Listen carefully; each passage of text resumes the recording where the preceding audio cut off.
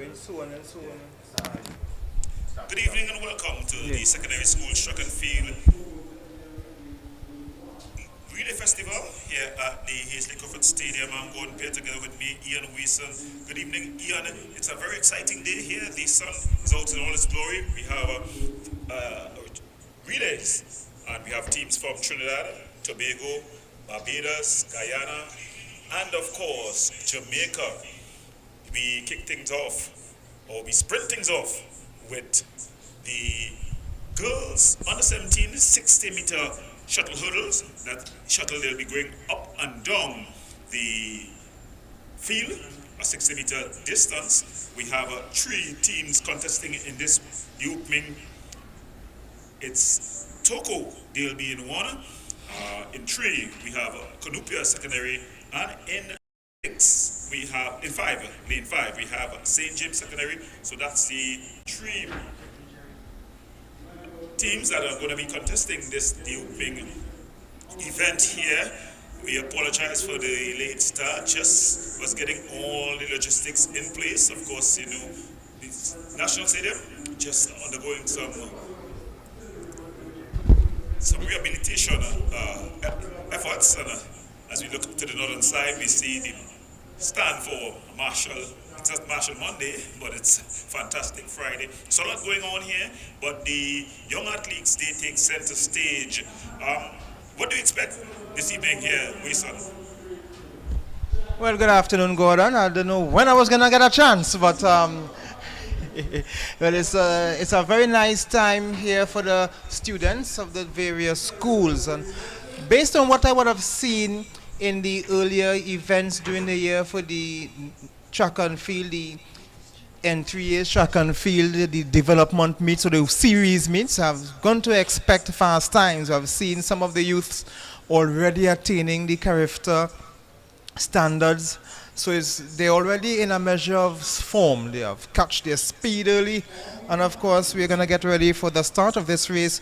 St. Joseph Convent and Baratarian North, originally for this race, they have pulled out. And that's a start. And they're off. So St. James just a slight lead. Oh, somebody falling. That's Cunupia. So Cunupia is behind. It's Toko now, stretching out in the first. Cunupia bouncing back. It's good to see that they're still continuing to trot on. That's a good leg here for St. James. St. James is back in the lead. So St. James. Oh, that's a fall for Toko. So St. James would run away with this one.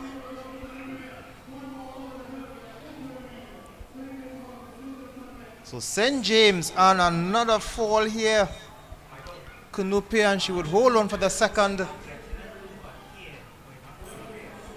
So well, in the end, Toko just getting in there. They're able to cross the line. When you watch the race, you would see, now the hurdle race, it's a very difficult race, especially for young athletes, young ladies in particular. You know, you've got to get some training. So it's a good thing that they are having the hurdles events, and also that they have it in terms of the relay form, because it allows the opportunity for persons to get an opportunity to practice. yes, the hurdles is a very difficult race, a technical race to run. But the N3As have been doing their series of clinics, and the hurdles have been addressed. There was a clinic here in December, and that was facilitated by our 2013 World Champion J. Hugh Gordon, and they took it in Tobago as well. And a lot of youth they have benefited from those. So you're seeing here it's very difficult, and Jehu Gordon would have told them a lot of things about getting your rhythm. You get your rhythm in between that rhythm, those 3, 4, 5 steps in between the hurdles, very important. So you have to approach each hurdle in a particular way. So we have seen some of them girls struggling, But of course, the N3As will continue to have their clinics with these different events. Even tomorrow, they have a hammer throw clinic right here at the Hazley Crawford Stadium. There have been the shot put on different clinics as well. Indeed. NGOs have been doing a series of clinics over the weekend, middle distance, hurdles, they've addressed the jumps. We saw just last weekend the long, 32 year long jump, indoor long jump record held by the former, but he's a long jump coach, that's Wendell. His record was broken, in the US, yes, by Daniel in the US. So you're seeing the improvement. You would have seen Tyra Gittins also coming along in the jumps. So there's a greater diversity of athletic disciplines, and this shuttle event is in keeping with that. And what I like about that national long jump medal that was broken, we all thought the man was Andwele Wright. Now the national championships will be keenly contested by Daniel up against Wright. So the long jump will have some better sting in it right now. Yeah, so we're expecting Olympic glory shortly, but we have the next event up. It's the boys event. Boys shuttle under 17, same shuttle event, and this time they have 4 different relay teams, judging from the colors. In lane 2, it's going to be Canopia. In lane 6, it's Toko. The two teams in black are not quite sure who they are. Right, so 3 is Toko, 5 is Barataria, according to the screen down there. Right, so it's 7 is St. Benedict's. So it is not like 3. It's not. 6 is Barataria. 6 is Toko. We see the Toko colors. Is this one? According to the screen down there, is this one? 6 is but 6 is Toko. In lane number 2, it's Canopia. We just saw the colors, so we know. So 2 is Canopia, 6 is Toko, but we're still not quite sure.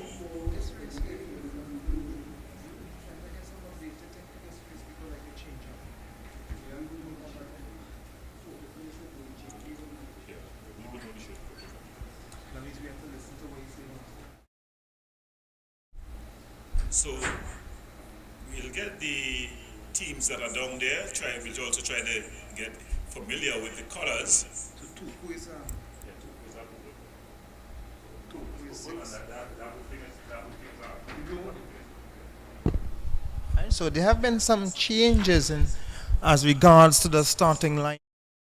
But based on the race that we have seen before, we know Toko is that color, that purple color, and they will be taking up lane 6. So we're just going to get confirmation of what school is in what lane. According to the screen that we have at the finishing line, they have Signal Hill at 1, Toko at 3, Barataria at 5, St. Benedict's at 7, but that's not what we are seeing here on the track. Yeah.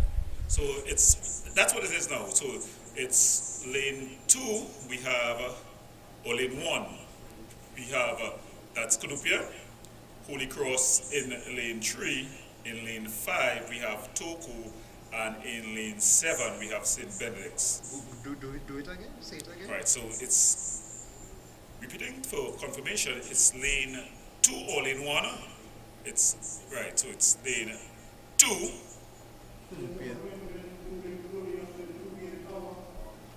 So they do have 3 sections in this again? No, it has been condensed into one event because of entries. Right. So it's Canopia, Holy Cross? So it's Canopia, Holy Cross, Toko in 5, and in 7 we have St. Benedict's. All right, good. So that board will totally wrong. 2, 4, 6, and 8. Well, 2, 4, 6, and 8, why is it? It's 1, 3. They're starting at the finishing line. It's a shuttle. So it's 1, 3, 5, and 7. I watch it normally. I forget it's a fair watch.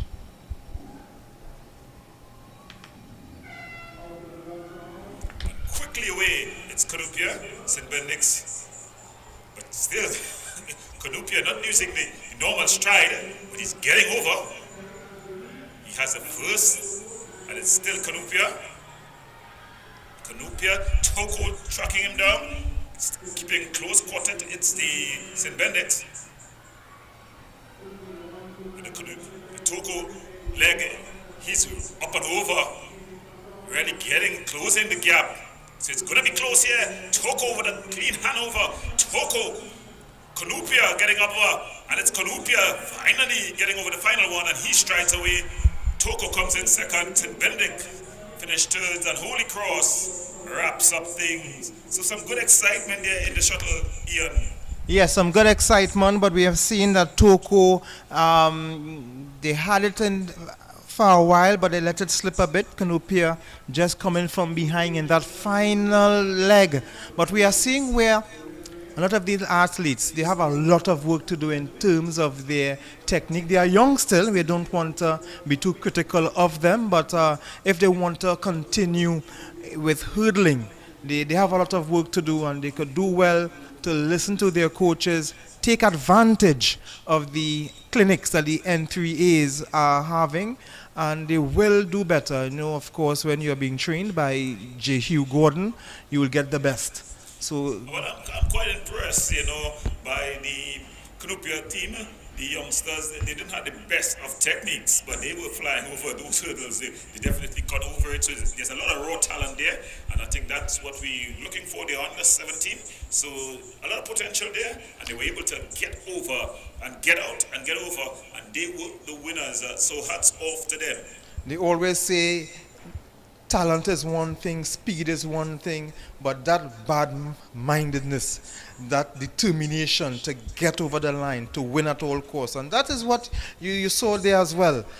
They were struggling at one time, but that last leg, he took advantage. He had that willpower to get over the line and take it away from Tuku. Yes, so they're getting bagging the two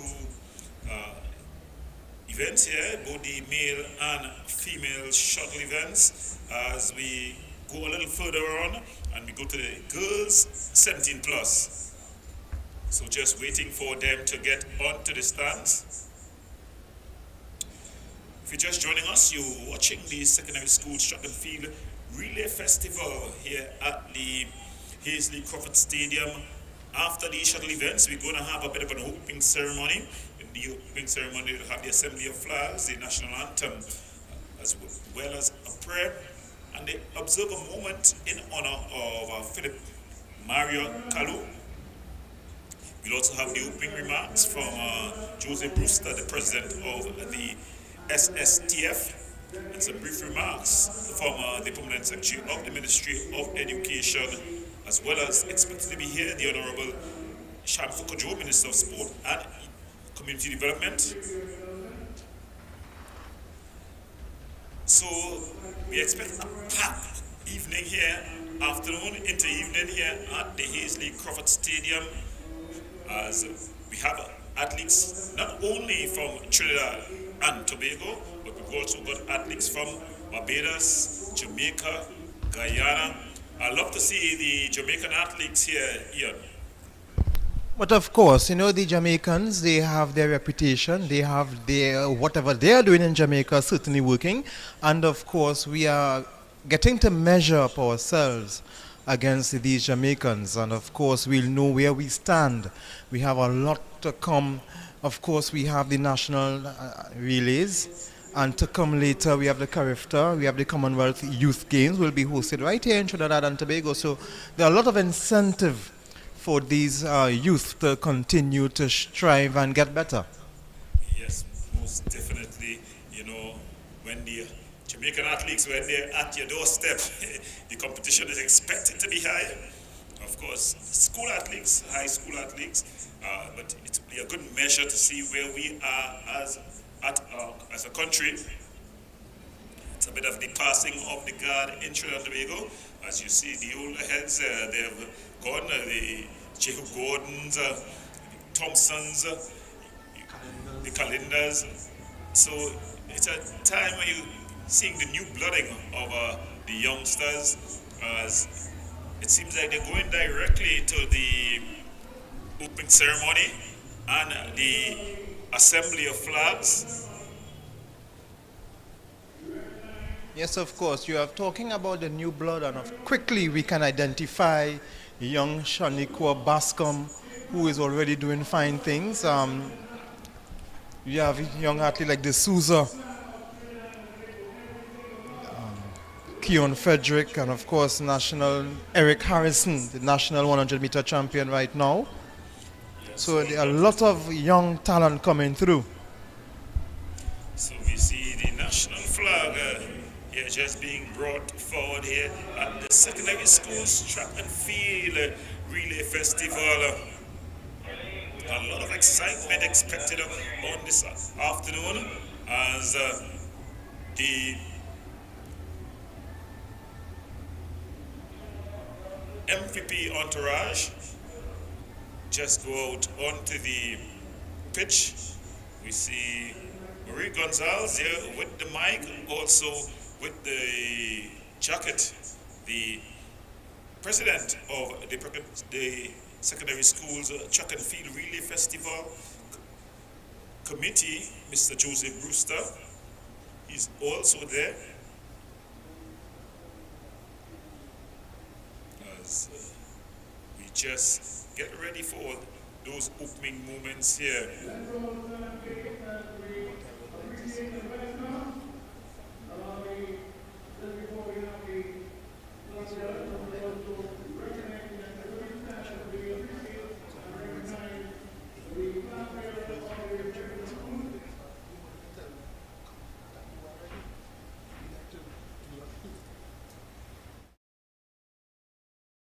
We see the assembly of the flags, some of the school flags there just coming out, some of them waiting to come out of the stand.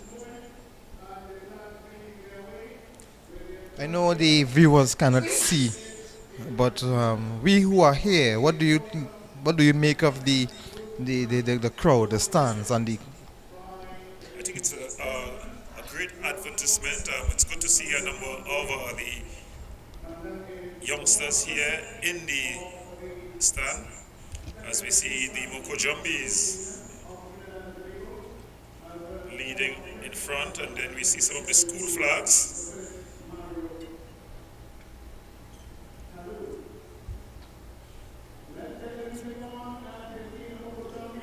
So the Moko Jumbi is just leading out. For those who may not know, the Moko Jumbi, one of the famous mass characters in Trinidad and Tobago. It's a person on two stilts, very difficult skill, as you would expect for those of us who would have learned to ride a bike.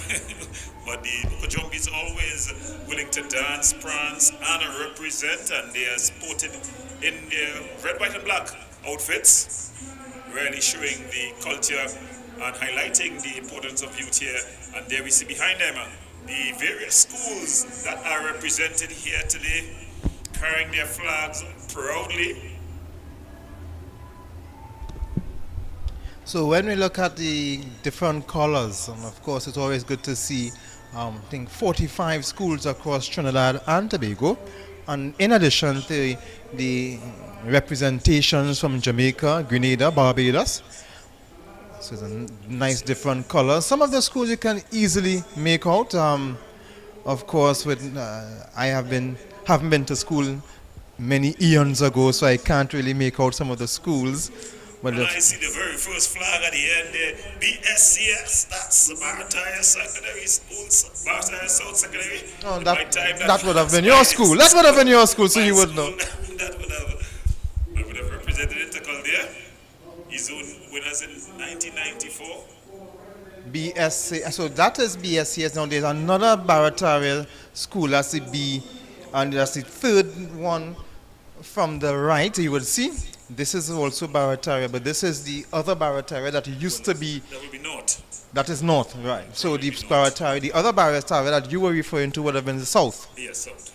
Formerly the senior comprehensive Barataria secondary. And this would have been what used to be the junior. Yeah, the Barataria junior. I made out that one because I have some neighbors going to that school, so I know that one. Yeah, you see you also seeing there, Holy Name Convent is there. Bishops, let's not forget the Sure. Hilarians. I made out bishops because of the uniform that the young lady has on. So you see, and then you see the Guyana flag as well. So they have gone national. I think that's the Guyana flag at the end. So well represented here, these youngsters, as we stand.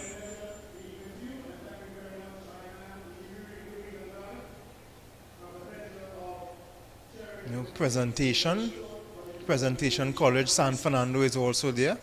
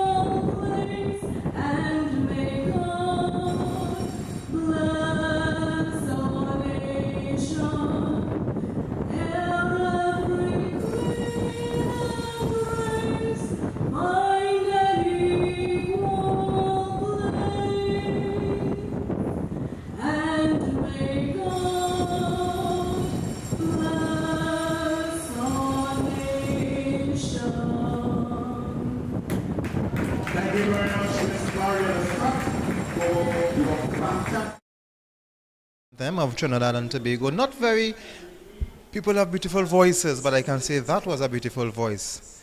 Yes, most definitely. As the opening ceremony continues.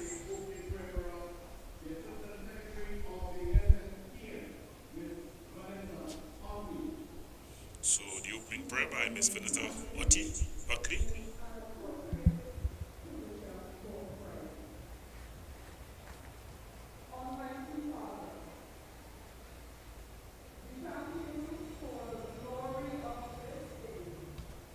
As citizens of the Caribbean, come together in the spirit of competition and camaraderie. Lord, we thank you for the presence of our ministry officials, Ms. Lenore Batiste Simmons, Permanent Secretary of the Ministry of Education, Mr. Ilshan Mohammed, Curriculum Officer. Sponsors, we thank you. Visiting teams from Guyana, Barbados, and Jamaica.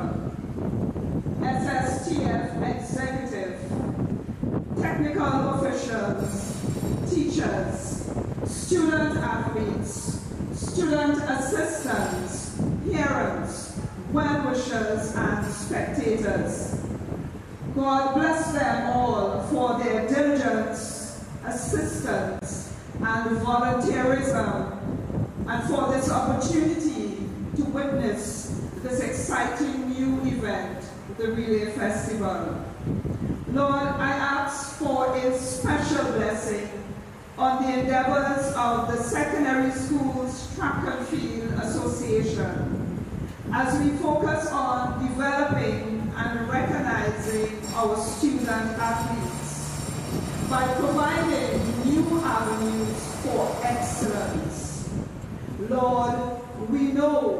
that there will be both accolades and criticisms, and we pray that we accept them with humble spirits.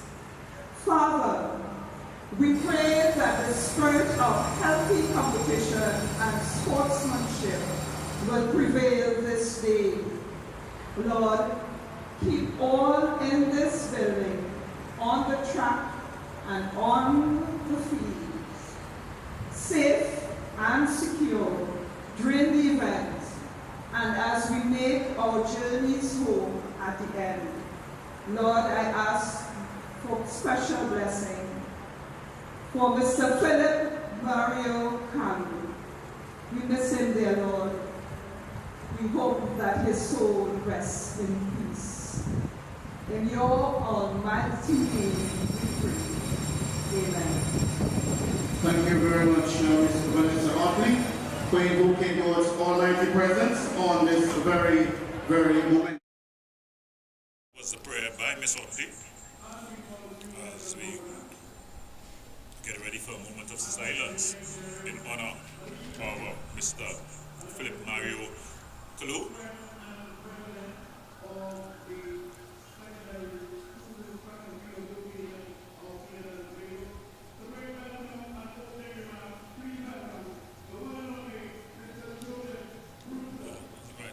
We go to the welcome and opening remarks from Mr. Joseph Brewster, the president of the Secondary Schools Track and Field Festival, Relay Festival.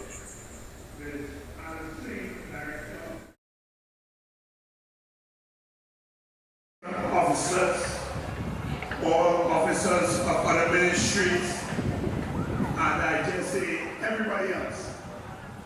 I want to especially welcome my friends from Guyana, Barbados, and the Jamaica.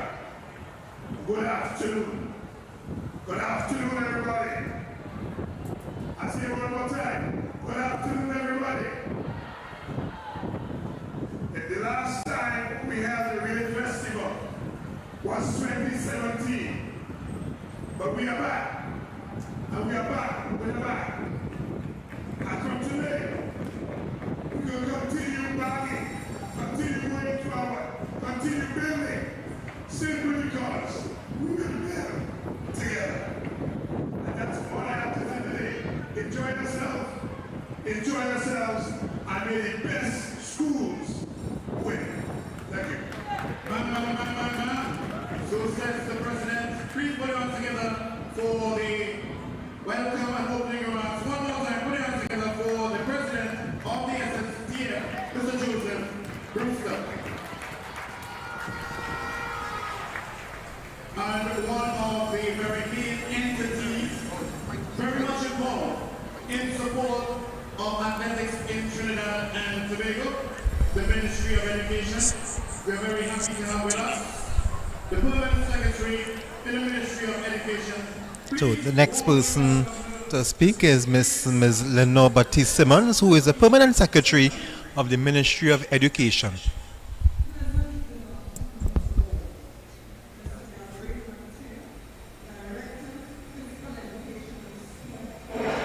Ministry of Sport and Community Development. Mr. Joseph Brewster, President of the Trinidad and Tobago Secondary Schools Track and Field Association, and other members of the association.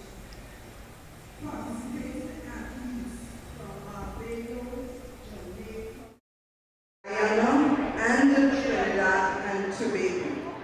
Mr. Richard Thompson and Mr. Emmanuel Canada, beloved Trinidadian Olympians, and other specially invited guests, teachers, parents, and officials, members of the media. Good afternoon. It gives me great pleasure to be here with you this afternoon for the opening of the Secondary Schools Track and Field Relay Festival. I can feel the energy and excitement of the young athletes radiating off the field. I extend a special welcome to Mr.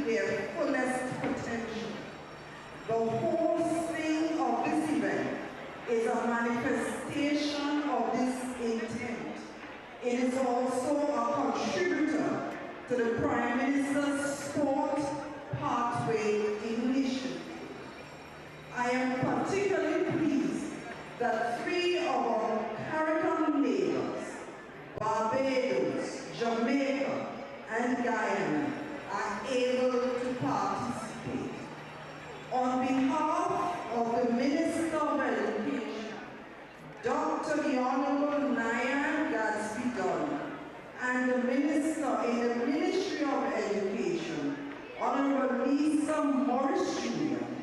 I extend congratulations to Mr. Brewster, the organizers, and to you, the athletes. I wish all the students success in today's events. Where you place, when you cross the finish line today, must never define your future success. Instead, view this as another hurdle in your leg of the race to international track and field glory.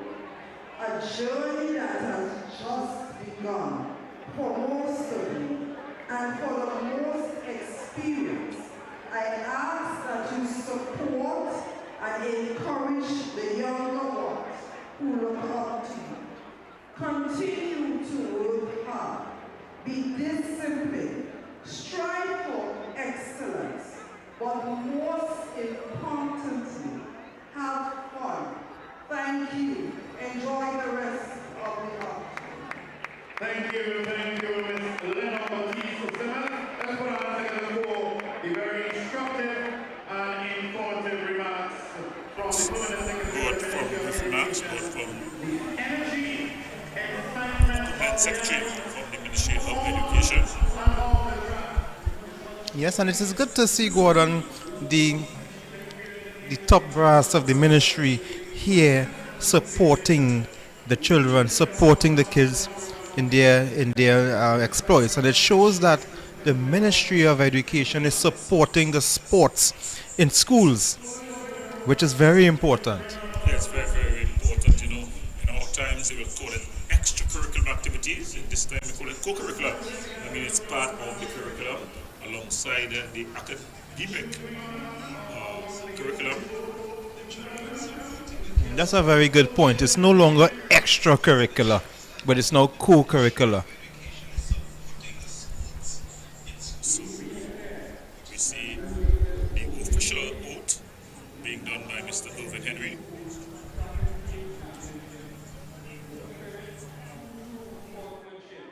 Recognizing the rules which govern it, and for the honor and the glory of the sport.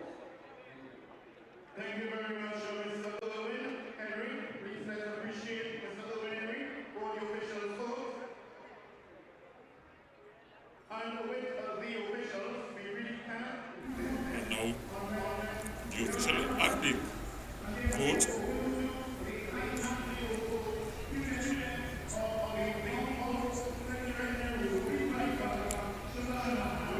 So Shalana Leacock from Mount Hope Secondary School, she'll do the athletes vote.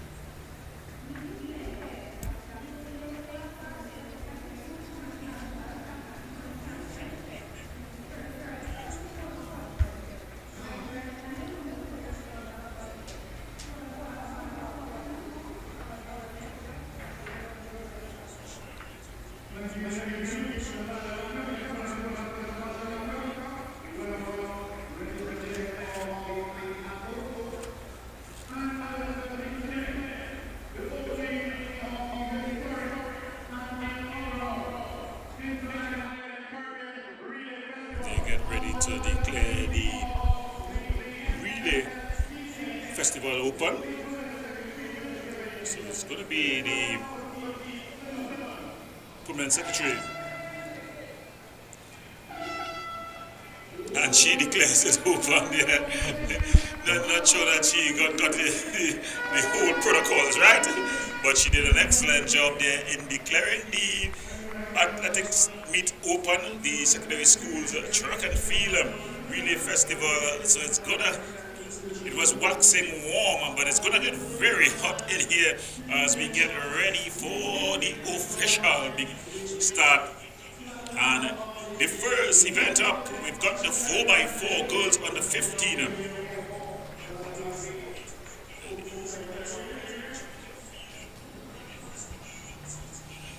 So it's gonna be the 4x4 100 meters for the girls under 15. As we see the flags just begin to walk off.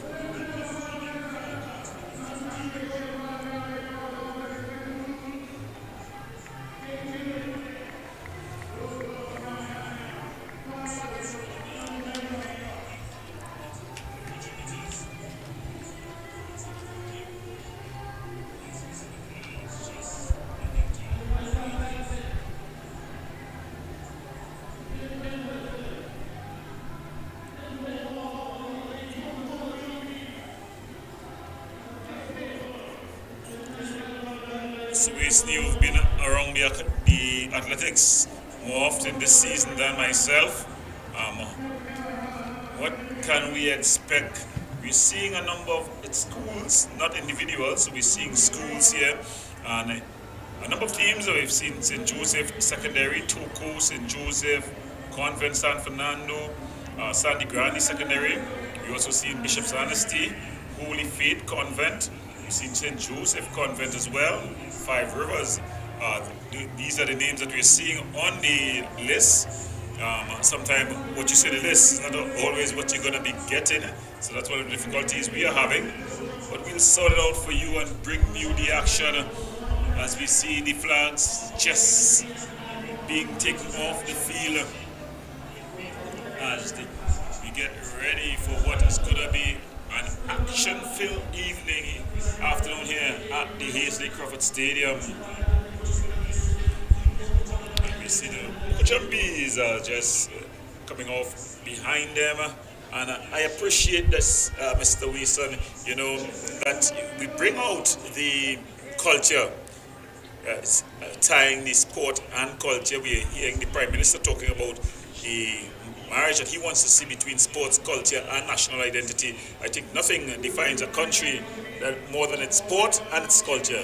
And of course in Trinidad, our culture is carnival, whether you love it or hate it. And sport is our integral part of that.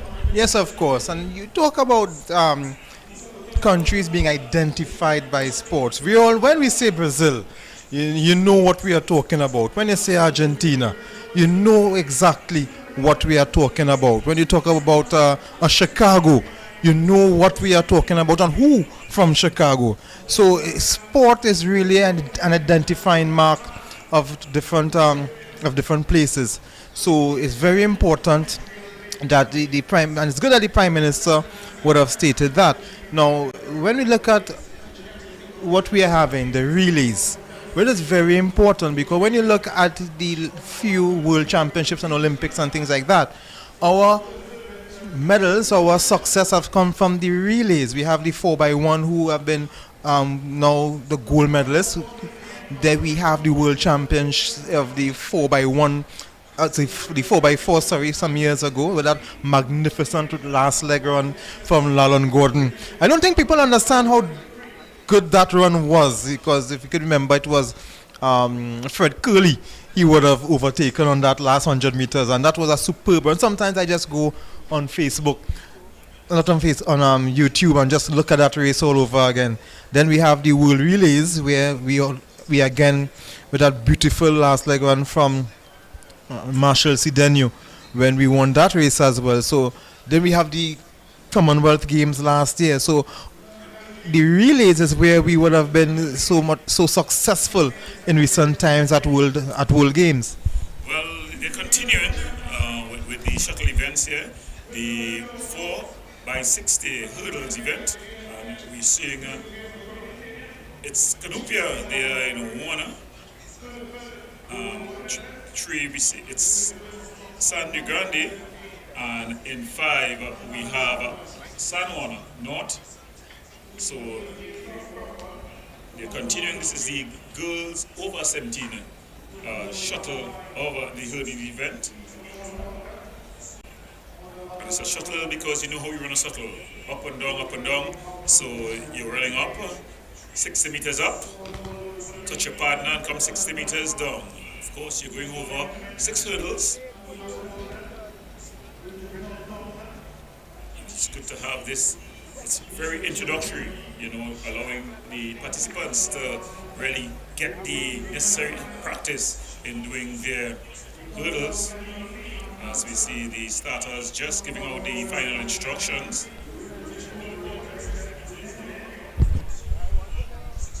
I did not notice what was done at the previous races, where if the first leg knocked the hurdle over, would the second leg would be able to run through that, or would the hurdle be put back in place? Well, on one occasion, the hurdle was knocked over and the second leg ran through it, but they tried to put back up the hurdles before they because you can be running back down the same track.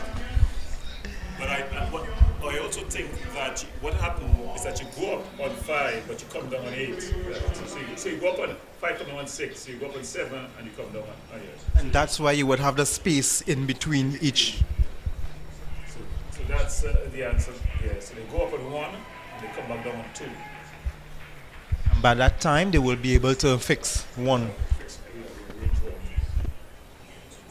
I think it's a very novel event.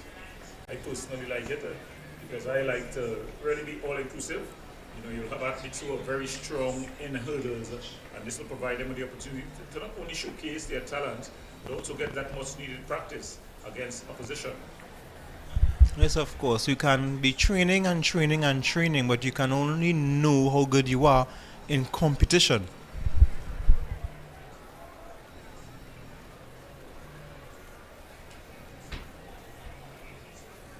So, just organizing. It's going to be a little teasing. Of course, the return of athletics in terms of secondary schools back after COVID. You know, the secondary schools having their athletics meets.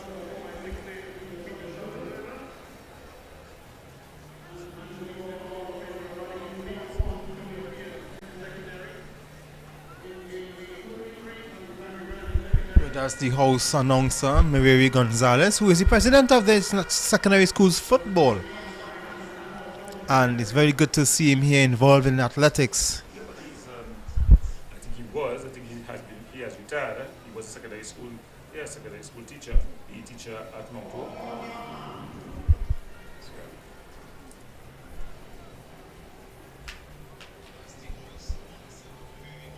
So they're under starters orders.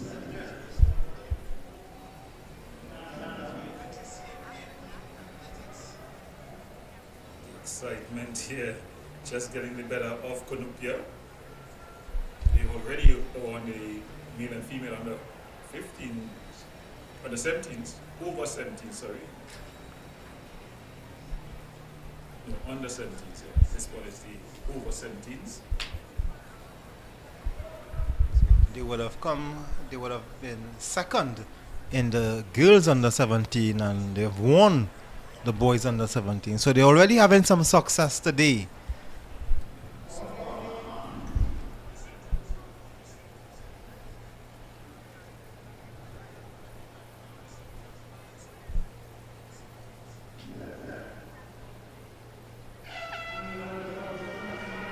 Rough.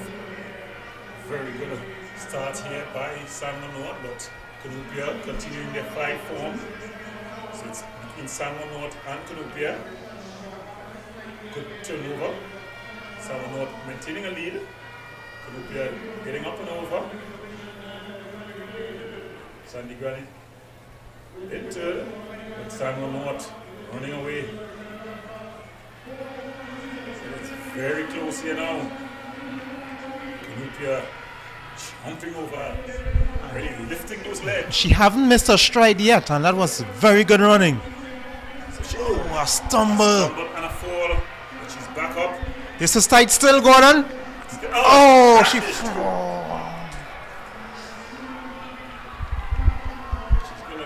get over. She fell twice, but she's able to get over in second place and winning is San North. So Cunupia bags another silver medal, but showing good grit. She crashed to And that was a courageous run. After she stumbled and fell, she crashed into the next hurdle, and she got up and still fought away for second place, and that was great running from her. Now she's been helped She's been hurried across to the medic. She did hurt herself. not quite sure what's the exact complete.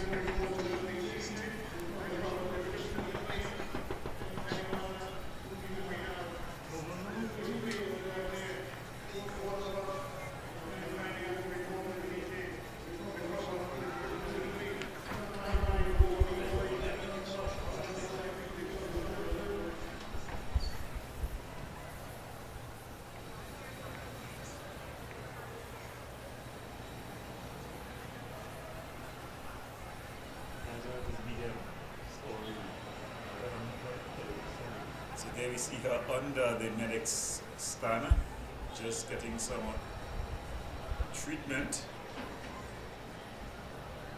She seems to be okay. There was, she's talking, you're seeing her waving her hand. But it was two very hard falls. I'm actually very glad that she's okay. That second crash looked really something to be concerned about. Well, we're getting ready for the fall event on this afternoon, and it's the boys over 17, 60 meter shuttle hurdles. You see in lane 1, it's Holy Cross, lane 3 St. Benedict's, lane 5 we've got Toko, and lane 7, not quite sure who's in lane 7. According to the screen, we have Holy Cross and Benedict's, Toko, and St. James. St. James. Yes. St. James have represented well thus far.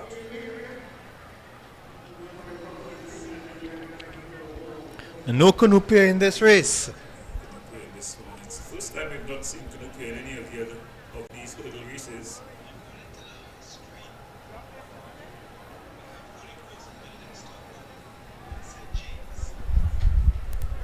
I expect this one to be lightning fast.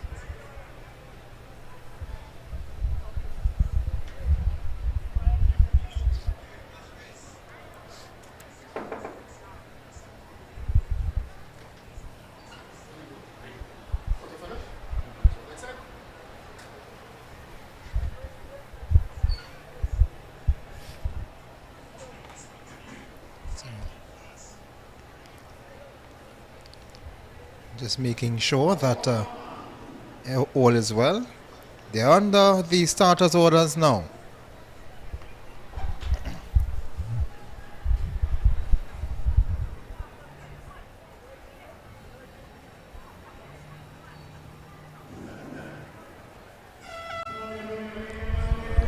Good start. Looking very competitive so far. It's just the Holy Cross just fallen behind, but It's in Benedict's. They have the lead versus Toko.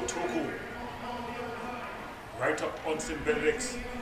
This is between St. Benedict's and Toko. Good turnover. This is going to be a St. James has just fallen behind, but Toko is looking like it's Toko here. St. Benedict's trying to track him down. But the finish line comes just fast enough. So it's going to be Toko, the winner. Second comes St. Benedict's, and third place, Holy Cross.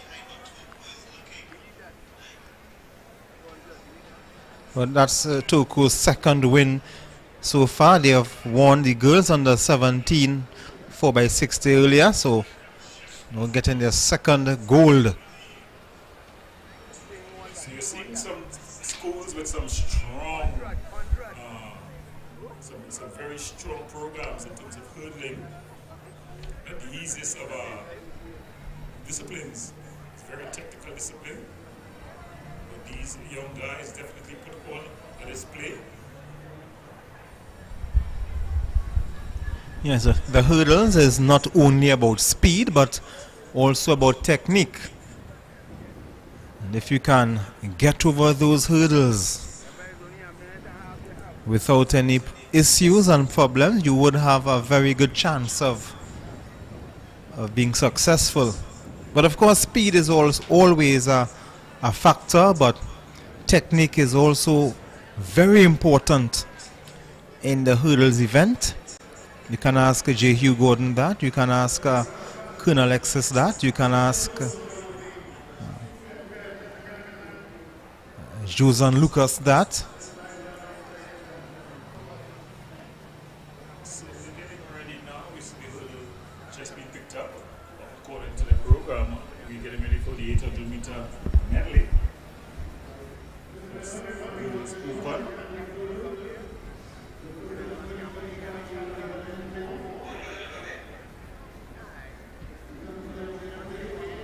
This is the 800-meter medley relay. It's two 100-meter legs by a 200-meter leg, and then the final person runs a 400-meter leg. So that's how it is for the 800 medley. 1 by 1 by 2 by 4. by 4. That would be very interesting. So there will be a little lull here as they get ready with the tracks. They have to remove all the hurdles, clear the tracks for this medley. Later on we'll see the return of the hurdles.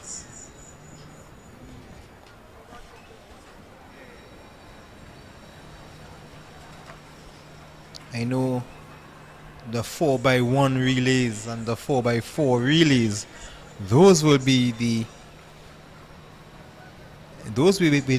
races that will draw a lot of interest. And of course there are other hurdles, other relays, not hurdles but relays. You would have races like the 4x200. These are races are not so popular.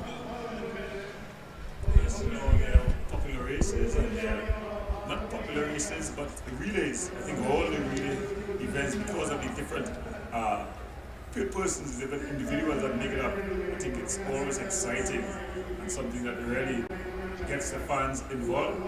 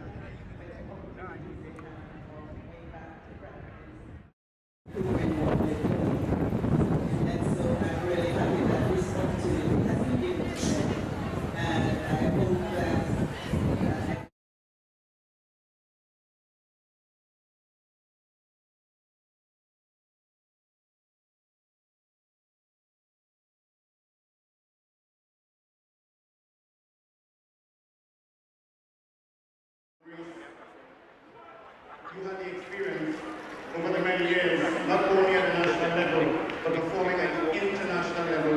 What really will be your main expectation? And getting ready with the starting blocks for the next race, which will be the medley. That will cover a distance of 800 meters, 1 by 1 by 2 by 4.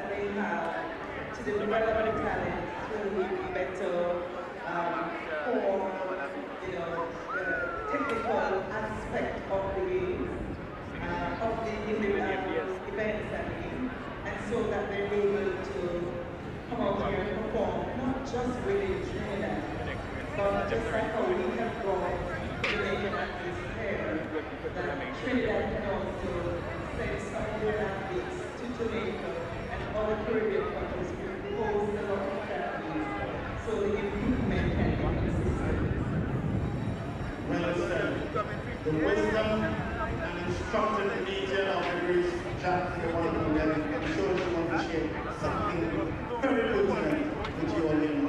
As I sit there and I saw the hurdle and I recognized the talent, but I realized they don't have the technique. I sent a message to our coach, Jacob Ford, who is the coach of the University of West Indies, to identify some days that we can have some clinics that we can focus on helping secondary school association in improving their technique. So the next time you invite countries from outside of Trinidad, that they will see the improvement from this stage. And I thank you, Ms. Grace Jackson, using your privileged position. We are very honored to have with us this individual who has seen first time before and now putting a corrective measure in place. Thank you very much, Grace Jackson, for your presence, for your innovative ideas, and for the support.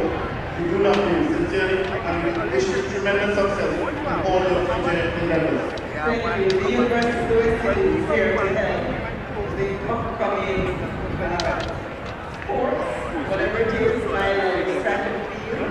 And so I hope that schools take the advantage of it when it comes to that. Thank you very much. Enjoy yourself to these proceedings. The voice of the one and only, the wisdom shared by Grace Jackson.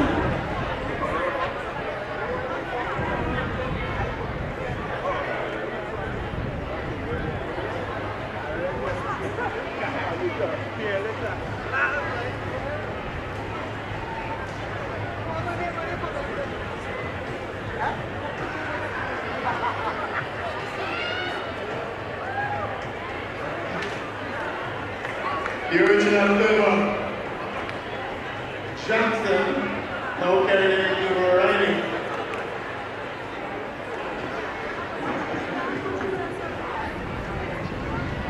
Already talented in the DNA, can't get away from that.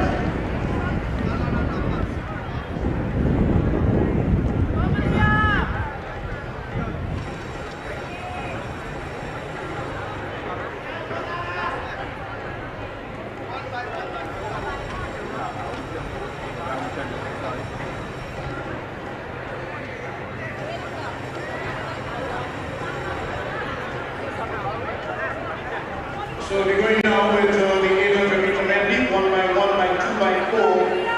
That's the girls open.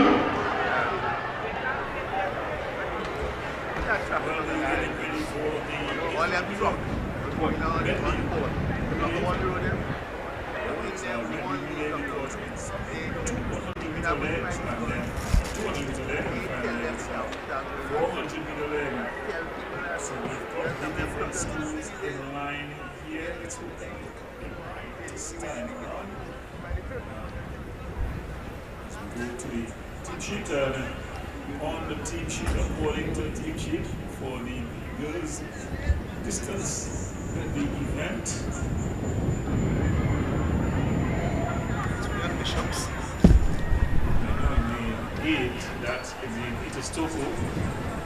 In lane 2, it's Bishop's Tobago. Lane 3, not sure, is it lane 3? Eldo.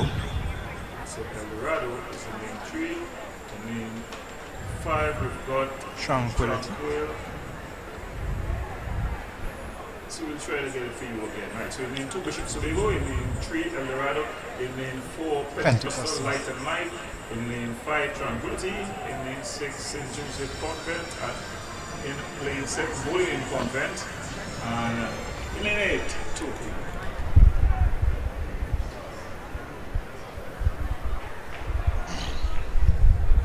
This one promises to be a cracker.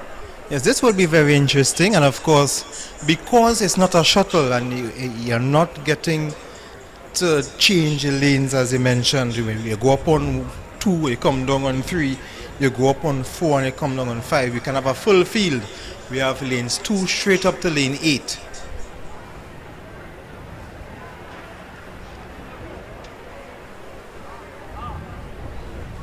Now with a race like this, which is not a shuttle, we'll see how good Toko really is now, because they have been doing good so far. 2 first places of the 4 shuttles that we would have seen. So you're going with 1, the first one, they'll be running the curve, the first 100 running the curve, the second 100 is a back straight, the 200 will be the normal 200, you run the curve and then come on the back straight, and the 400 meters running the whole track. So it's a race that encompasses everything.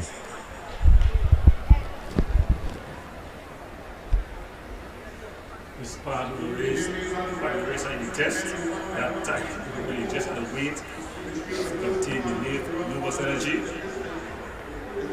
Sometimes the nervous energy builds a crescendo. A lot of things going through it. The mind at this time, the young athletes will want to just compose themselves, get themselves in the mindset, which they're going to just focus on little things, doing these small things right. Togo will think they are the favorites in this one, but you should not discount Tranquility. Is there any particular reason why we should not discount Tranquility? Well, you know, it's my alma mater, one of the schools that I attended in secondary school. But they have a very good athletic program there at present, especially with girls. You could remember Michelle Yahi went to Tranquility before her, Fana Ashby. And my times it was Tasha Moses. So Well, those are some names I cannot doubt you at all. so I would endorse that. Let's not count out Tranquility. yes, so we have a history of producing strong female athletes, especially in the sprints.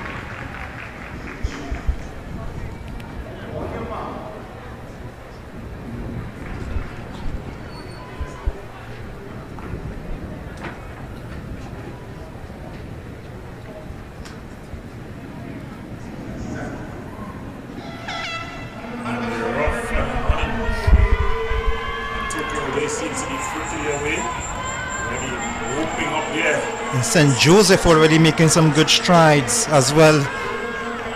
St. Joseph Convent, but that handover was a bit slow. Good handover. It's Togo really opening up. Tranquil tracking them down. St. Joseph also there. So it's Togo, St. Joseph, Tranquility. Still Togo. This will definitely be a turning leg here. It's Togo. And really steaming through there. It seems to be El Dorado. Yes, that is El Dorado coming up. But it's Togo, if we should just hold on. So it's Togo.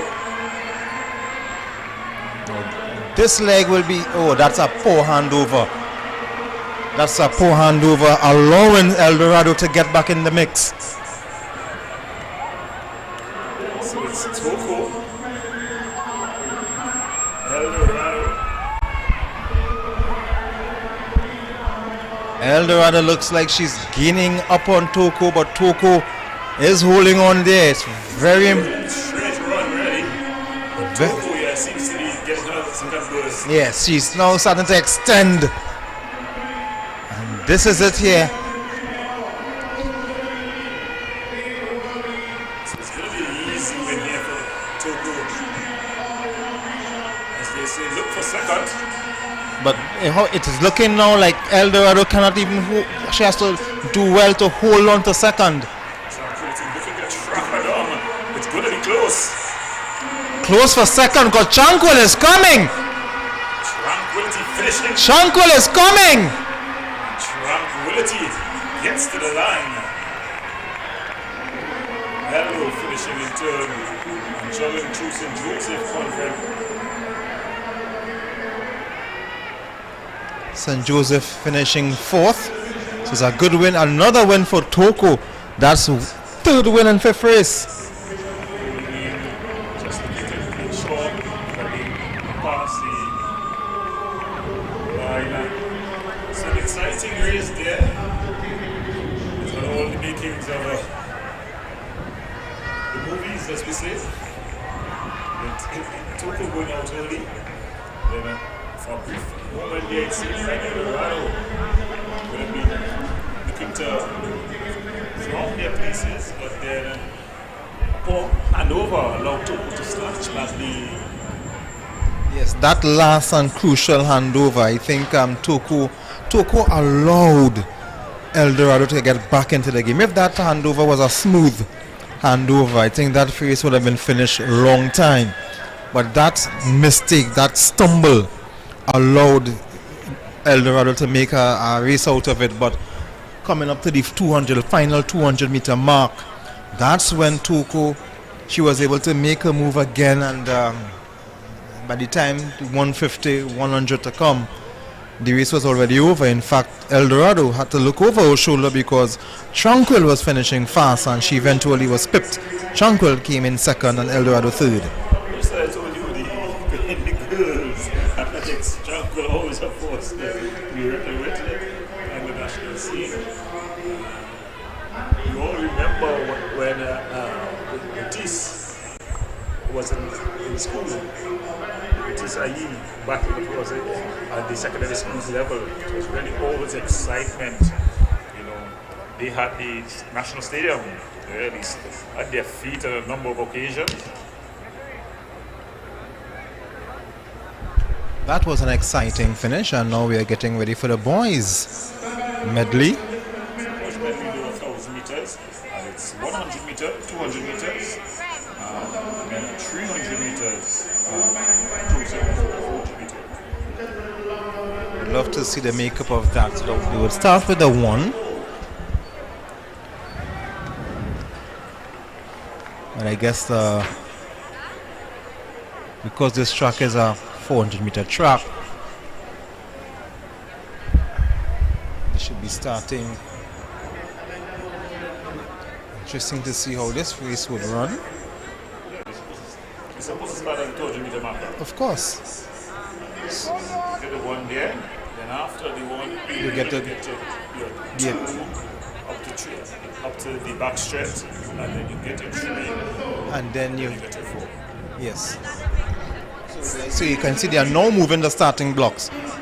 So I thought, but at first it looked like they were going to start from there, but of course, because this is a 400 meter track, you should be starting by the two. So as you mentioned, you get the first 100 meters, then they get the 200 meter,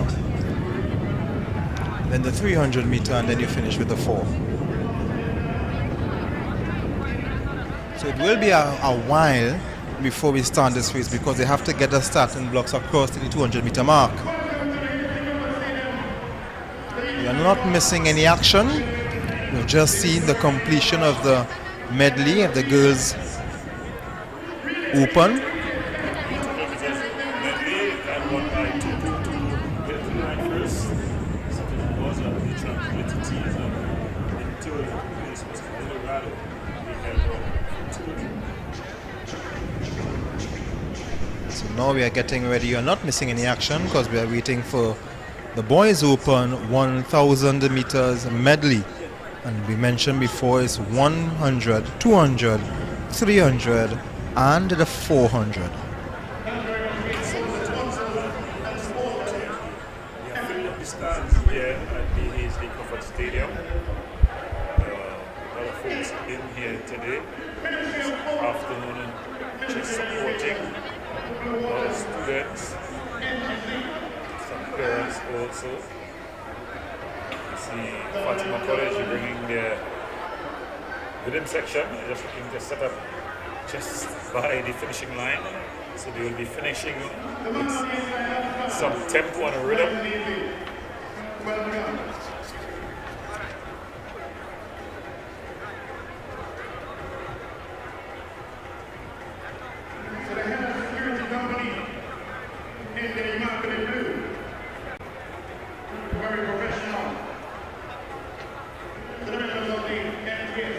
You have to move the starting blocks because when you put the boys open, at least they want their starting blocks to get that kick.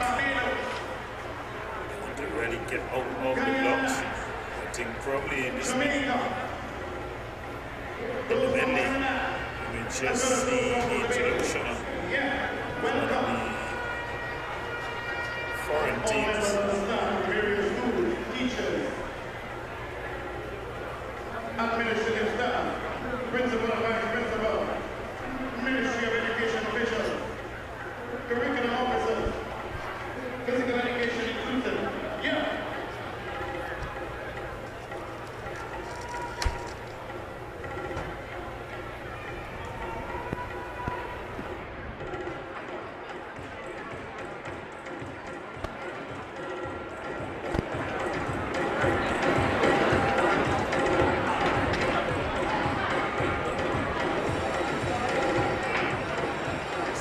Things out.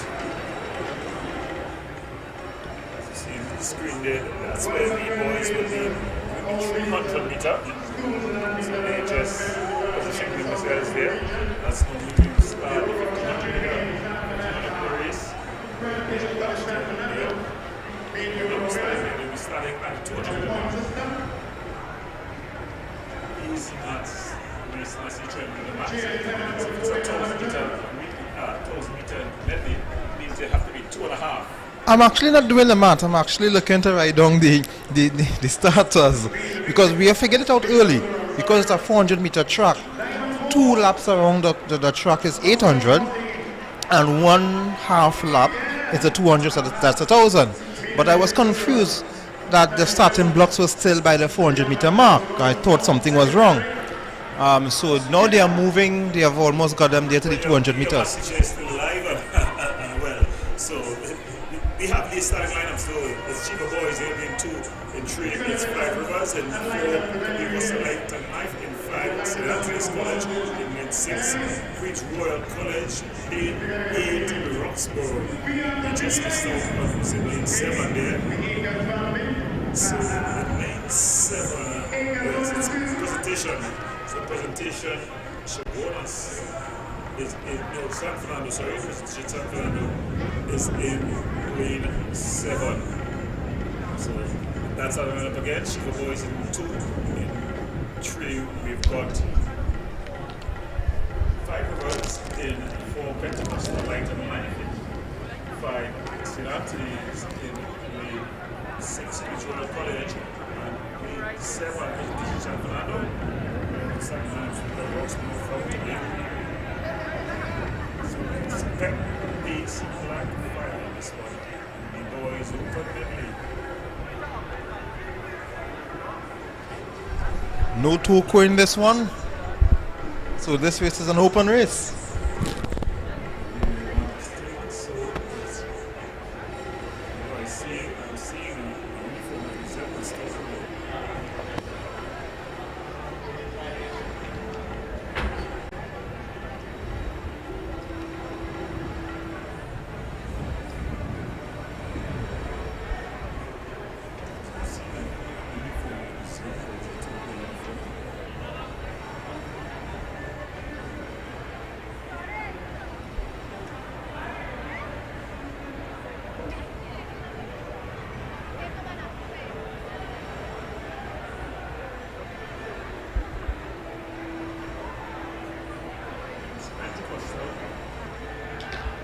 Toko's in 6. So let's go over that again. Yes. It's Toko in 6. So it's Pentecostal in 1, QRC in 2, presentation in 3, Roxborough in 4, Bishops in 5, Toko in 6, St. Benedict's in 7, and Eldorado round up the starting lineups. Yes, because I was now watching that light blue, and I know light blue is associated with QRC, and I was kind of confused. So, just to confirm, the Eldorado is 8, Pentecostal 1, QRC 2, Presentation is 3.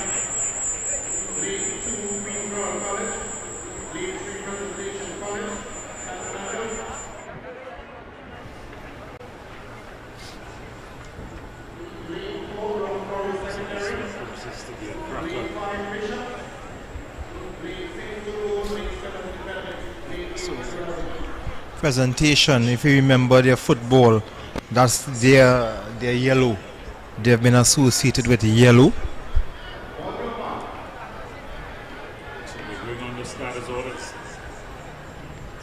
formation is the blue, navy blue or royal blue as you would like to say. Roxborough, similar color to Toco.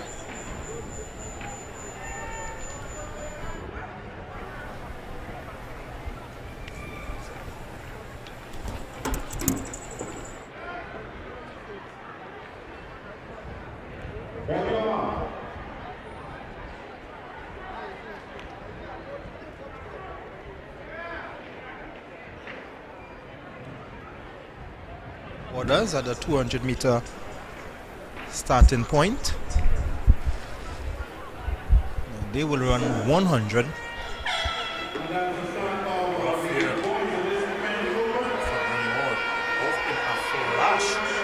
We've seen a good move from Presentation, looking good. Hendricks fighting back. On the outside is Eldo, and that's the top three so far. They're winning 200.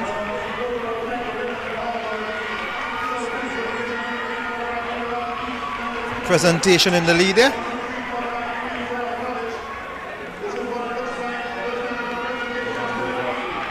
Eldorado steaming up. This is going to be 300 meters.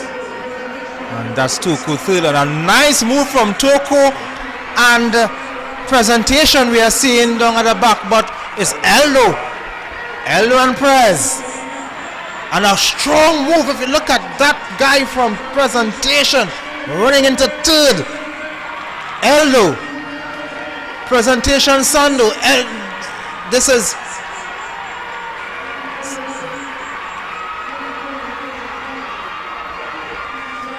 Presentation. So that's Eldo on top, Presentation second so far.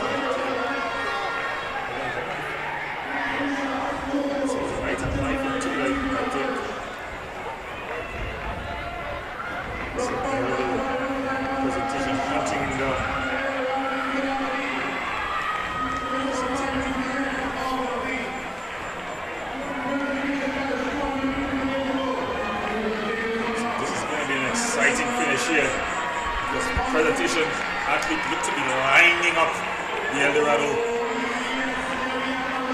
He's just going to steam past it. And this is it. We'll have to hold on here.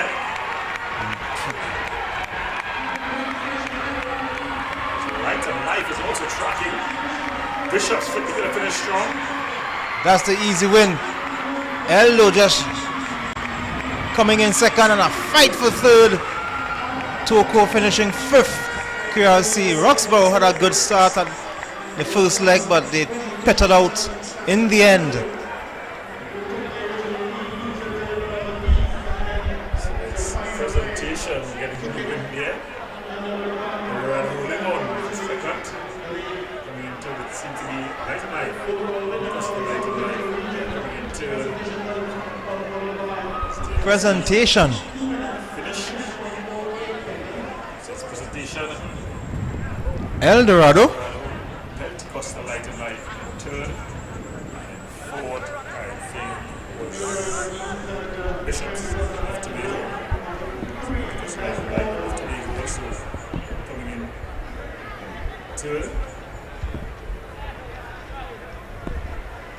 So Presentation South making a statement there.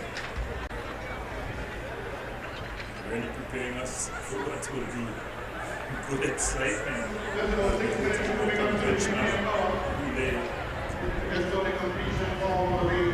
events. Next up, it's going to be 4x4 girls under 15.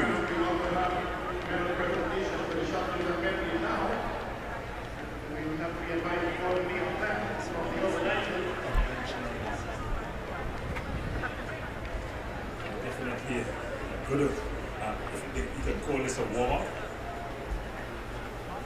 Of course, those participating in those events would think that we might be disrespectful about the warm-up.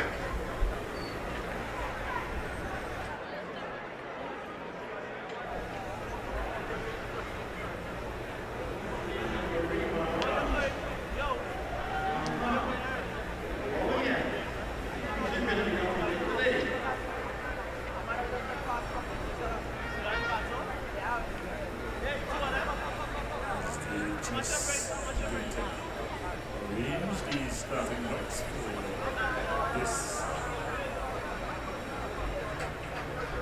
Let's carry us back number 1. Early. It goes under 15, 4x400 meter relay.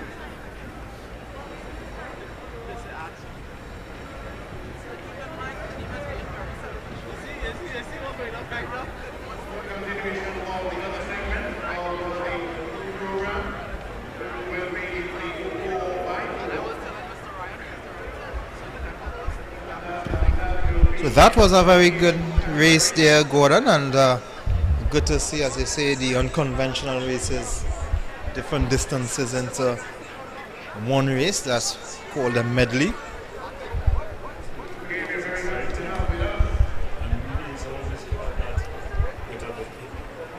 Excitement, sometimes you pick some of the weaker athletes with the stronger athletes, so it provides entertainment.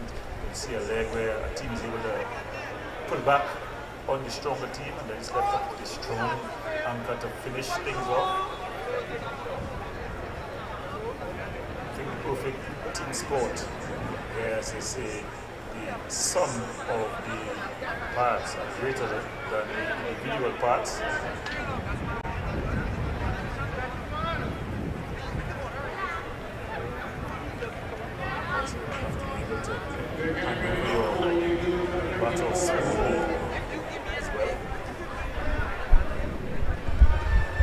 So we are getting ready for the girls under 15 4x4 meter relay, and trying to get some confirmation of who will be running in what lane. Like, this is looking like a full field.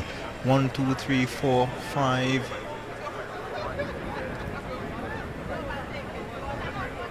6, 7. They're moving out 1, so it's 2, 3, 4, 5, 6, 7.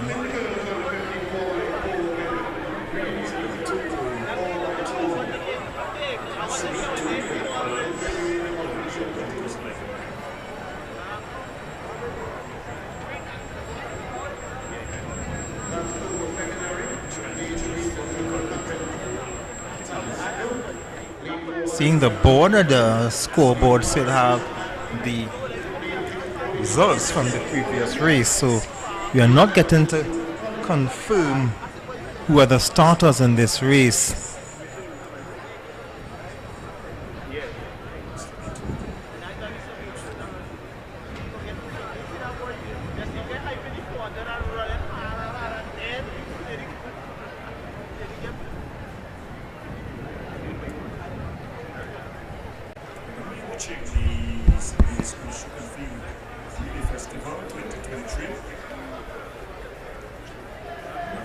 Subscribe, and share.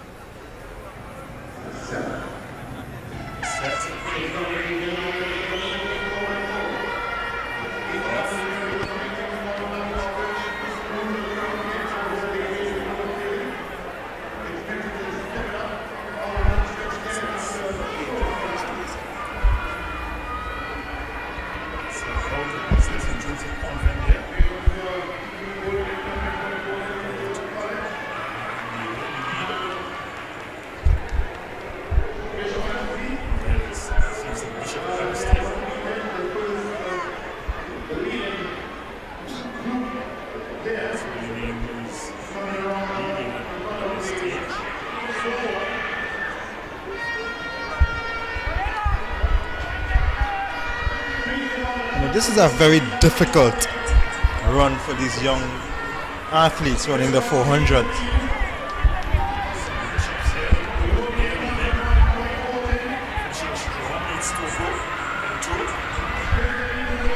Toku with a different color in this race. Still maintaining the purple bottom but the yellow top.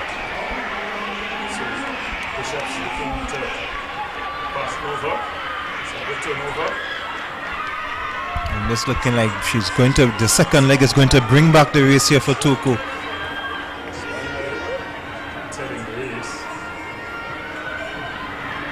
And it looks like Toko now has the lead over Bishops. Bishops really have a good program. And I think it's going to be very difficult as we see one of the athletes here just trying to finish. That's Sandy Grande. I think this Sandy Grande young lady really have to push all that she has here to get back into the race. But in the meantime, it's at the 150 meter mark. It's Toko versus Bishops. Putting on the extra bonus here to give a teammate a bit of a lead. And in the home straight, she is starting to extend that lead.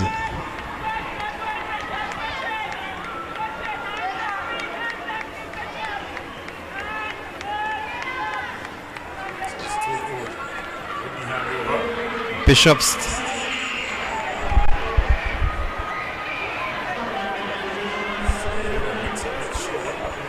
So that mix-up allows Bishops to retake the lead, but Toko is still there with her.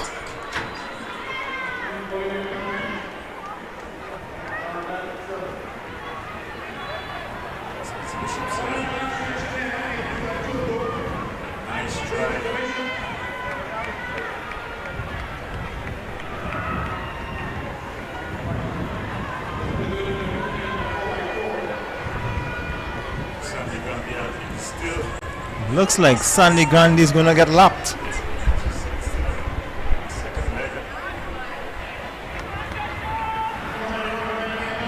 Bishops is leading.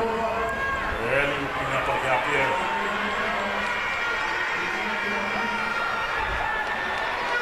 So she's giving her team very good leader.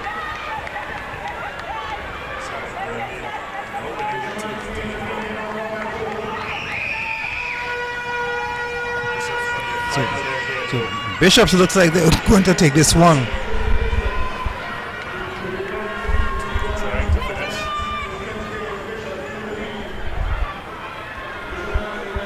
The Toko, let's see how the last leg will do for her, but it looks like Bishops has run away with this one. She's in fact looking to run down Grande, who is still on their third leg. Very disheartening here. Imagine you're the last Grande athlete waiting for your leg, and nearly everyone already halfway their fourth leg. A race here for third is the holding him confident athlete. She's tracking down, really burning up the back stretch. Bishops though, what has happened? They've just lapped Grande. The real excitement is going to be between third and fourth here. Or even second and third. Yeah, second and third, sorry. Bishops just striding away. Taking a stride. An easy win here for the Bishops. Do not be confused. That's Grande now getting their fourth leg. But second is Toko making a run, the dash for it. She's able to finish fast. And you see the holding in convent finishing third. Getting in there close to the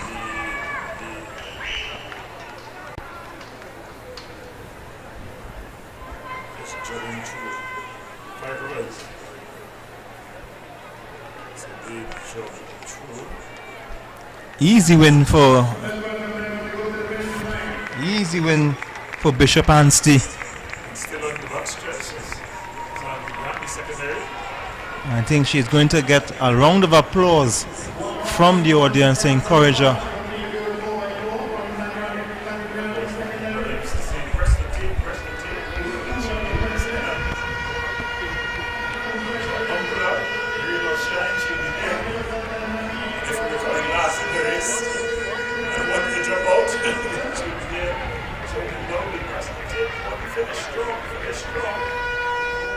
She is coming.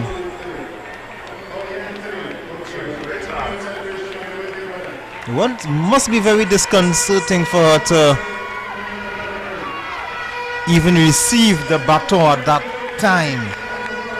And great courage from her as that stick-to-itiveness is very important as an athlete. She finishes able to complete the distance, course and distance, very important. These are things who are the second race in Stockholm. That's Bishops. Martin Place as the winner. This one, Stockholm, comes in second.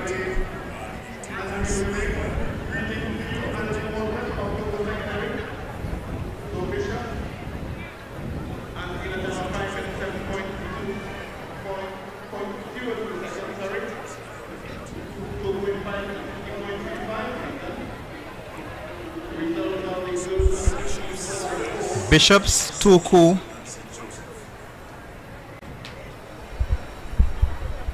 5 minutes 7 seconds. 5 minutes 7.02 seconds for Bishops. Toku 5 minutes 16 seconds. 16.36 seconds for second. Yet to see the time for the third place, and that's Hulinim 5 minutes 23.65 seconds.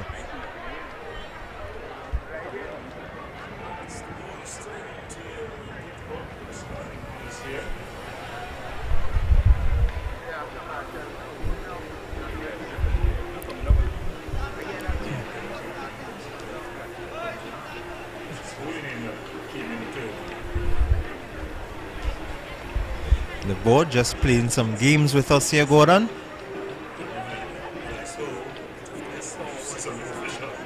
You go with the official.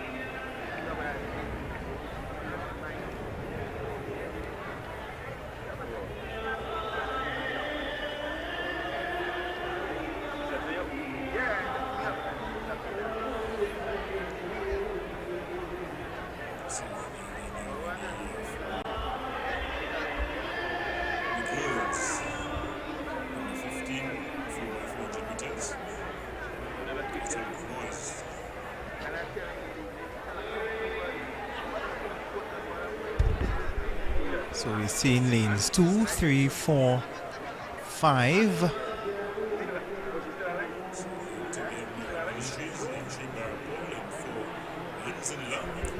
5, Ridge Royal. Lane 6, St. Lennox. Lane 7, Holy Cross. So it's lane 2, Miracle Ministries. Lane 3, Barrackport. Lane 4, Manzanilla. Lane 5, Queen's Royal College. Lane 6, St. Lennox College. And lane 7, Holy Cross.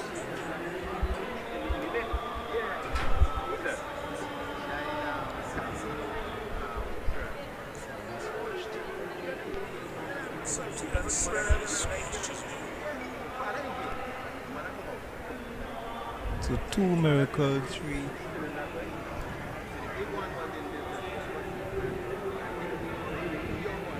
But looking at the colors, you would think that lane 3 is QRC because that's a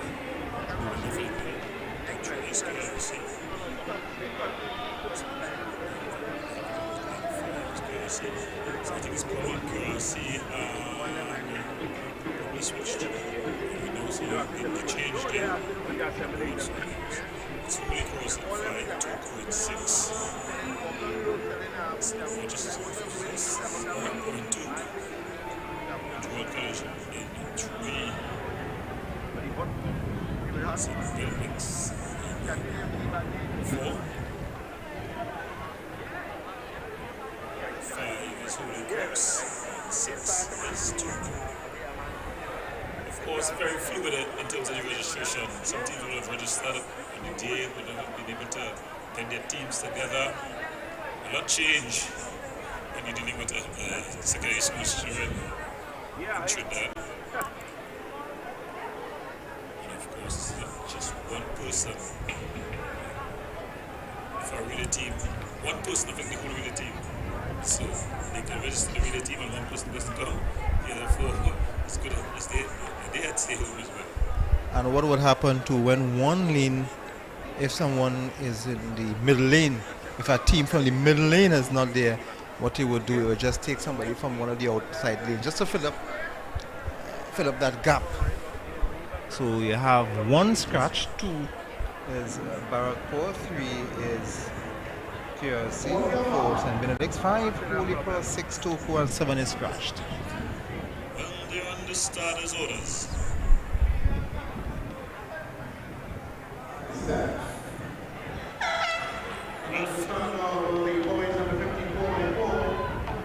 You just don't want to get confused by Holy Cross and St. Benedict's, similar colors.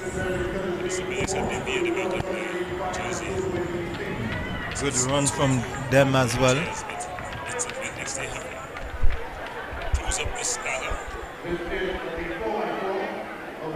Turku comfortably in front of the stagger.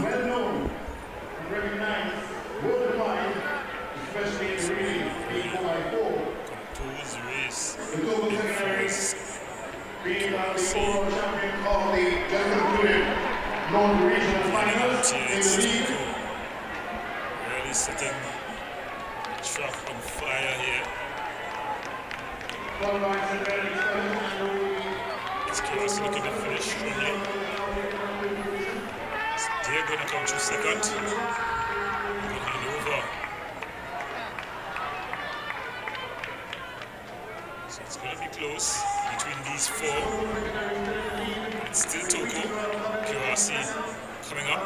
St. Benedict's looking to make up that gap. And Holy Cross trying to keep it close. Looks seems to be totally out of it.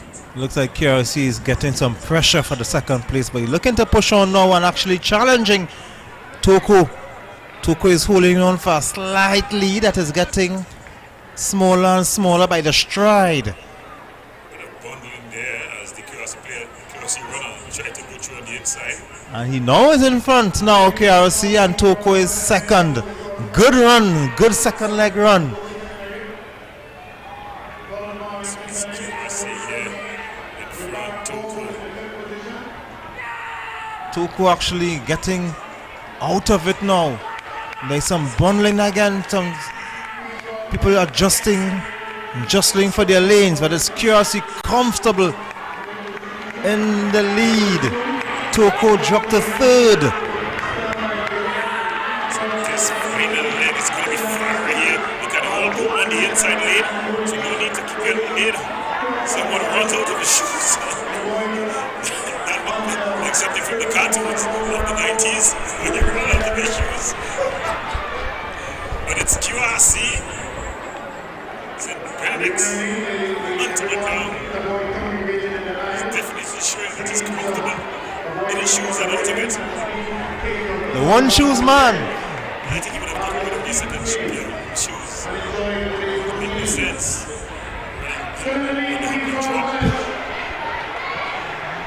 QRC is looking like they're running out of steam. Yeah, tight finish here. We're coming into getting ready for the final leg.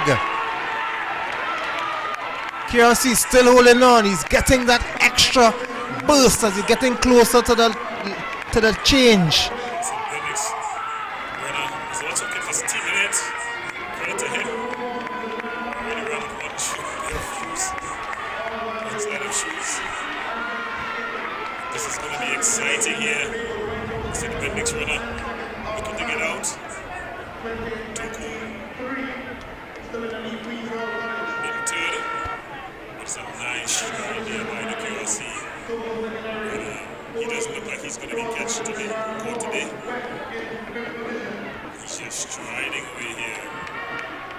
It's going to be easy, but Togo looking to make it interesting for second place. it looks comfortable for KRC. Looking to challenge here, looking to finish fast. And he's finishing fast. But KRC. Togo finishing it with a Ferrari here. It's going to be close for second. It's going to be very close for second, but KRC getting it easy. And Toko is finishing fast for second. But since Benedict will hold on, we'll have to wait and see. We have to go upstairs. That was an exciting second place finish. Very good run from KRC. But if you have the Queen's Park Savannah or just outside, very close, very close. But if you have the Queen's Park Savannah outside the school, of course you must do well. Just looking to finish. So let's see that replay. One more time for the replay. Still available. Looking to finish off here. It's the ball. Press the team from this is how we play goes up. Let's press the team. So he has finished. So at the end of it all, it's KRC, they are the winners. You are celebrating a very special day in April. Happy birthday to Shelton. Fox and Bennex able to hold on to the scorecard. Yes, it's KRC's and Bennex and Tokyo. Just 200ths of a second. Very close times. Separating the second and third place finishers.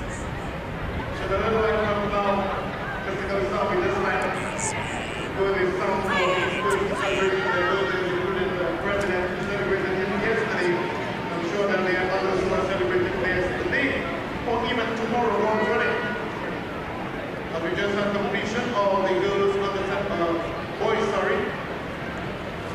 under 54 by 4. Accepted. 4x4.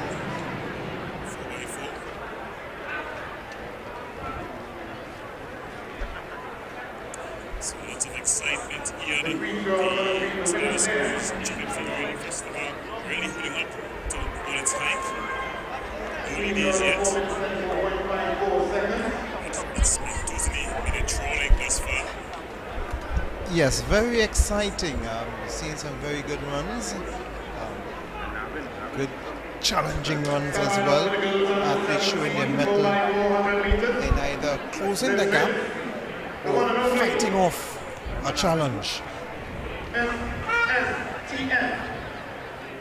So as I mentioned, we are now looking forward to the girls under 17 4x4. As I mentioned, several schools pulling out with their athletes not available, so we'll have to wait to see, just to confirm the lane assignments for this one.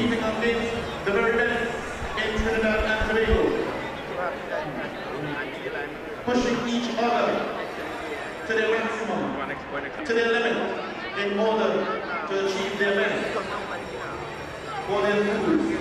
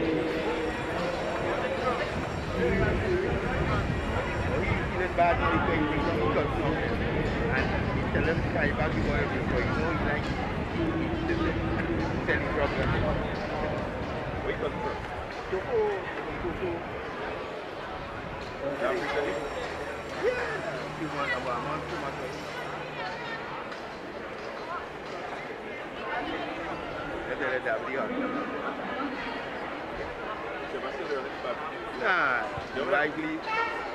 And some any game I wicket the big son. What? Big son any game I wicket. They say he close up here, the big son. The Redskin one. Yeah. Close it down here. You guys, when they come back. Come in there easy, hiding. Shamin. See, they don't want nobody to come back. Croatia and all back.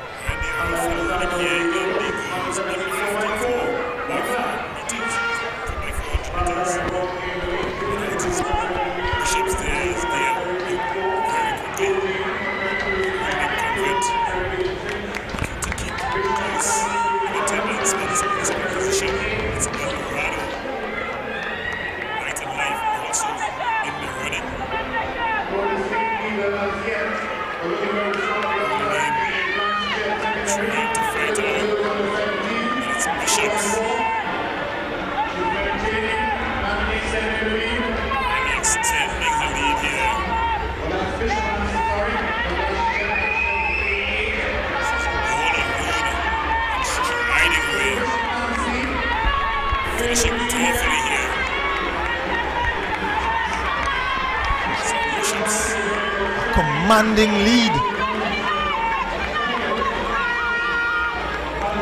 Coming in strong for second and third.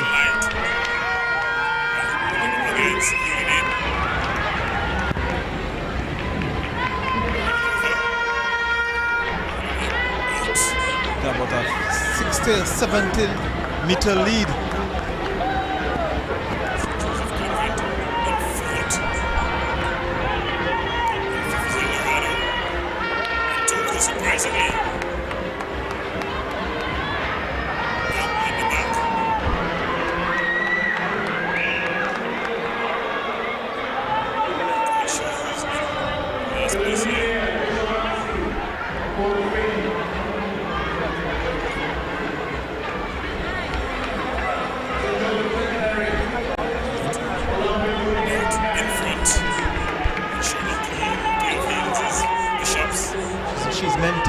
She's maintaining a 70, 60 meter lead. And of course,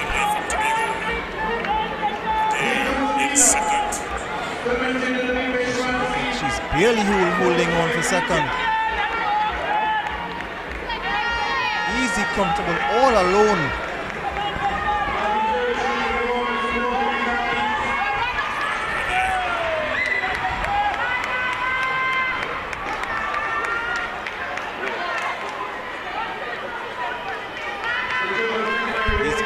Jogging in.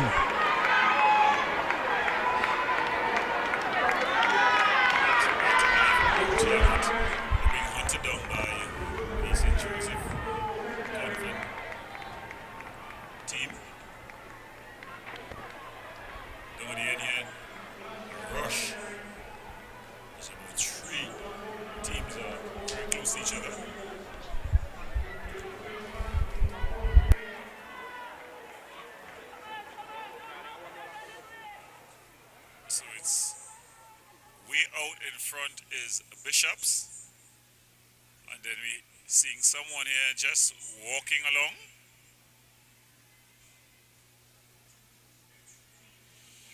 So it's Bishops who's going to be finishing here.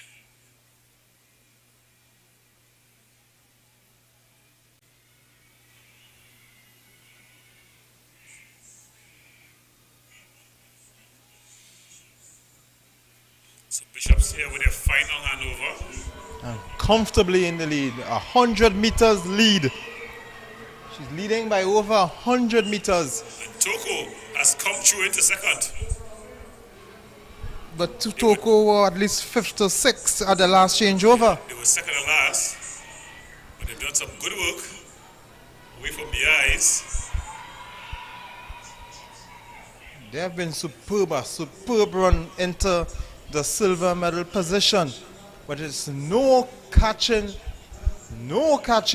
Bishop's Anstey. They are already with 200 meters to go. So girl has gone down in the back stretch.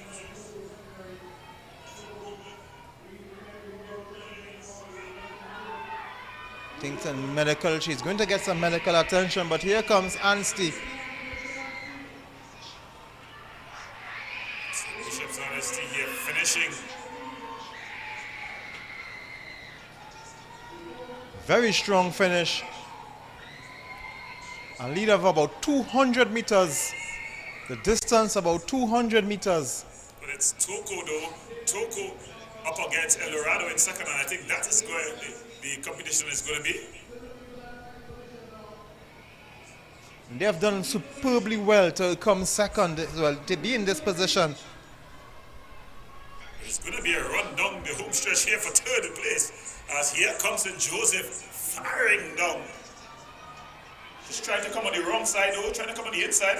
And then she gets to the outside. She could have probably come second had she gone. But she can still challenge for second because Toko is running out of steam. But Toko will just hold on for second. So Toko holds on for second, and then it's St. Joseph Convent, El Dorado. And one of the schools will not complete the race as the athlete who was on the second or third leg is now being taken off on a stretcher. Hope everything is okay with her. As she She don't catch any aspersions, but I think it's momental than anything else. That team had given up a long time ago. In fact, before her leg, they had given up. And I think she just felt the mental anguish of being lapped by the Bishop's girl who was finishing off. But I must say that was a very good run from the third leg from Toko. They got the baton about second to last, as I mentioned, and by the time that leg was done, she was second. And if you would remember that third leg, it was in 2 batches. The first set they were about 100 meters before the second set, and she came. And by the time she changed the leg to the changeover for the last leg, she was second, and that was a superb run. Yes, some good work done there as we see the young athlete just being stretched off. The emergency crew, very effective. They were out in a flash, able to ensure that the athlete was well taken care of. So hats off to them. As we get ready for what will be the boys under 17 by 400 meter relay. Within the last couple of years, Trinidad and Tobago have been very strong in the 400 meter, the 4x400 meter relays at both the Olympics and World Games. So they want to continue that trend. They want to find some new athletes coming out. Remember the secondary schools track and field relay festival where it all begins. Well, it begins in the primary school, but it's noted there at the secondary school level.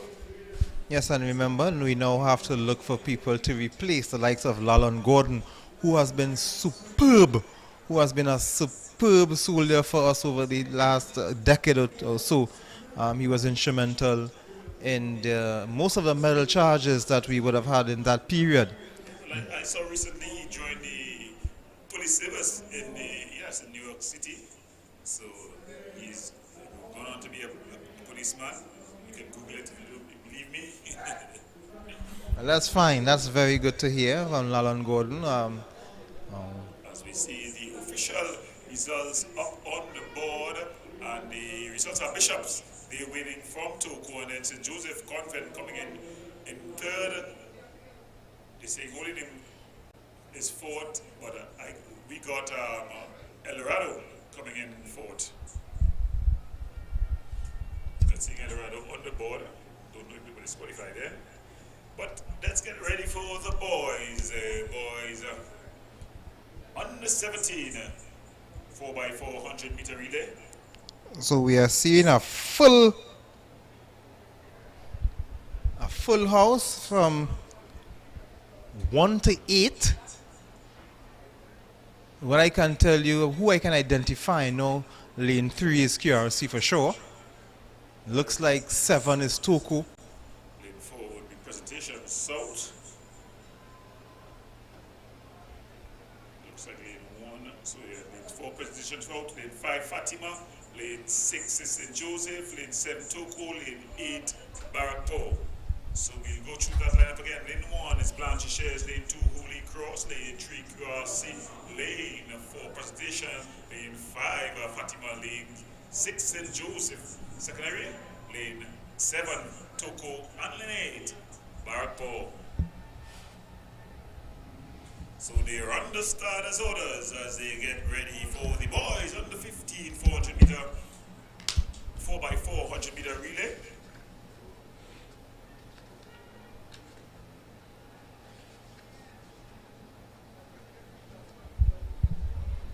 As the emergency crew just sprint across the track again, as there seems to be some sort of an emergency. Another athlete apparently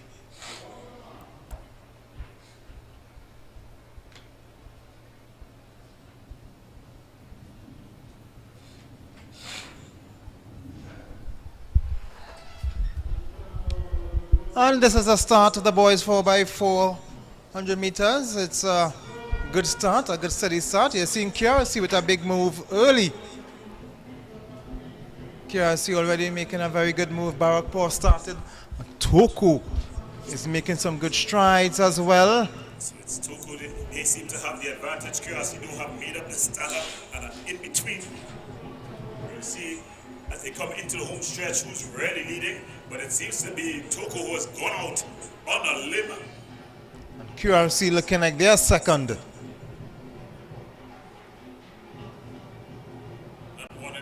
Outside it's Barrackpore as well.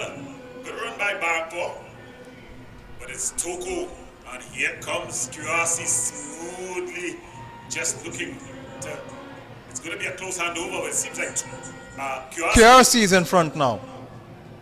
QRC, Toku, Barrackpore in that order. And Fatima. Presentation also there. Holy Cross. To bring up the rear. Blanche shares. But QRC striding out.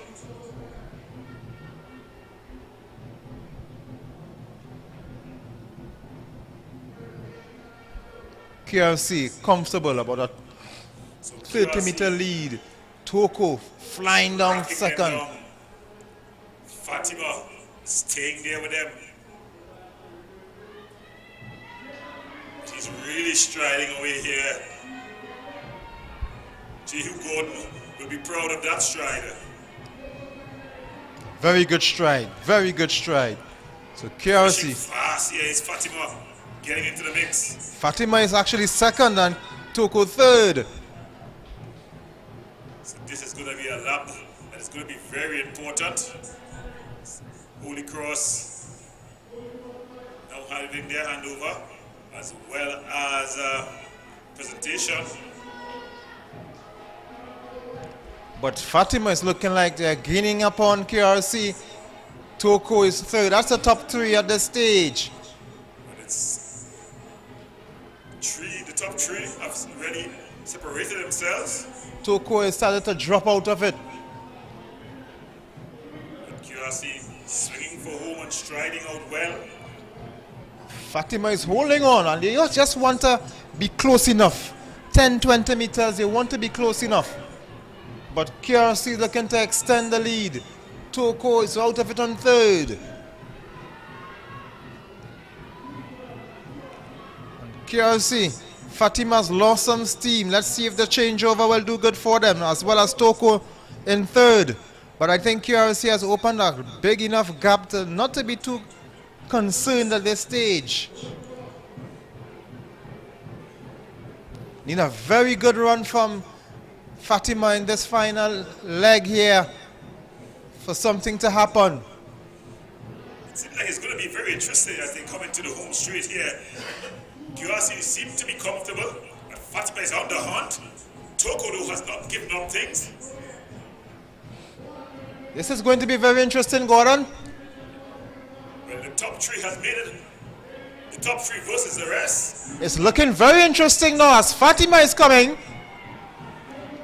Fatima is coming, but QRC is holding on. 60 meters to go. QRC is holding on for this one. 20 meters to go. QRC has taken it. Fatima will take second. And Toko third. And finishing here with a flurry, it's Holy Cross who's finishing with a flurry here to pick up the fourth place. Now that we have the conventional relays, you see that QRC has again the ascendancy. They have won 2 of the 4 races so far. Of course, we can remember the shuttles dominated by Toko. As we see one athlete here, and you'll hear the traditional breast to tape. Nothing to really run for, besides wanting to achieve the completion of the event. And a good stride coming home here. At these sporting events, as we see the families have come out to support, as well as it has come to the end of school. You're seeing some of the other school children leaving school and coming to the stadium. Always athletics and sports, always a grand event, bringing together communities in this time, schooling community. As that brings the end of the boys under 17 4x4. We're now going to go to the boys over 17.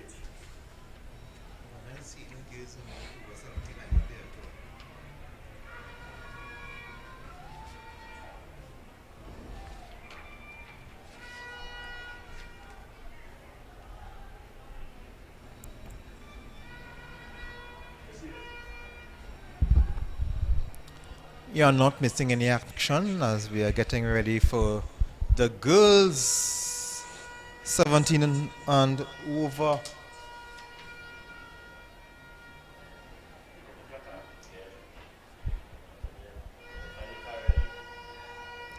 So we are getting ready to look at the girls and the girls 17 and over 4x4 meter relay. Just want to make sure of the lane assignments. We are seeing 2, 3, 4, 5, and 6. So just 5 schools involved in this one. So we have to get the new assignments, the new lane assignments.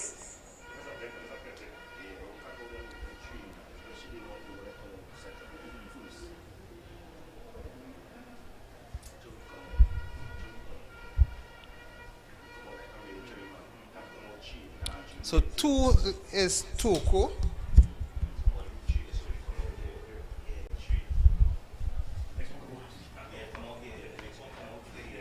3 is Speyside. 4.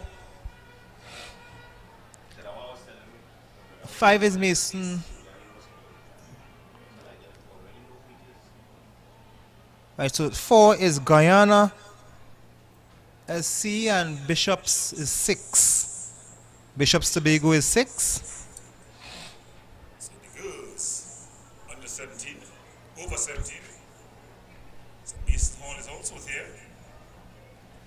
So it's Toko Secondary. In 5 is Mason Hall, in 6 Bishops Tobago. So it's 2 Toko, 3 Speyside, 4 Guyana. 5 is Mason Hall, and 6 is Bishops Tobago.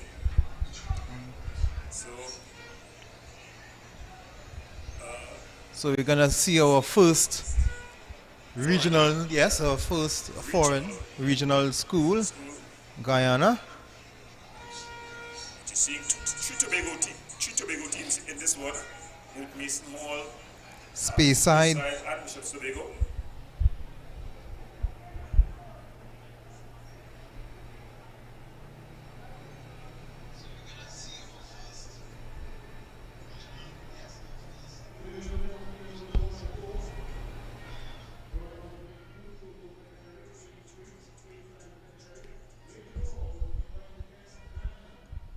So some of these athletes want to get in shape, not only for the relays, but they have their own personal goals to take care of. A lot of athletes would want to be getting their bodies in shape to qualify for Carifta. You have the Commonwealth Youth Games later this year, so a lot of things to run for. Yeah, at this point in the season, you know, a lot of athletes may run the 400 meters just to get that endurance working. You know, they may be focusing on the sprints because you would have seen that some of the athletes running these 400 meter they haven't last out the entire race. So it seems they're just running them to getting some endurance training. And what better way to get in the endurance training than competitively? Because if you're just doing 400 meters in training, you know, you're not going up against somebody else, somebody totally that you don't know. So this will allow you to get that endurance work. I expect to see this race to be very quick though. Yes. Well, that's a very important point you raised there, because some runners, some athletes you would see barely making the track. Now, some of those runners are actually 100 meter and 200 meter runners who just want to get that endurance. And then there are some athletes who are 400 meters, run the 100 meters for more speed. Yeah, well, of course, we all know that Usain Bolt, he always said that he wanted to run an Olympic 400 meter because he started as a 400 meter runner. But the girls are off here and quickly away. Guyana is out. Well, it seems like Speyside. Speyside and Guyana, they're out in a flash. And that's a good back straight run from the Guyanese. So she's gone, she left everyone in her wake. Toko is out of it.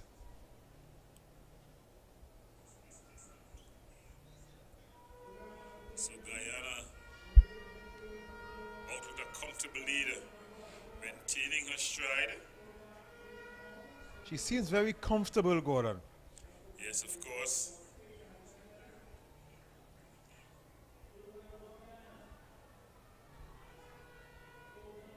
As they go.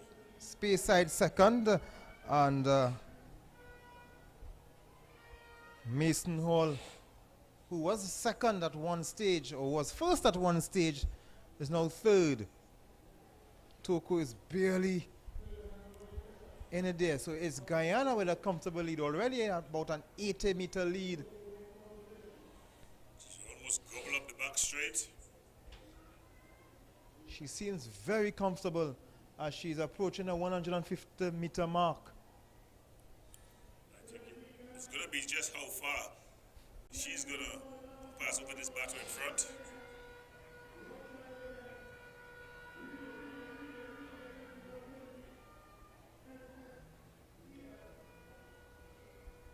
Look at the stride. Look at the stride, Gordon. Very comfortable. She seems to be comfortable and accustomed running the 400 meters. We see, looking to come in here in the second place. It's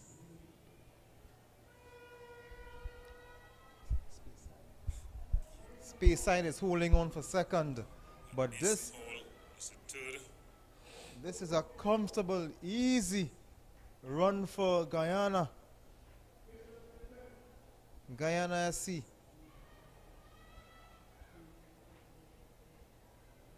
Toko now being overtaken by Bishops.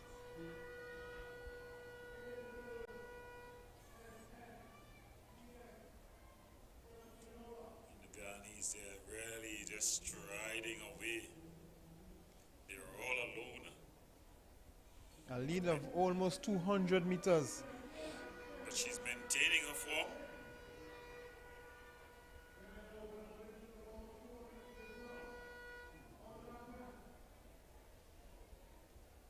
Look at the lead. Speyside in second. The Mason lead is Hall in almost 300 meters.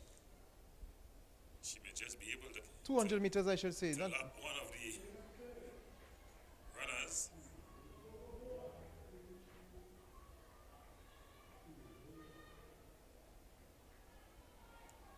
Speyside looking to get their hand over.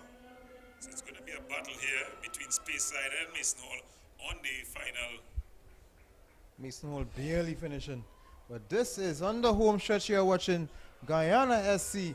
Comfortable lead. She's going to lap Toko as she finishes first.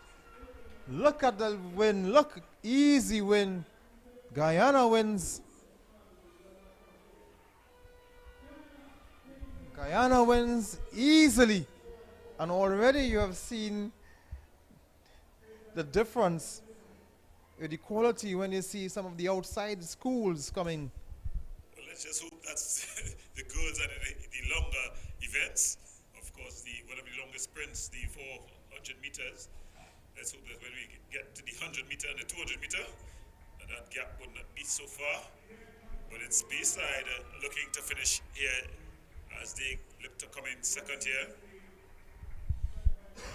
When we look at the 400 meters, Gordon, we have spoken so much about the likes of Marshall Sidenu and Lalon Gordon and all these guys. But in terms of the women, recently we had the likes of Ramona Modest, Shauna Furman, Dominic, and all these girls. But of late, as we see the second Mason Hall third, and Mason then Hall third, and Toko getting fourth. back into fourth after they were pipped for fifth on the last changeover. But now we have Rian Seville, but she's basically all alone in that event. So we need to see more of the young ladies coming through for the 400 meters. Well, that's the end of that event. The girls under 17.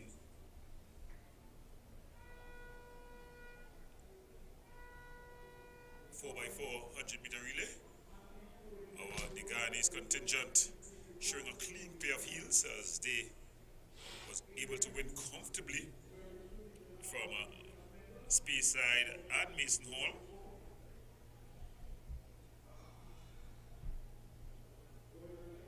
So we get ready for the boys under 15, under 17, sorry.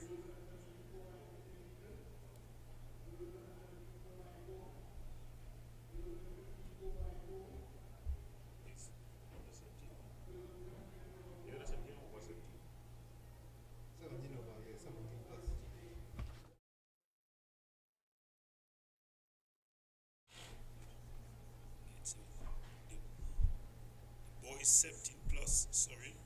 Get ready for the boys 17 plus.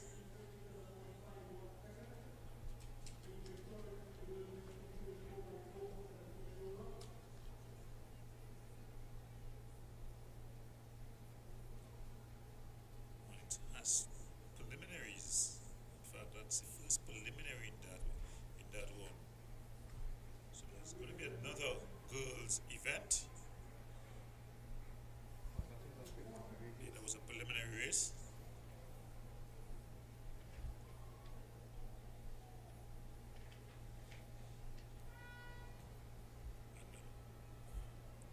I'll give you the starting lineup shortly.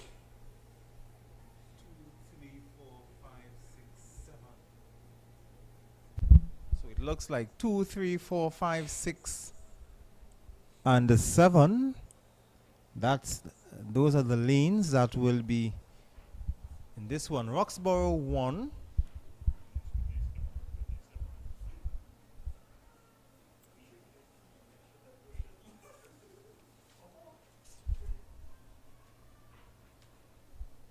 Barataria North 2nd.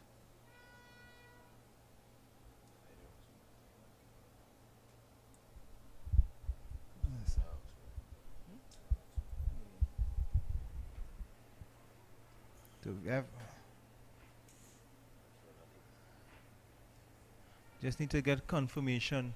We're going to see. So it seems like it's Barataria. Barataria in 2. In 3, it's the... St. Michael from Barbados in 3. They're seeing 7 is Roxborough.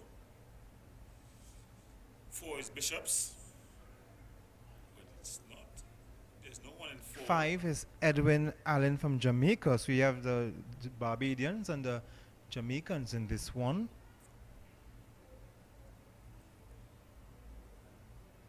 So 6 is Holy Name. 7 is Sandy Grande. and 8 is Five Rivers. So that's it. Roxborough, Barataria.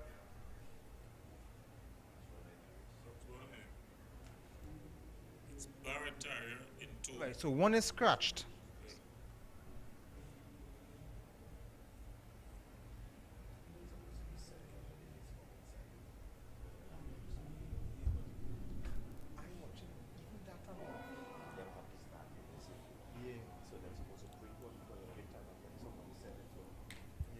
So it's gonna be, this one is gonna be quick.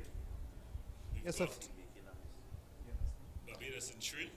And we have the Jamaicans in 5, the Edwin Allen. So that's 3 out of 5 you're looking at.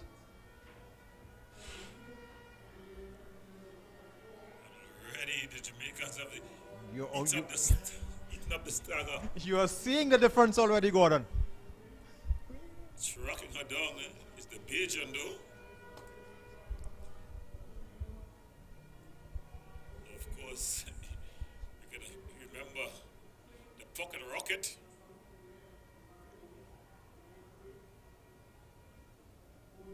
Can also remember Ubadili Thompson, who would have been at the time of our own Otto Boland and Maurice Green and those guys. We'll be watching the ladies, so we're talking about Veronica Campbell.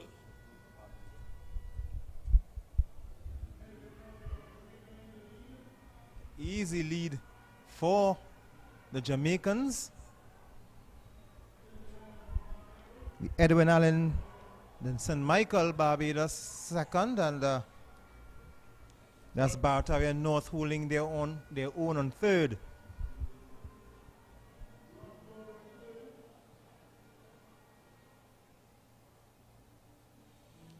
It's a great stride. Look at that stride there. She's just striding out.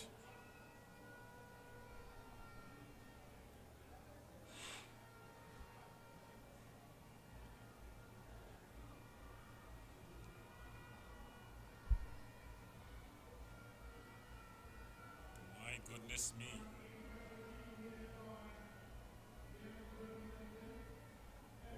The Jamaicans are showing their class here. Look at that! Look at that stride.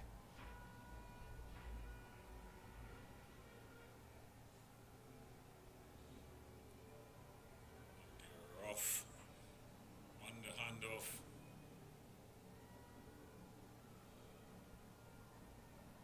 Barbados in second.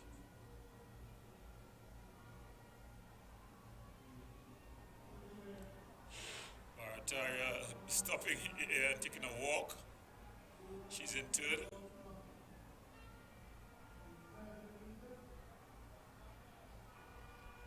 But Barataria will have their third place challenged severely. Doubt they would hold on to third at the end of this changeover. Barely making it. But look at the Jamaicans. In a class of their own.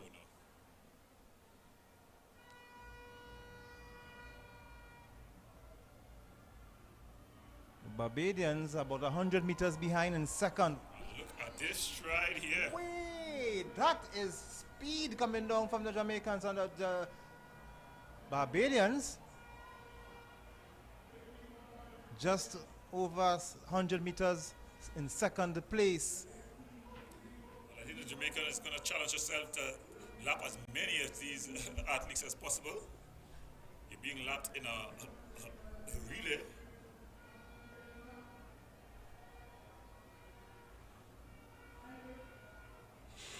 Look at that. So Edwin Allen High School of Jamaica comes into the home stretch, storming away. Long stride, even finishing with no competition. I think she's up against the clock.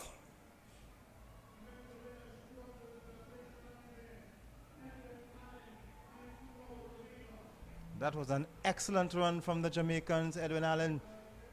The Barbadians, St. Michael coming in second. That on your screen there, that's the person who's going to go a lap again. This is the girl coming in second for St. Michael, Jamaica. And Barbados. So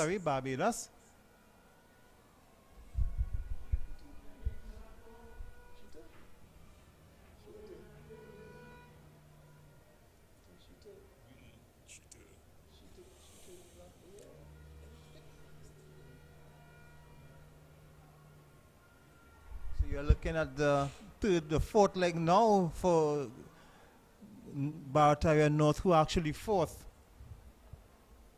As a third person up to the 400, now coming into the 100 meter mark.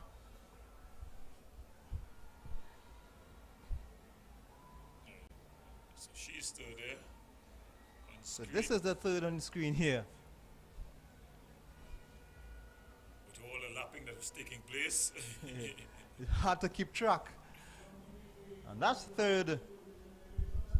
So Bishop's Honesty from Trinidad and Tobago finishing third. Holding on for fourth is Barataria North. She has no problems because Grandi is way back, over 100 meters in fifth. So it's going to be Barataria North into second, into fourth.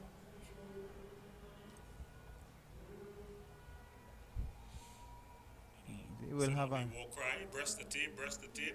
They will have a nice rest when they get home this evening.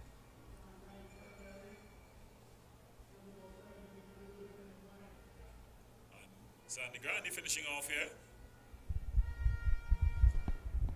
Credit to Ian, even though you may think that you may wonder about the performances of these girls, it's good that the school is still able to send representatives.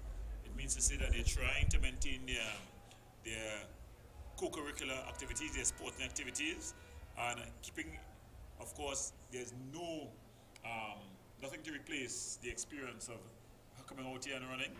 You know, these stories will change over the years, and even the person who come last year may say, I ran in front of the stadium in the secondary schools relay festival, and I was up among them. Imagine if one of the athletes that they competed against become a world champion. They would say, I ran with that person, or that person lapped me. They wouldn't say they were lapped. They would just say that they ran the same race. So it's all fun and games here, but it's very good to see as you say, they recommend the representation from the schools. It's good now that some of the clubs would take some of these students and pull them under their wings and progress, that progression take place. I've seen Mr. Nanku, Kelvin Nanku from Cougars earlier here. And of course, he's a very good coach, and he would, it would be nice if some of the students would come under him, or any other of the clubs here. It's good because the schools can have their role to play, but definitely the clubs have a much bigger role to play when it comes to the students and their progression into world beaters. Well, it's the boys, 17 plus 400 meters, 4x4 relay, and we've got into St. James Secondary, in 3 Speyside, in 4 St. Francis, in 5 Signal Hill, in 6. We'll have to tell you that 6 again, but it's 2 St. James 3 Speyside, 4 St. Francis, 5 Signal Hill, 7 North Gate, and 8 New Butler on the back. The New Butler Academy, yeah, right in the back. That's number 8. Yeah, in the back. When it's broken down, it's New Butler something. I'll get that in a while for you. As the boys 17 plus.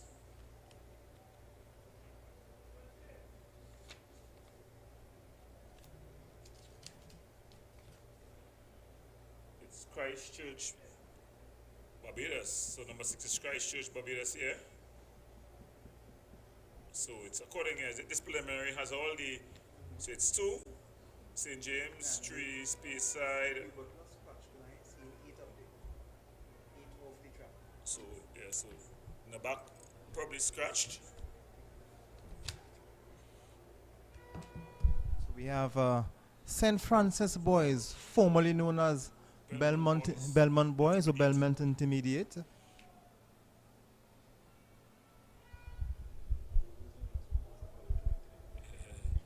Well, J.U. Gordon, he went to there first and then to QRC after. He started off, of course, as a flat 400 meter runner. Went on to become a world champion in the 400 meter hurdles. In fact, he used to even run, he used to form part of the 4x1 team, especially at the preliminary stages. Always good to have them around. I remember even runners like Julian Rayburn would have run in the 4x1 as a 400 meter runner.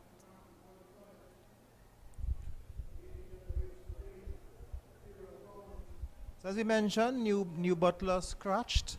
So we have St. James Sec in 2, Speyside 3, St. Francis Boys 4, Signal Hill 5, Christchurch coming out of Barbados 6, and Northgate 7. Well, we're expecting pace like fire.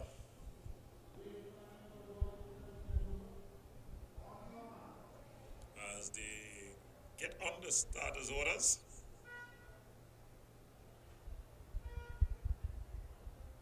Remember, you're watching the secondary schools track and field relay festival here from the Hasely Crawford Stadium in Port of Spain. And they're rough.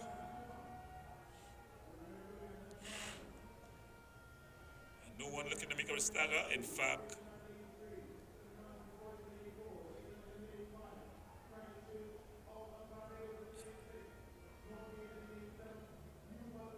it seems like St. Francis Boys is making up that stagger. But out in front here, Christchurch over Barbados. But St. Francis Boys putting on a good display here. Very good. The St. Francis Boys runner may just have a slight advantage because of the stagger. Let's look at the handover. It's a clean handover. The St. Francis Boy athlete has gone with the Christchurch athlete. So it's St. Francis and Christchurch. That's the two on top now that we'll be looking at. Speyside, Signal Hill, St. Francis is holding on with a good, nice. This is a nice sprint, nice final 100-meter sprint for these two. But St. Francis is holding on. Christchurch is still holding on there. But the lead is just extending a bit as Francis will take the final change over.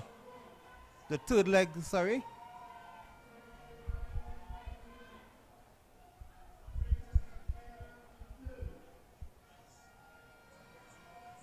So it's between St. Francis and the Christchurch. St. Francis here opening up a lead here. A very good leg running run here by the St. Francis runner. So I think it's going to come down to the final leg here. He's giving him about 10 or so meters lead. Which is not a big lead. In a 400 meters, no? Especially, you're not knowing the quality of the final leg runners. Smooth hat over. And let's look at the final leg here. This is where it all happens. Christchurch still about 10 meters behind. Let's look at him up the back straight. Looking to close on the back straight. But This is it. they are maintaining that lead at St. Francis. But I can remember Fred Curley having that lead against Alan Gordon. And we all know what happened on the final straight. So let's look at this one keenly. But he's finding a second gear, the athlete from St. Francis. But Christchurch is not letting up. But it's St. Francis extending that lead. As he defends the flag. And finishes with a flurry. So St. Francis boys, they win from Christchurch, from Barbados. But we have a nice battle here for third, Gordon. We have a nice battle here for third. Signal Hill is coming up.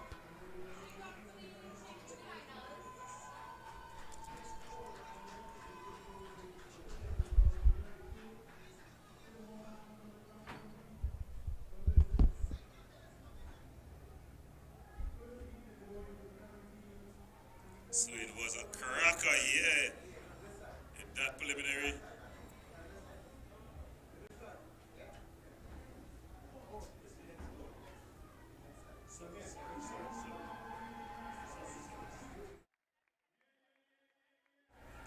And we see just looking to finish off.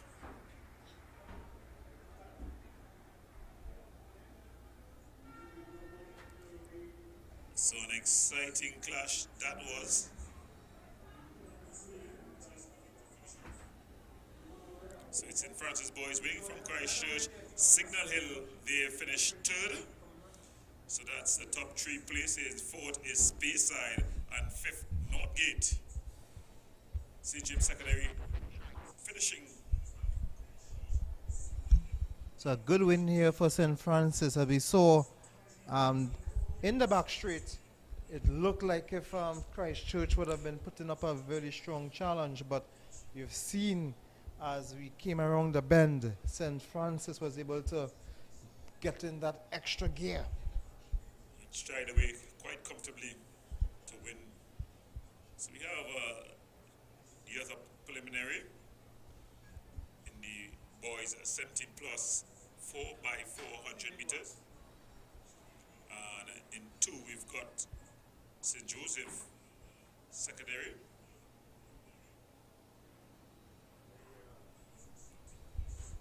3 Canopia, 4 Quintana College Jamaica, 5 Toko, 6 Barataria North, 7 Fatima, and 8 is Chaguanas North.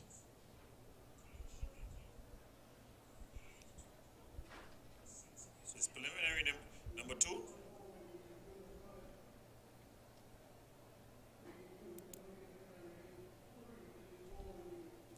Kingston College, Jamaica, that's the Jamaicans in this race, Gordon. Yes.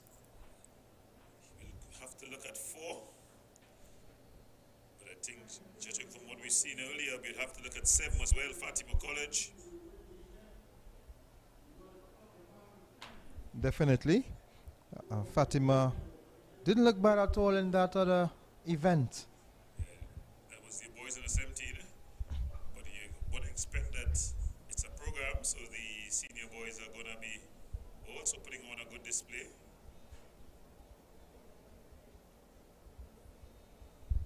But of course, you can't write off the Jamaicans. They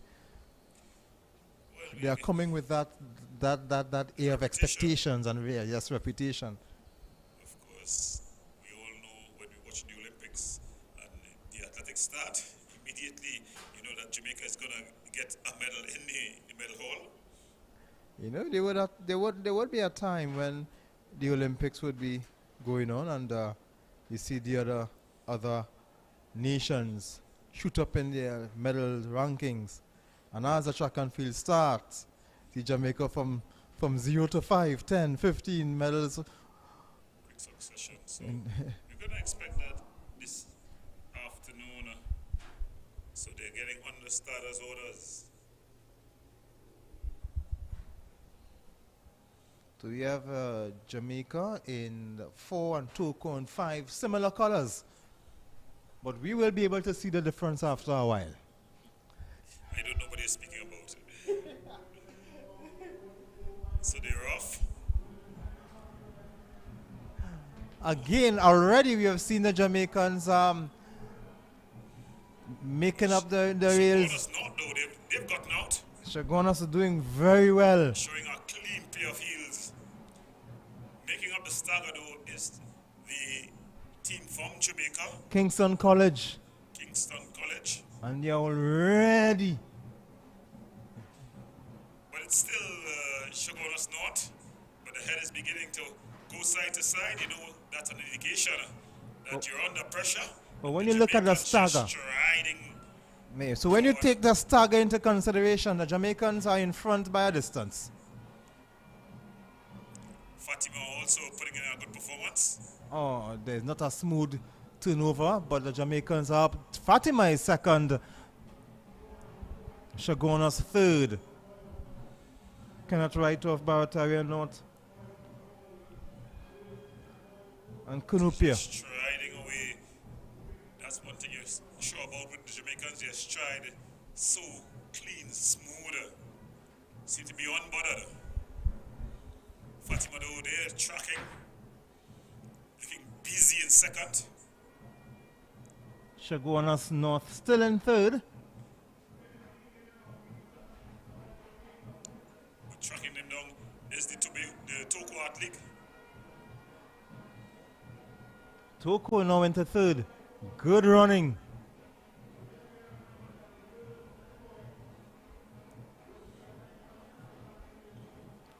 Togo will change third. Oh, that stumble here. Oh, he's struggling to get up. That's Shagonas. Shagonas North after a good first leg. But the Jamaicans are way up in front of about an 80-meter lead. Fatima second, another 80 back to Togo in third. Shagonas fourth. Still have a lot of work to do. Well, I think at this time it's Jamaica up against the clock. You're seeing the athlete for the final handover just coming out. Just jogging that last part. Jamaicans are lead by about 80 meters. I think they'll be looking at the clock more than anything else. Want to get their splits right. Fatima with the handover for second.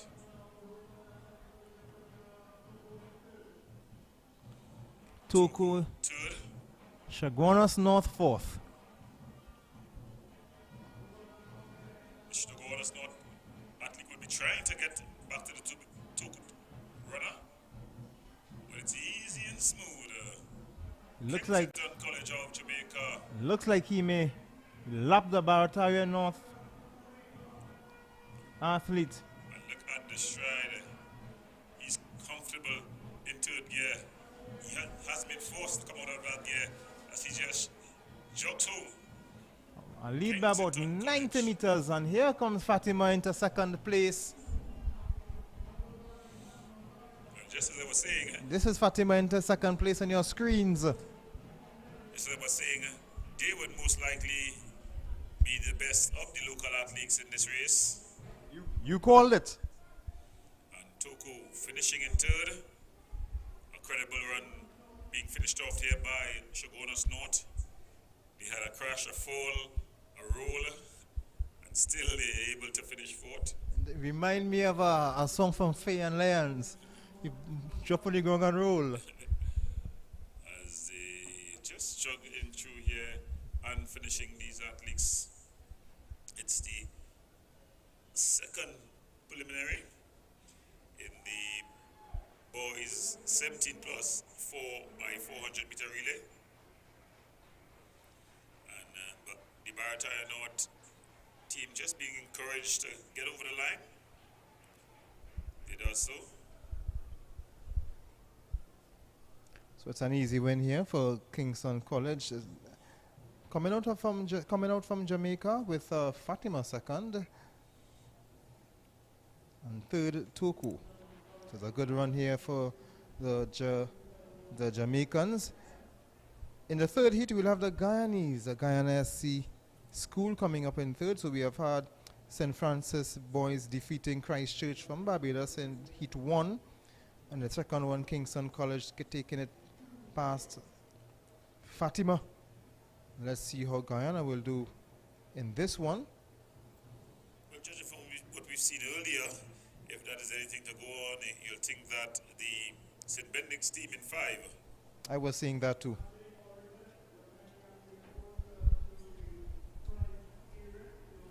But it don't seems like they're going to be. Not quite sure if this is the end of the boys preliminaries.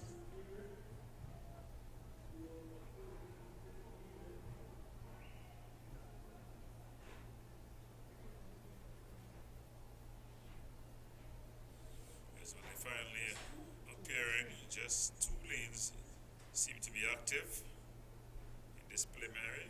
No 3 lanes, because they're seeing 7. And also 8.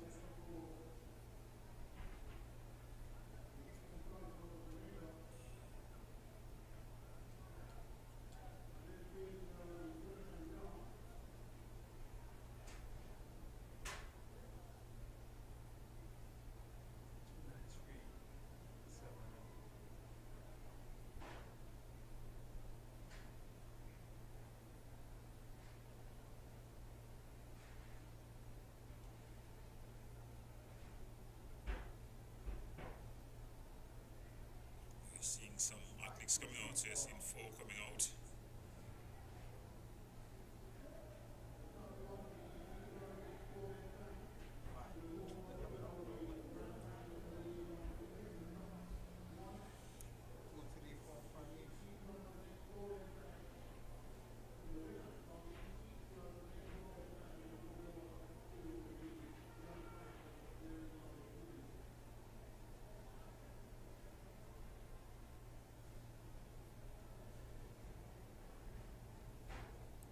So it seems like it's gonna be Blanche, isn't it? But we start from 2-2 is Bishops, 3 Guyana SC.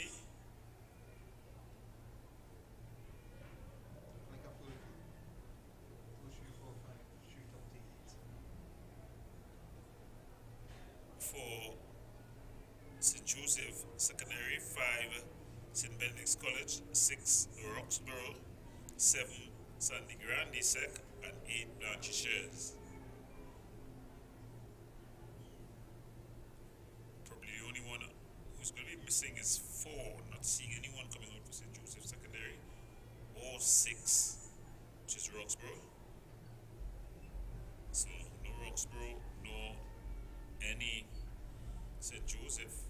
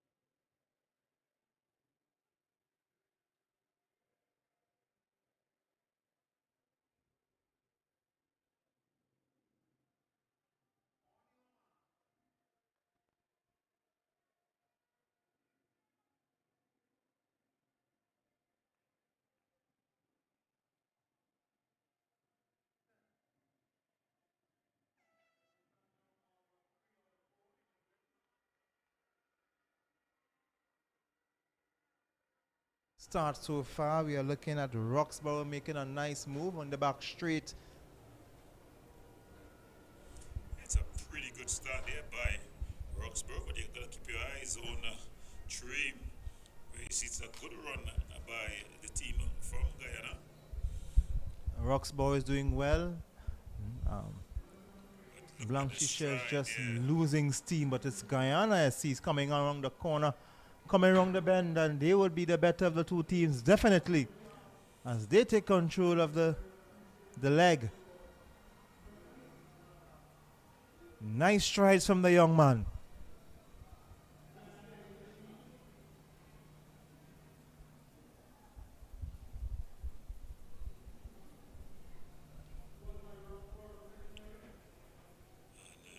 In third, it's Bishops of Tobago.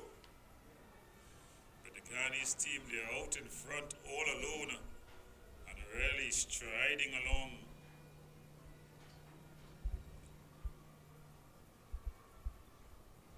Roxborough and Bishops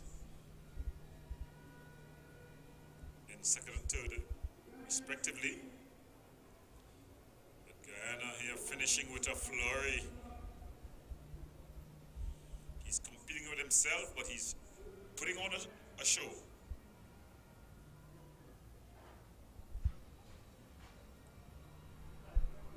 As the Roxborough team Hanover, and they're off.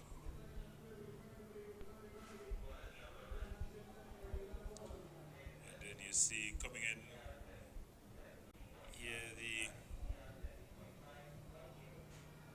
Sandy Grande team, and then the Blanchisha's team. But the Ghana SC team is really putting on a display here as they come for their final handover. They have a lead of almost 80 meters.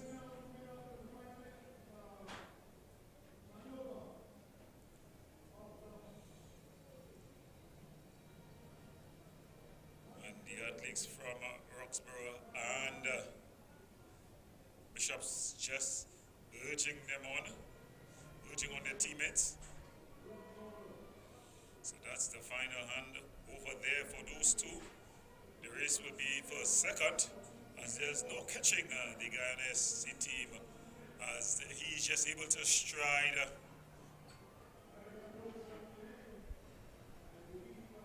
And one of the athletes goes down on the track. He's remained down on the track, but he's finally been able to get up, so that's good.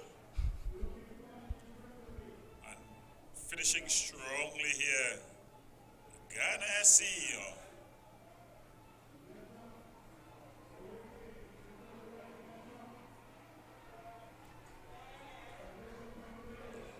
And the Grande athlete here is going to be passed by the Roxborough athlete, as Roxborough finished second, and then third is Bishops. But the Grande is still getting their pass over. And as old Mother Pierre would always say, breast the tape, breast the tape. The glory is in the struggle, not only the prize.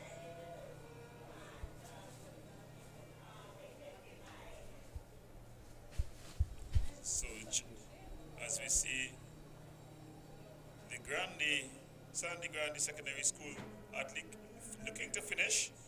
He's all alone up on the back straight. And showing good heart.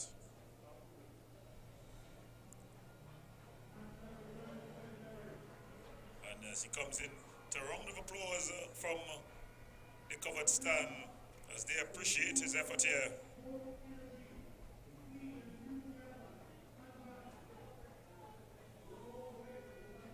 And he's able to finish for his team.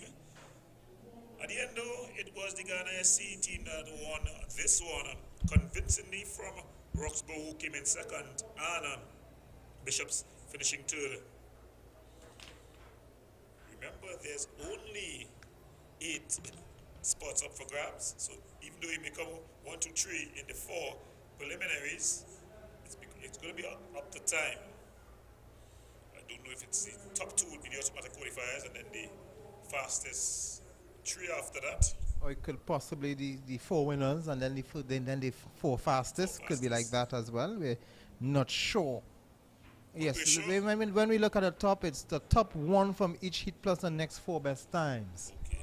So it's like that. Right. What we're sure about is that in the girls under 17 plus 4 by 400 meters relay, for the finals, we've got Bishops High of Tobago.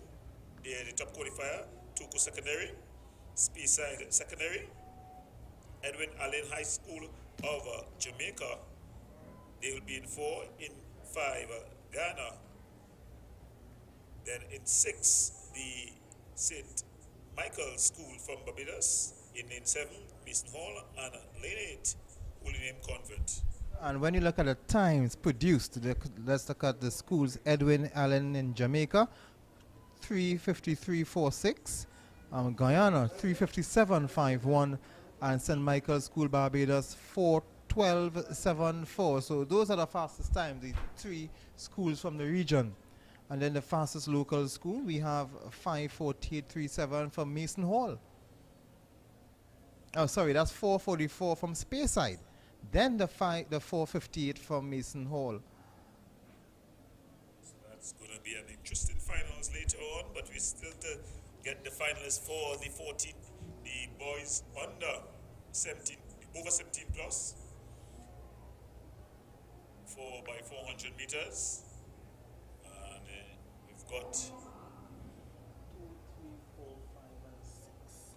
So it's Trinity East in 2, Presentation College San Fernando in 3, in 4 St. Anthony's College, in 5 Pentecostal Light of Life of Tobago, in 6 Holy Cross, in lane 8 QRC.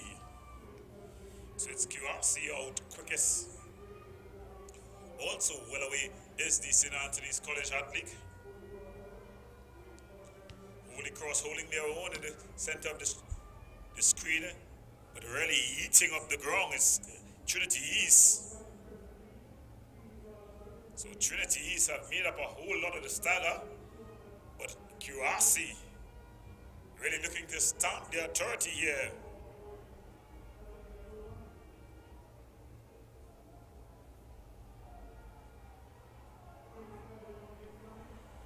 Trinity East running a very good first leg.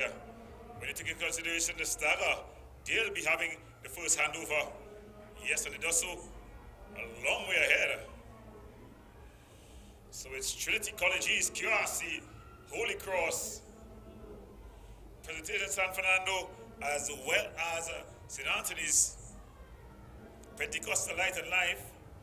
They've seemed like they're just coming out for a jog, an evening stroll. But on the other end of things, it's Trinity East. QRC coming with a charge at the 150-meter mark. This is where it's going to be very interesting, Gordon. QRC and Trinity. Oh, he's just losing his stride a little bit there and allowing QRC to come in front. But the final leg will be very interesting. This is now the 3rd leg. Yeah, the remaining legs are going to be very interesting. Let's look at them as here they go. The top 2 have totally detached themselves from all the others. QRC leads though. Trinity is hunting him down in 2nd. Trinity is looking like the better mover at this stage. But QRC looking to put in the extra gear here. This is going to be very interesting as they come into the straight. It's now So Trinity. The QRC athlete will want to stay as close as possible. And he's coming up. The final leg is going to be spicy. Almost an identical changeover. This is the race here. It's QRC, Trinity. QRC is opening up a 5-meter, 7-meter lead. Now they're extending that lead, but don't write off Trinity. Judging from what I'm seeing here, it's done and dusted. QRC has a good stride.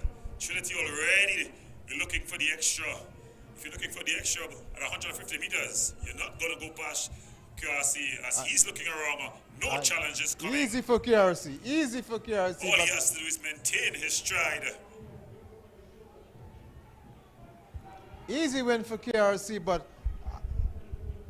I would expect that Trinity would come in as one of the faster times. I would expect that. Good run from Trinity nonetheless, and a good win for QRC to claim this one in front of Trinity. Yes, well, as we look at the third place here, presentation, San Fernando finishing fast is St. Anthony's.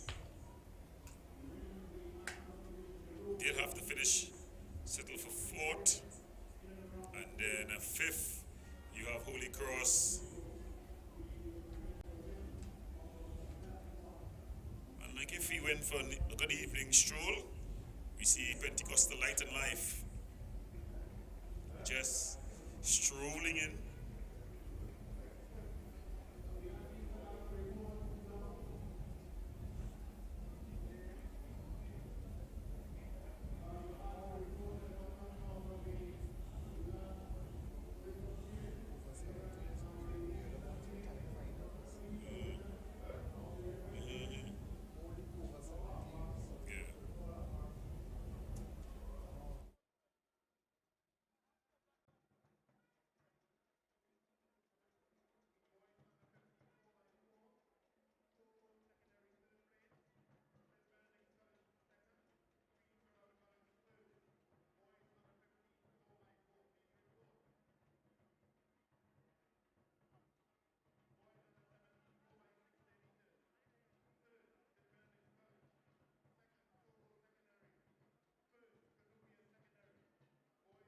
For the 4x1s now.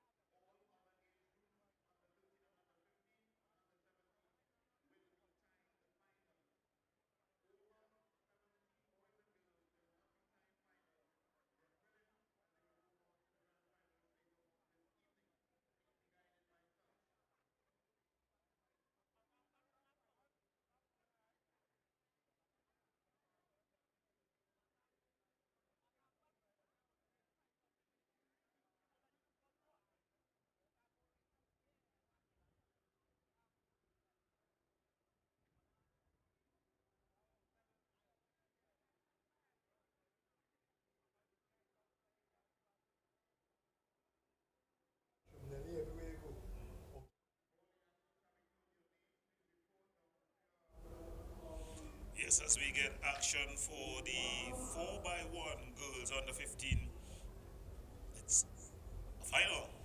We've got in 2 William Convent, number 3 St. Joseph, 4 St. James, 5 Bonaire, 6 St. Joseph, and 7 Sandri Grande. So 2 Holy Name, 3 St. Joseph, 4 St. James, 5 Bonaire,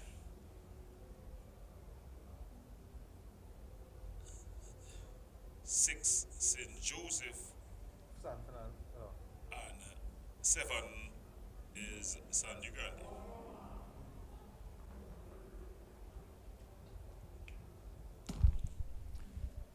It's the 4x1s, another exciting event.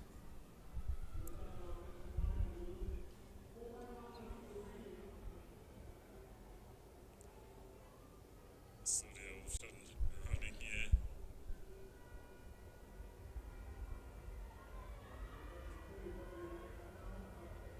As we look for the next star, getting a good run there, we see out. That's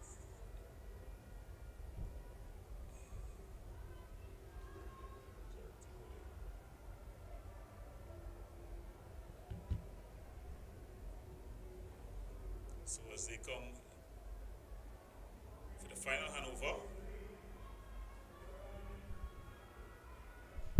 Holy Name benefiting, although a very poor handover, but an easy win here.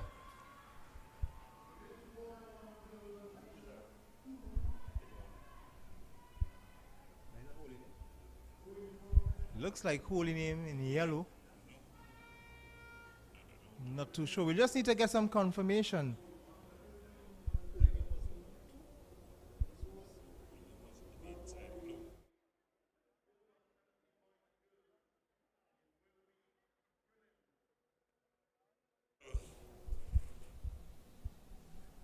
Results in this one. That was the girls under 15 and 4x100 meter relay.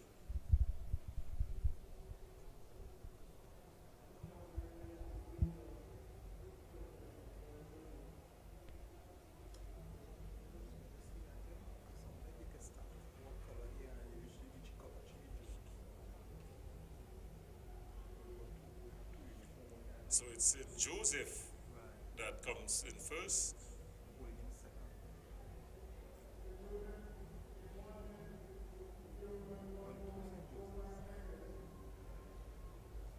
And then St. Joseph second.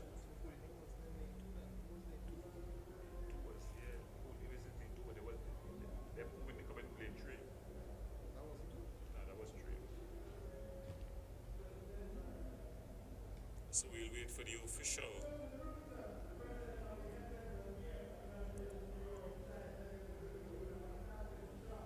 So third is Bonaire,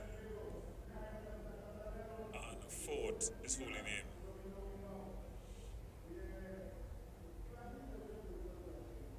So it's St. Joseph Convent and then St. Joseph College.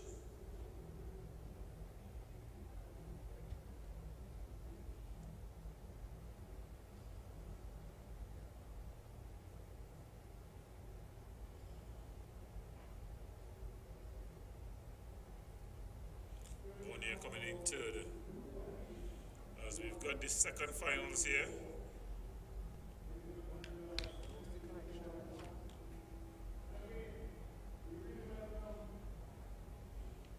In the lane 3, as we try to ensure that we get the proper lanes.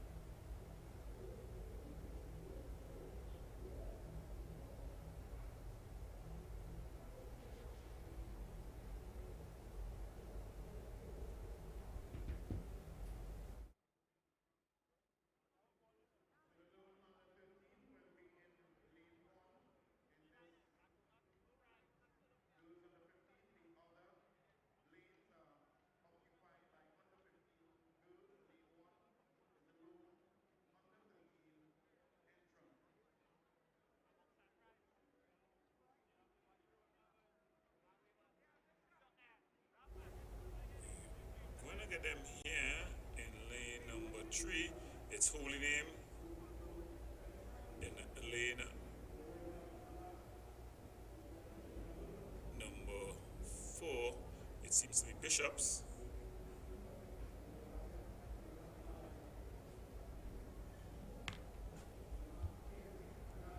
In lane number 5, it's Toko. Lane number 6 is Bagpo. And lane number 7, it's Miracle Ministries. So the understarters orders here in the girls under 15 4x100 meter relay. And they're off.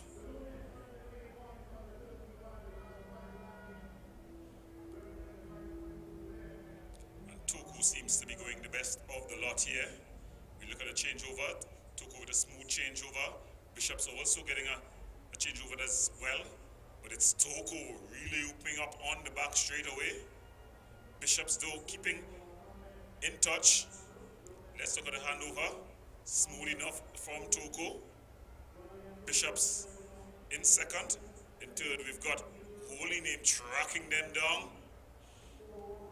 But it's Toku all alone. Let's look at the handover. It's a good handover. But Toku looking to run away with things. She's eating up the ground. Bishops holding court in second, finishing fast as Holy Name, but she wouldn't get there. So it's Toku that wins from Bishops. Holy Name coming in third. Miracle Ministries finishing off there in fourth as well. And with a round of applause, it's the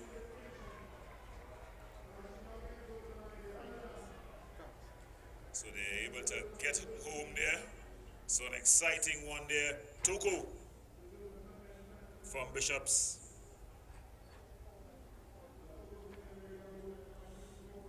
As we've got confirmed spots in the boys on the plus 17 finals. In lane 1, it's going to be Roxborough Secondary. In lane 2, it's going to be Fatima College. In lane 3, QRC. In lane 4, Kingston College, Jamaica. Lane 5, St. Francis Boys College. Lane 6, Guyana Schools, SA. Lane 7, Christ Church from Barbados. And lane 8 is Trinity College East. So that final is going to be a bit later on. You can expect those to be firecrackers in the 4x4 relays.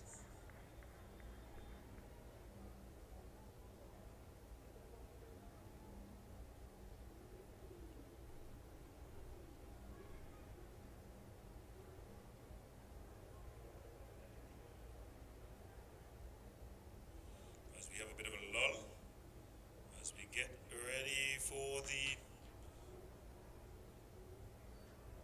boys under 15 or the boys under 13 finals. That's the boys under 13 4x100 meter final.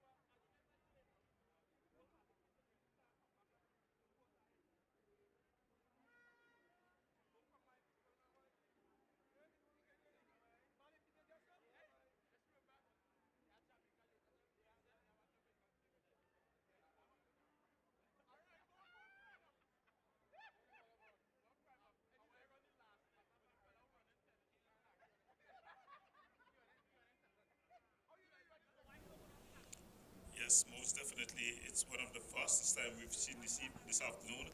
Trinity College East there. As But they qualified themselves for the 4x400 meter relay final. But let's look at the fastest time.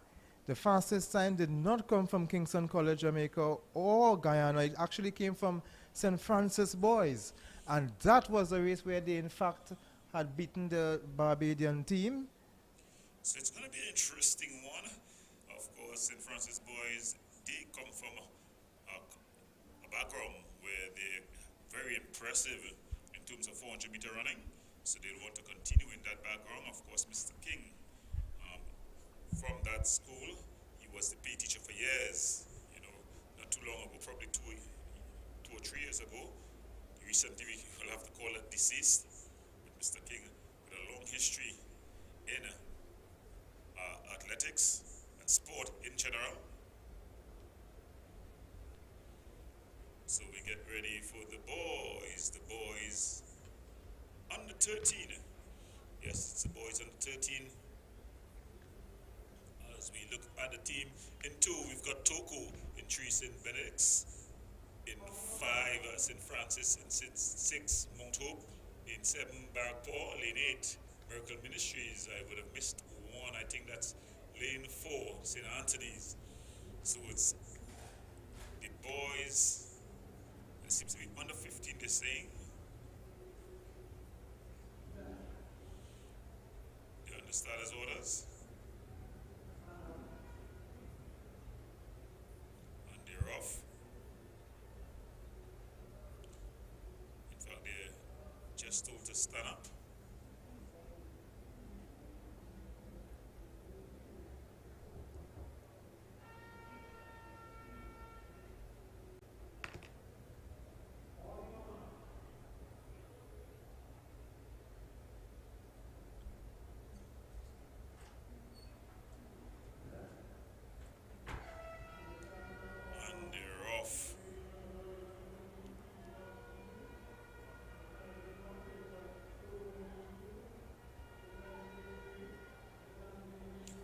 It's a drop battle by St. Benedict, but it's St. Francis who out looking best here. But it's a bit of a stumble. And it's St. Anthony's who seem to hold a slight advantage. But coming back, it's St. Benedict's. They had a battle drop though. Don't know if they'll be officially counted. And even with a stumble at the back straight, they're doing well to come back. This is Toko. A very interesting finish. But St. Anthony's storming through. Toko not giving up, but it's St. Anthony's from Toko. St. Benedict's finishing 3rd.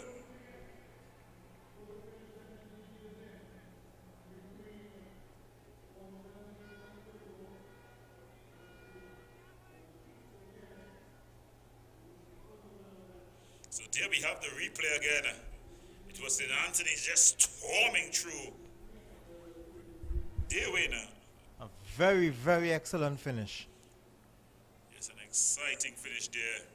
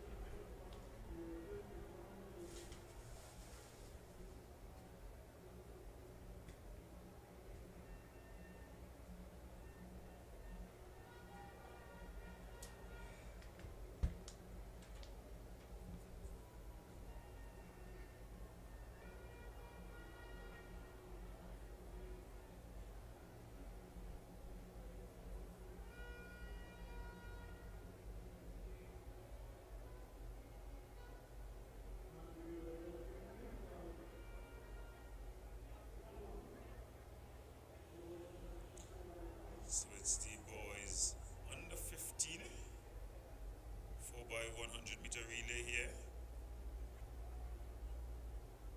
In fact, it was St. Anthony's winning that one from Toko.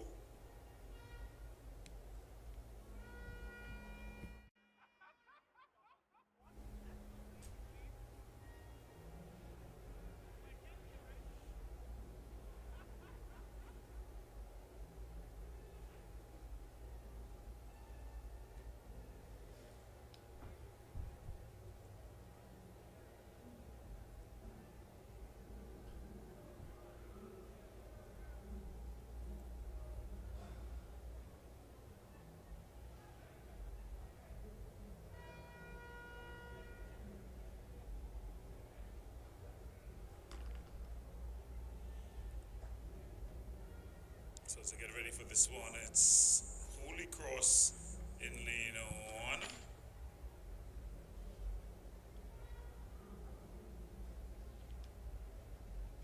Presentation in lane 2, El Dorado in lane 3. In lane 4, we've got Bonnier. In lane 5, Northgate. In lane 6, St. James. In lane 7, Queen's Royal College. Right. This is straightforward. 8 scratch. 8 was supposed to be Chagonas, now but it's scratch. So in lane 8 is scratch. That was supposed to.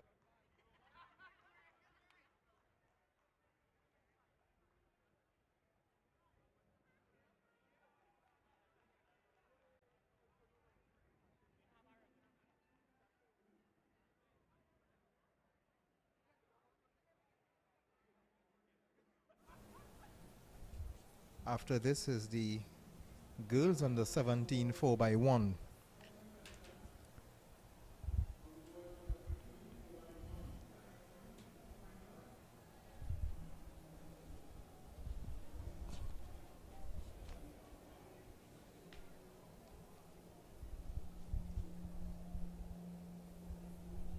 Just waiting for the logistics to be completed.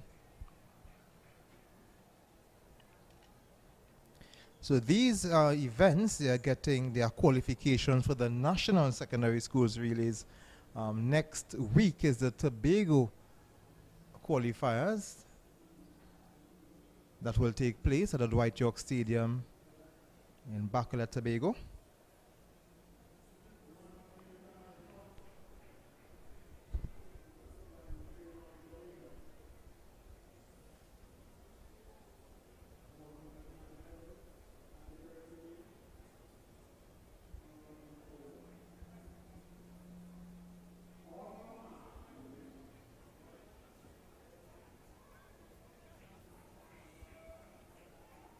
So the understarters orders.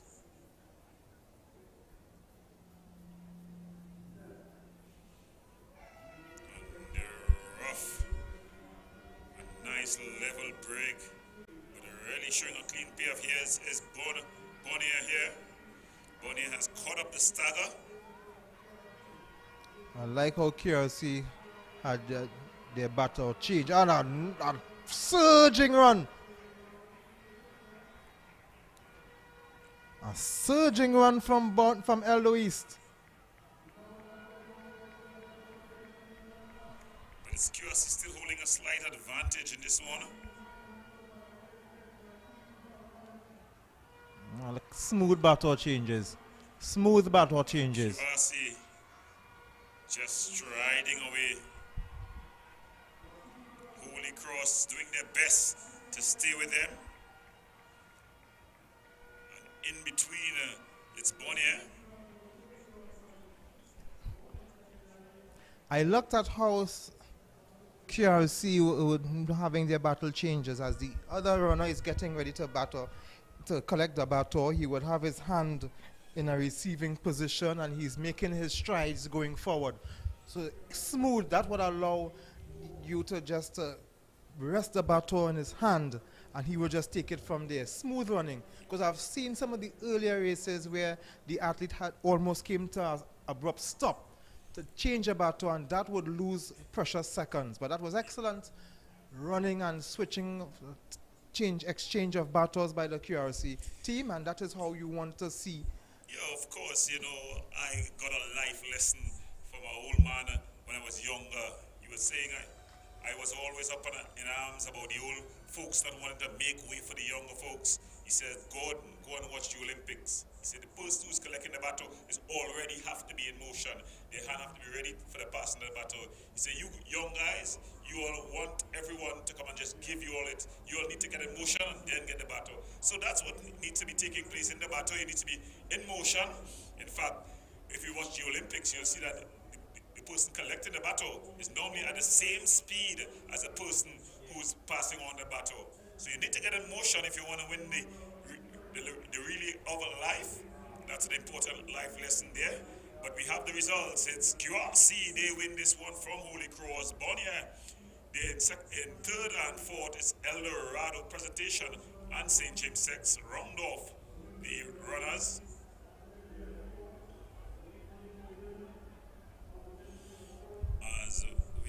ready for what should be the boys or the girls under 17. Yes, so it's the girls under 17 there. As we try to give you the teams. It looks like Holy Name who's in 2.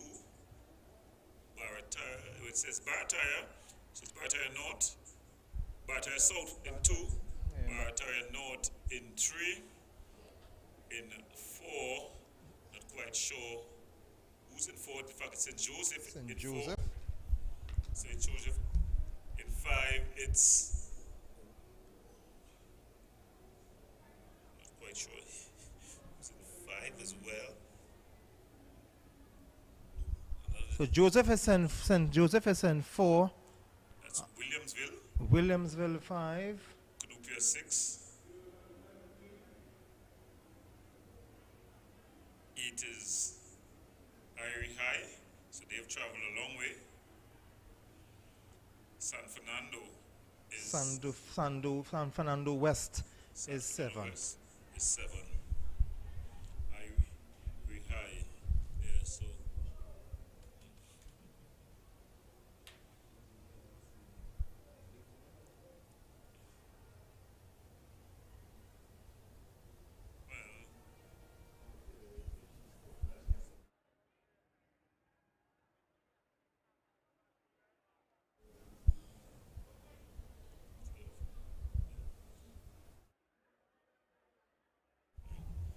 So as they get ready for the girls under 17 4 by 100 meter relay, it's Barataria North in Barataria South, sorry, in 2, Barataria North in 3, in 4 it's Williamsville, in 5 we've got, in fact in 4 it's St. Joseph, sorry, in 5 it's Williamsville, in 6 Canoopia, and in 7 San Fernando, and in 8 Irie High.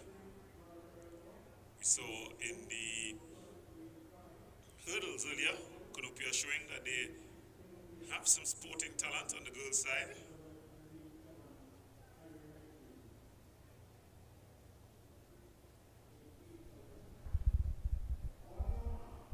So they run the starters' orders for this, the girls 4 by 100 meters under 17.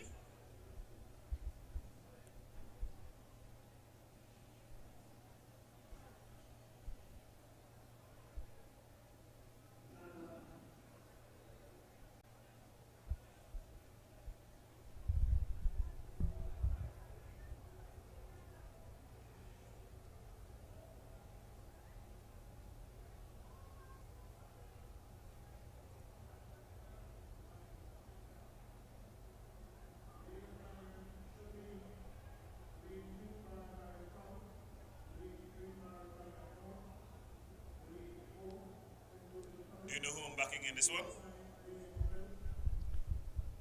Well, I know you are a Barataria man, so Well, Barataria South. I know it has to be Barataria.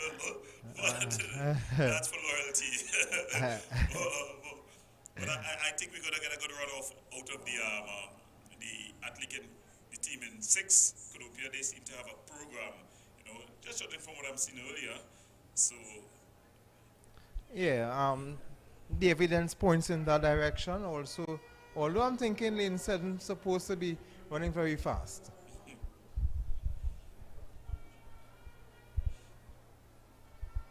Seems to be a slow first leg. yeah, very slow first leg. And what I am seeing is some of the athletes have to come to an almost complete stop. And that is not what you want to see in a relay. Let's see if this will be better. I see she's taken off. Looks like she took off a bit too early. And that's another thing they have to look at. If you take off too early, before you run out of the zone, you have to stop. So that you have to time your run properly. It seems to be a very good run here by. So as I made a call, lane 7, Sando West is running very good. It looks like they will win this one. Commanding performance, really.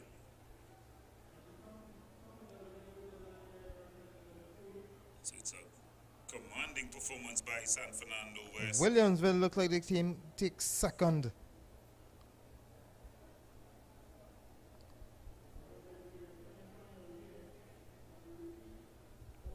But So this race, we saw some of the battle changes that I was talking about that you should not want to practice. Some of the athletes had to come to a complete stop before before they make the handover. That is not what you want to see. As you mentioned before, you want the athlete who is receiving to make their own, they have to start their stride.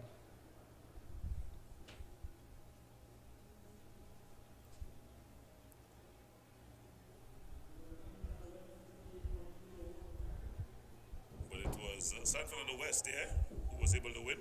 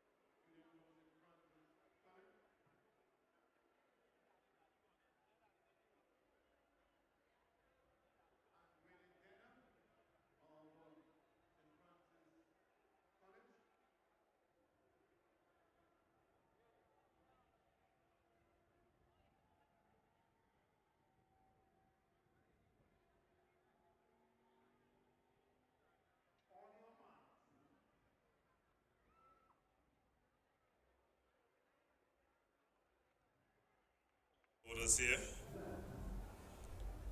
And they're off and running.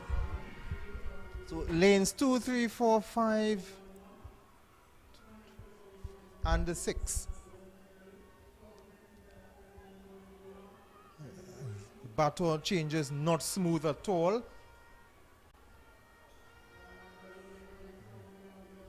The relay is a very technical race to run. You have to have that technique correct.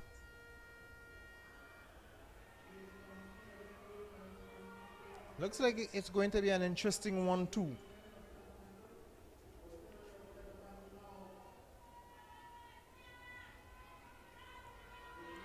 Oh, a problem with that last And you exchange. saw the flag go up.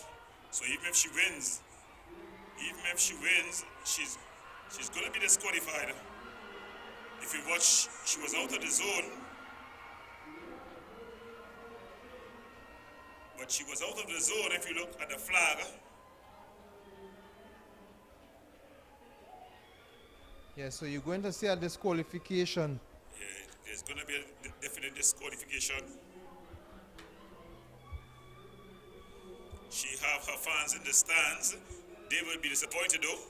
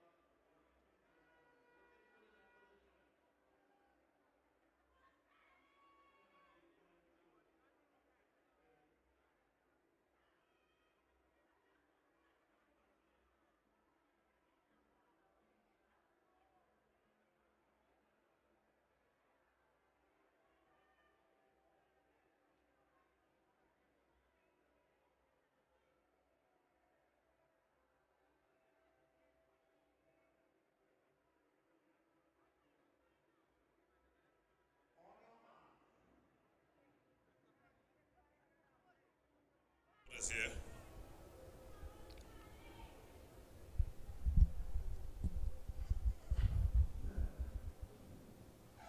And they're off here. Toko seems to be getting out quickly. Bishops also looking to go quite well. Bishops in their distinctive red and black. On a drop battle there. But Bishops seem to be really cruising on in this one.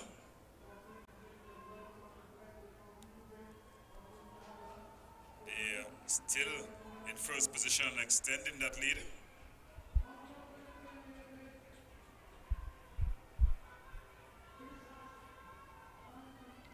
Bishops and Toko. Toko, that's a bad change.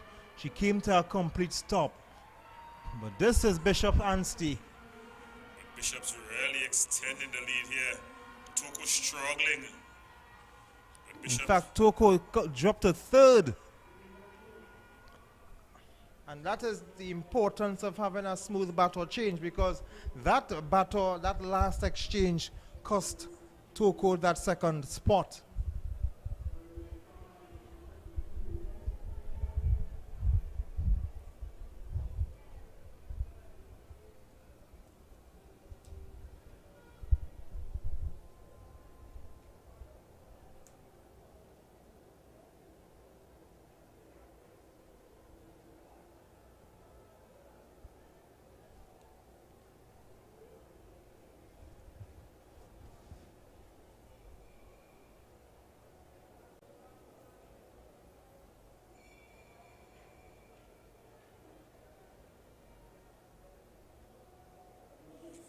so as we see the official results just going up on the board is Bishops from El Dorado in second, Toko, the Earth Cup.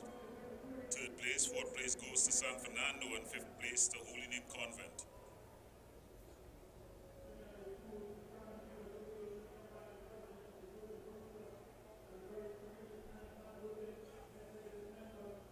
So they're going on to the boys under 17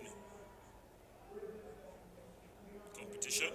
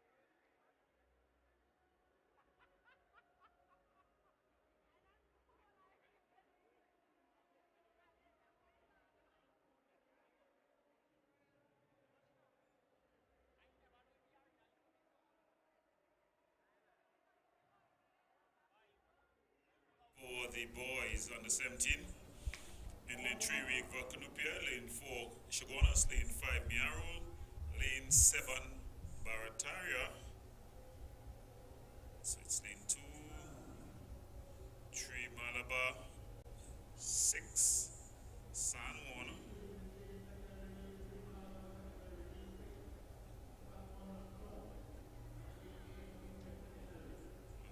8 is Canopia. So lane 2.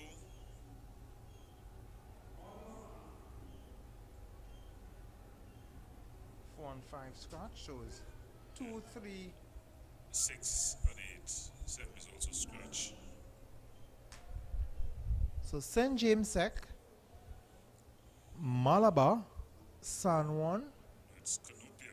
and Canopia. Who, It's if you Canopia 3, Canopia in 2. St. James, Malabar. Yeah, Malabar, San Juan. Canopia in 8, yeah. Canopia so in 8. if you were to make a call in this one, we'll go with Canopia because they are the consistent team, consistent school. But yeah, they've been consistent. St. James Sec, though, I saw glimpses of them earlier on, and they seem to have a decent program as well. So I'll have to go. Of St. course. James. And that's a school that would have produced the likes of Shaniqua Bascom and some very good athletes. So we can't write off St. James as well. So let's see how this one goes.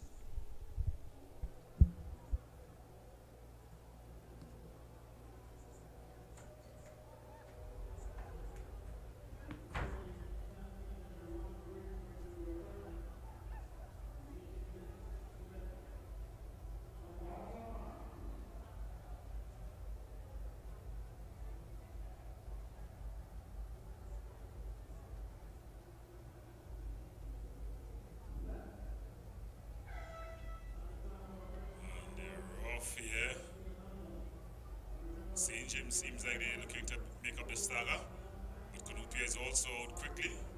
Good exchange by Canopia. I think the best exchange by Canopia. And they're striding up the back straight, looking to extend their lead. And Canopia again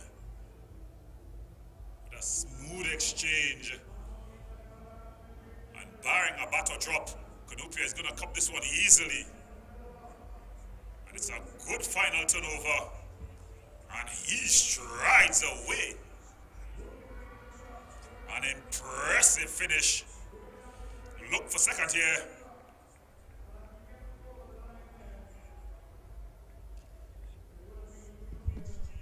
As we call it, that was an easy victory for Canopia. Yeah, so there's some things happening in Canopia.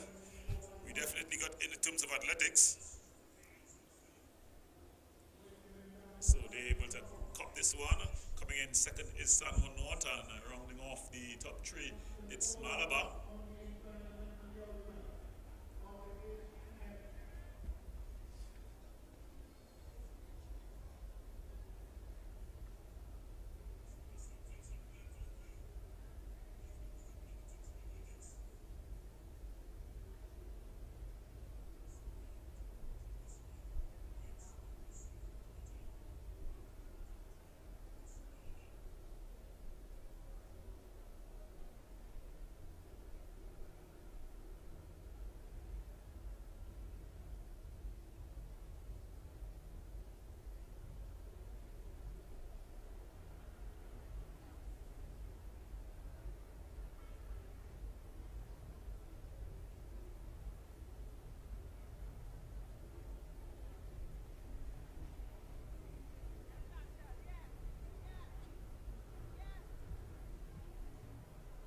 So as we get ready for another one of these 4x100 meter under boys of the 17 relays, we've got Fatima in lane 1.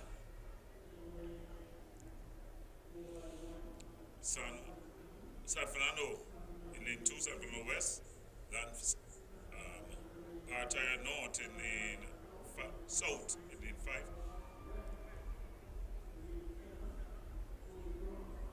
Lane 6 is Holy Cross. Lane 7 is Holy Cross, and lane 8 is Northgate. Paul in lane 6.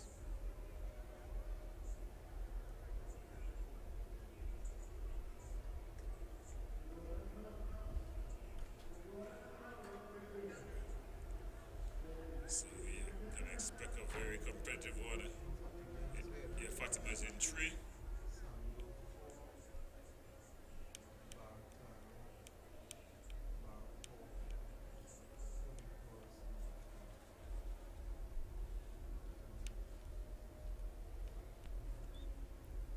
So, section 2 of 5 finals in the boys on the same team 4x100 meter relay. As they get ready, they're being brought under starters orders. I guess you would have, well, I'll have Fatima for this one, although I wouldn't write off Barataria out. Well, Barataria out, that's only because of the connection, but I don't think they have much of a chance. I don't think that their program is showing much for today.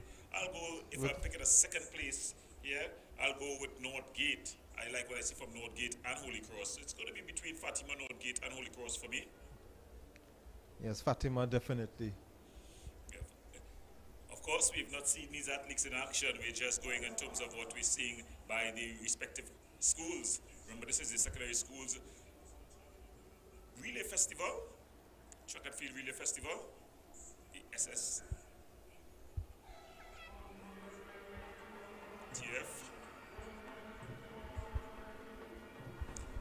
And Holy Cross, they seem to be going guns. They've made up on this stagger. So it's Holy Cross who's looking good, Fatima. But it's Holy Cross eating up the back straight away. They seem to be going the best of the lot. Let's look at this handover. He was just able to stay in the zone. But not the smoothest of handovers, but Fatima is hunting him down. yes, so it is Holy Cross. It is Holy Cross. I don't think Fatima will be able to get him there, but you call it correct with Holy Cross. You didn't get the 1-2, you get the 2-1. But it's Holy Cross. Fatima will hold on. So second. Good win here for Holy Cross. Yes, Holy Cross really putting out the afterburners there. Their program, they seem to be a very solid program, this Holy Cross program.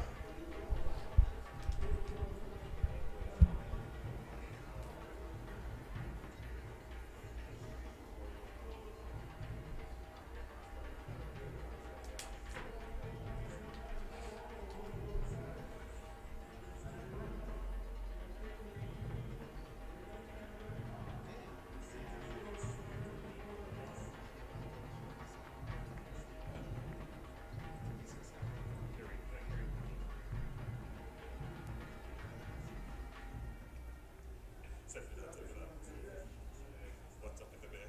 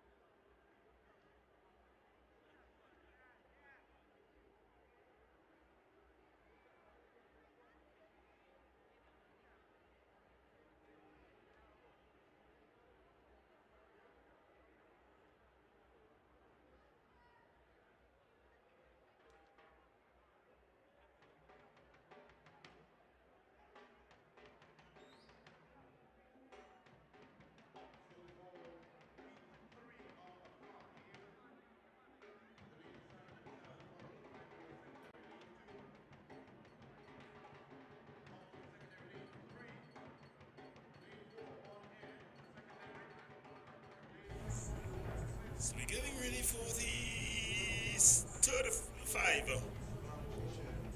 So here we've got in 2, we've got 5 Rivers, 3 Mount Hope, 5 Pentecostal Light and Life. Well, they seem to be scratched. So it's 2 5 Rivers, 3 Mount Hope, 6 is San Fernando, and 7 is QRC. Roxborough Sec has been scratched.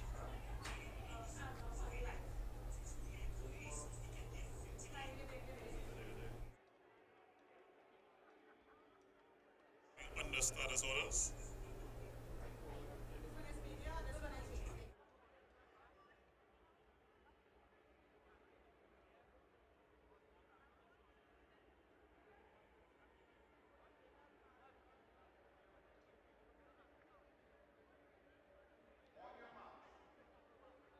the starter's orders.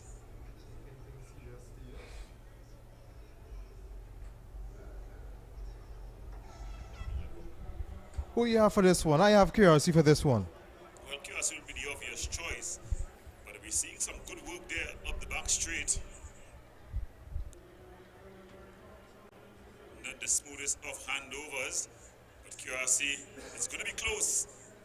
Making up the saga in between there, we see it's Bonnier. I think it's Bonnier and San Fernando West as well. I think KRC is in front at this stage. It's going to be very close as they swing for home. Let's look at it. But he's able to go. Poor turnover, and QRC just able to cruise away. The race is all for second here.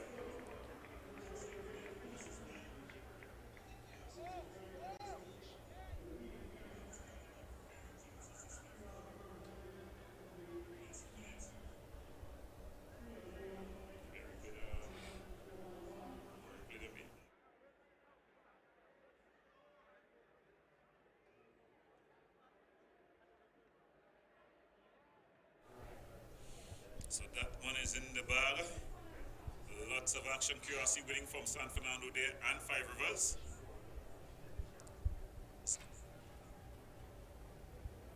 So the lights going down here at the Hazy Covered Stadium. The lights just being put on, the artificial lights.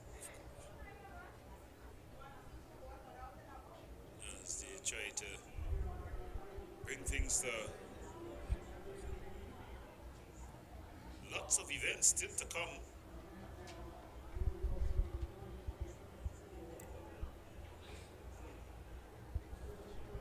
So a lot of events still to come in this one. We've only on event number 16. We have up to 28 plus. So it's 28 plus, and then we're seeing 17 to the 3. Some of these events would have been taking place a bit higher up. Still a number of events to come. we have the 4x200s and the finals of the 4x1s girls under 17. We've also got some 4x8s. Yes, we have the 4x8 that didn't run off as yet. So still a lot of races, a lot of action to take place. Now Yes, let's look at the place to be. If you want to come down to the Hasty Covered Stadium, there's a lot of action taking place here. Remember to like, subscribe, and share on the 360 TV on YouTube. So you could like, subscribe, and share to all your friends and family as we continue to highlight the youngsters here. So looking forward to the section 4 of the boys under 17 4x1, lane 2, Shiva Miracle Ministries. Shiva boys lane 3 is scratched, as well as St. Joseph Secondary lane 4 is scratched. Lane 5 Union Claxton Bay, Blanchisha is 6. Irie coming out is 7, and St. Joseph College in 8.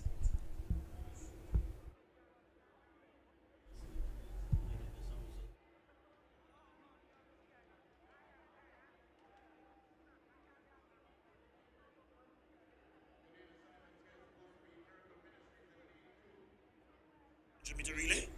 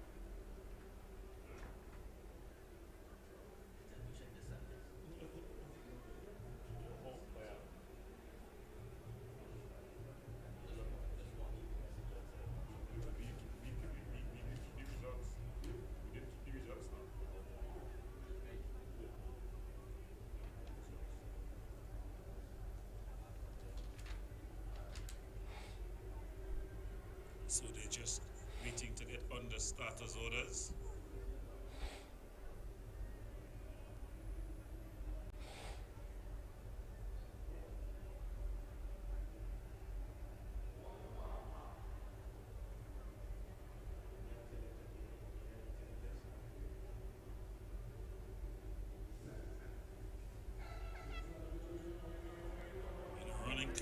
Completely out of his lane there was the guy from Union Claxton Bay.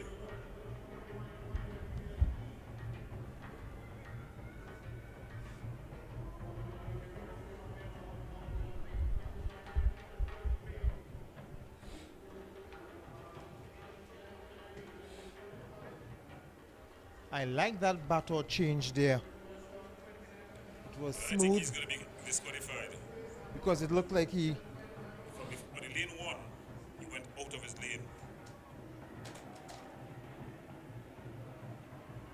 Oh, there's some problems there. Some of the runners, I think there were going to be some protests in this game because although Blanchisseuse won this race comfortably, when you look at the top on the last changeover, some of the athletes. Not even there at the very start. Yes. He came from lane one and run across. Right, I've seen that. But then when you looked at the runners who from the third leg, after they change over to the fourth leg, they just walked carelessly into the other lane and impeded some of the runners. So that's going to cause some problems. I am sure that questions are going to be raised for that. But athletes need to remember, you need to stay in your lane, even when you finish. I think he was even sure of the rules. That I'm not kidding. I'm not making fun of what happened. He just ran straight across. So I'm sure there's gonna be a disqualification. Yes, of course. I think that last changeover looked ugly. We'll wait for the official results, though.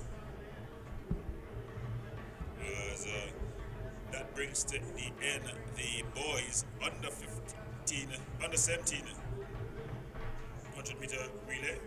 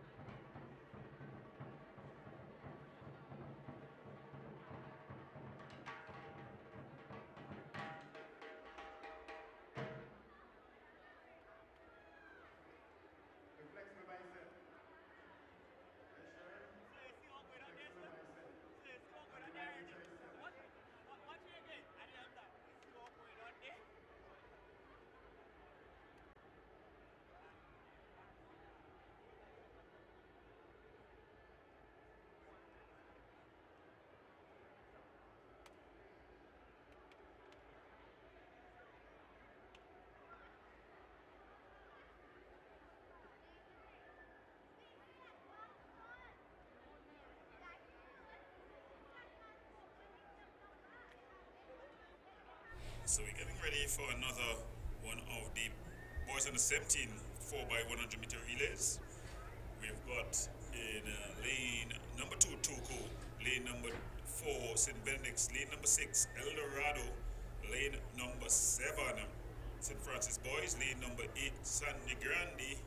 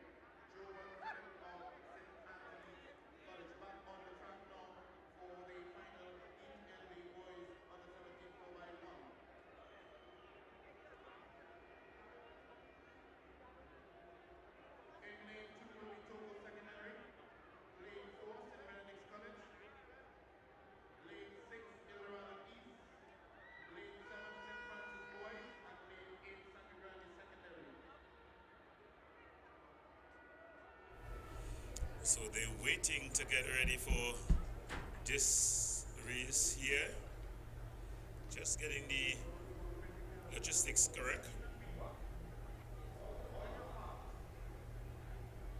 And they run the starters orders, I think, in this one. Who you going to favor in this one, Ian? I'm going with number 7. St. Francis boys. Well, based on what we saw before from them, I would not go against you, but I would give Toko second place. Oh, but throw the phone books into the garbage bin. What a lightning fast run there. Not quite certain. What school is that? St. Francis is out of it with a fall at the 200-meter mark.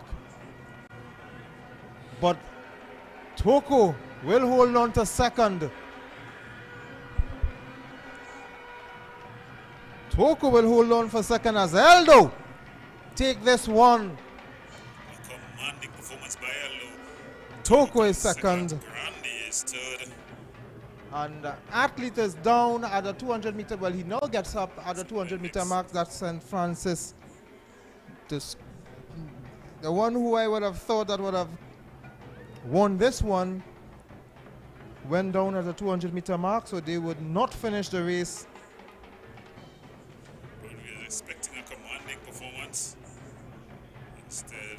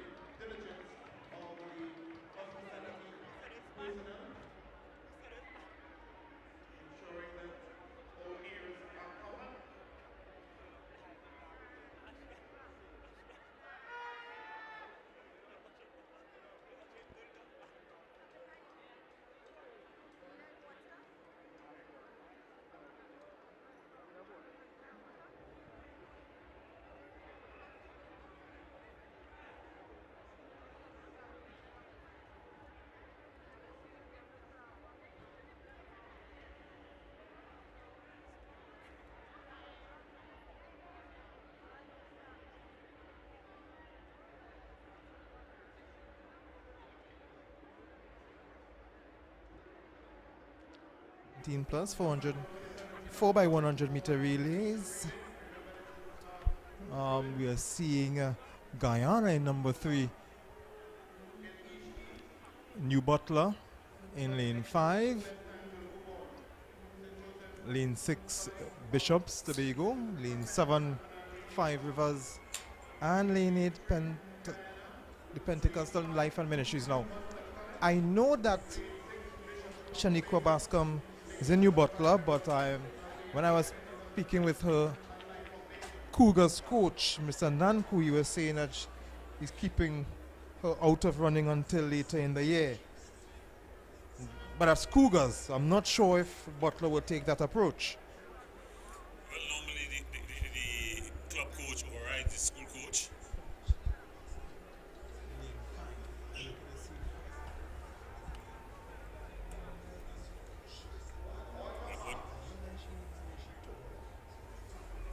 But what also happens is that young athletes, they love to run.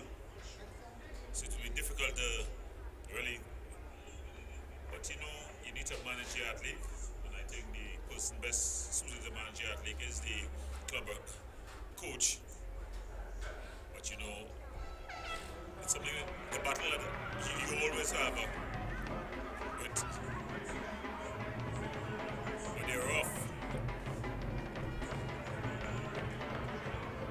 and it's the Butler, the back as they're called.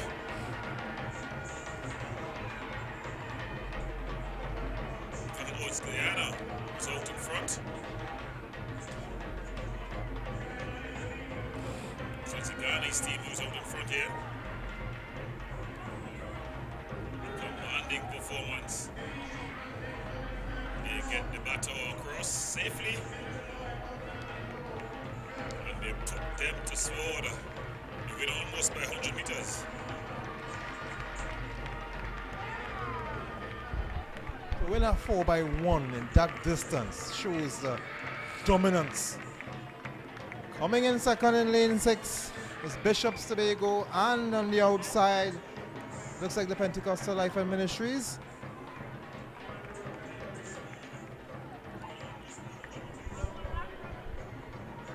Very commanding finish there.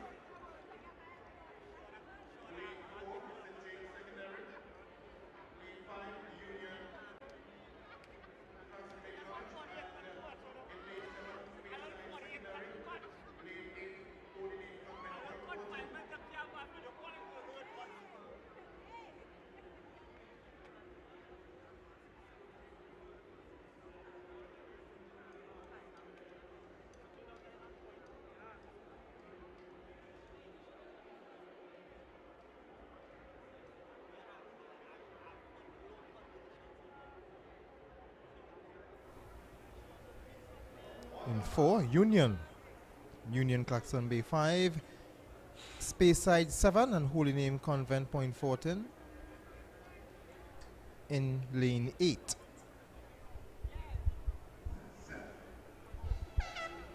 It's going to make a call here. We're going to put the Barbados St. Michael team. Yes, I have to go with the Barbados St. Michael's team. I've seen a good start there by. Well, they're actually third in this one as we look like Holy Name and Speyside have this one covered. But look at the back straight run from St. Michael. And now they are almost even. A nice smooth battle exchange. St. Michael is now in front. Comfortably in front as well. Speyside a distance in second. And further back, Holy Name Convent. Commanding finish there by St. Michael's out of Barbados. And what a very good run, because up until the second battle change, they were still in second place. Very good run for St. Michael Barbados.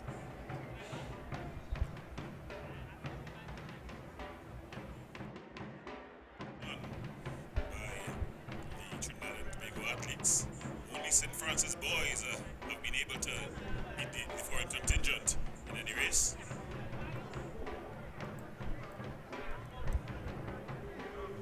Gordon, up in this race, we have the Edwin Allen from Jamaica. It's a 4x1, so you're going to...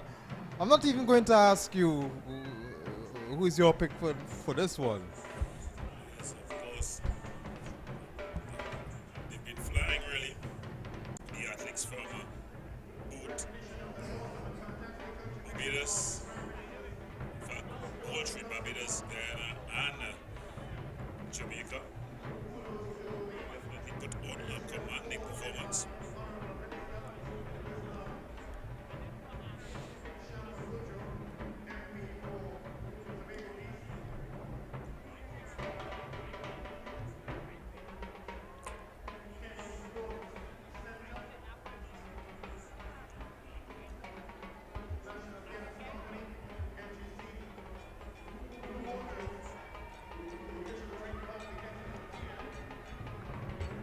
As they go out on the track.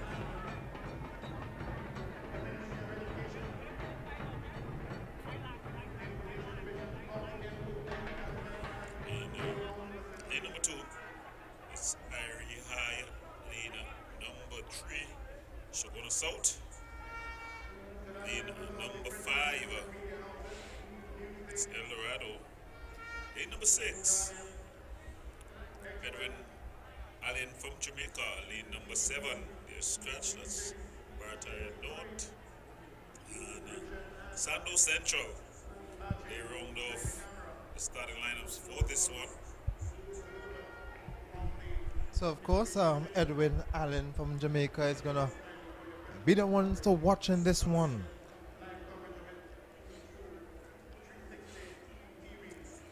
Judging from what we've seen thus far, it's not going to be if, it's going to be by how far. So that's a question we should be asking here. I say about a 50 meters. But it's going to be, judging from the athletic structure, although that's not something to go on. But when you look at the athletic structure, you're going to think that it's going to be between 25 to 50 meters. Yes. Barring, of course, it's a relay, barring the dropping of the baton. And how smooth the exchanges are. You got to be smooth. You need to be as smooth as possible. I think when once they get the baton wrong, it's going to be a blowout. It's just if they drop it, that's when we could begin to count if and how much. But I think it's just going to be a how much. Even though now this relay festival, the secondary schools relay festival, something that's been exciting. You're seeing the fans continue to pour into the national stadium. The youngsters who have finished school, so Fatima bringing their rhythm section down on the lower levels. You see the crowd has really packed in here at the AC Crawford Stadium, so that's a very, very good sign. But when you look at what you're seeing on the track, you're seeing that our athletes are not really being as commanding as you expect them to be. What do you think is the solution going forward for athletics in the next coming years? Well, I've seen that the Prime Minister and the Minister of Sport, Shamfa Kudjo, of course the Prime Minister being Dr. Keith Rowley, they have announced that they have some exchange of ideas with Jamaica, and that will be a good step going forward. Jamaica, they have to be doing something right, because when you look at let's not even talk about Usain Bolt, he is retired. When you look at now Oblique Seville, who is now the new sensation, and we have the young Jamaicans, the girls, they are doing quite well. So they are doing something right that we would need to, there's an exchange of ideas that we need to share. Well, let's see if these athletes can exchange the battle as they try to bring it all the way around. 4 times in this 4 by 100 meter, and they're rough. Just as expected, the Jamaican athlete has made up the stagger. But El Dorado has stayed right. Oh, and El Dorado has dropped the battle after they were looking like they were going to contest. And the athlete from the Edwin Allen School out of Jamaica. And just as we said, Look the at the distance has smooth already, and the smooth baton passing. Look at, already extended to 50 watch the meters. baton. Look, she already took off. And she just in one stride collected the baton. And Look look at this commanding lead. We predicted it, but when you see it, it even fills you with awe. And it's 50 meters, so you're correct. We were correct in saying 50 meters. Running through with a good runner. There, though. Shagona South team. and Eldo East. Eloise had a battle drop, though. If you could drop the baton and still come third, what does that say? It says that the quality. It was there. She was definitely competing and applying some pressure to the Jamaicans, the athletes from Jamaica, the Edwin Allen Jamaican athletes. Of course, you know, pressure in sport is something that they always apply. If you're free and you're going your merry way, it's much easier that way. But when you're brought under pressure, there's just probably be the likelihood of you dropping the baton, as there seems to be some medal ceremonies about to take place. Some quick medal ceremonies. So going to be some.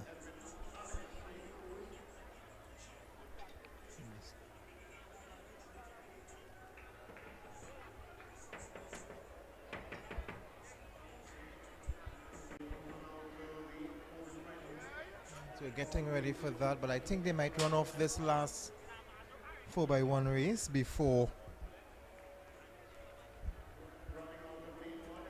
And these races are actually prelims, so you have the top one of each heat plus the next 4 times. So let's look at the 4th race now. 2, 3, 4, 5, 6, 7 is scratched, and 8. So let's go through 2. So they seem like they're going to be going to the race. Right, so lane 1, Canopia Sec. 2 is, according to this, is Bishop Anstey. 3 is Toko. 4 is Tranquil. 5 is Barkpore West. 6 is Miracle Ministry. 7 is Scratched. And San Juan North is 8. So based on what we have seen so far, Gordon, I'm going with Bishop Anstey. Yeah, Bishop Anstey is a good one. Toko will also be in it. Don't discount the Tranquility in. Of course you would say that. Yeah, so I think that's going to be the top 3. So you're going to be looking for your winners coming from 2, 3, and 4. But of course, it's athletics and anything can happen. And you can't discount Canopia. They've shown that they've also. Yes, how can we forget Canopia? So let's look at 1, 2, 3, and 4. Bishops, though, they'll be the favorites as we see the prize giving taking place. QRC looking to climb the gold medal. On their second, it seems to be Fatima That seems to be one of the boys under 15. You can see the happy faces.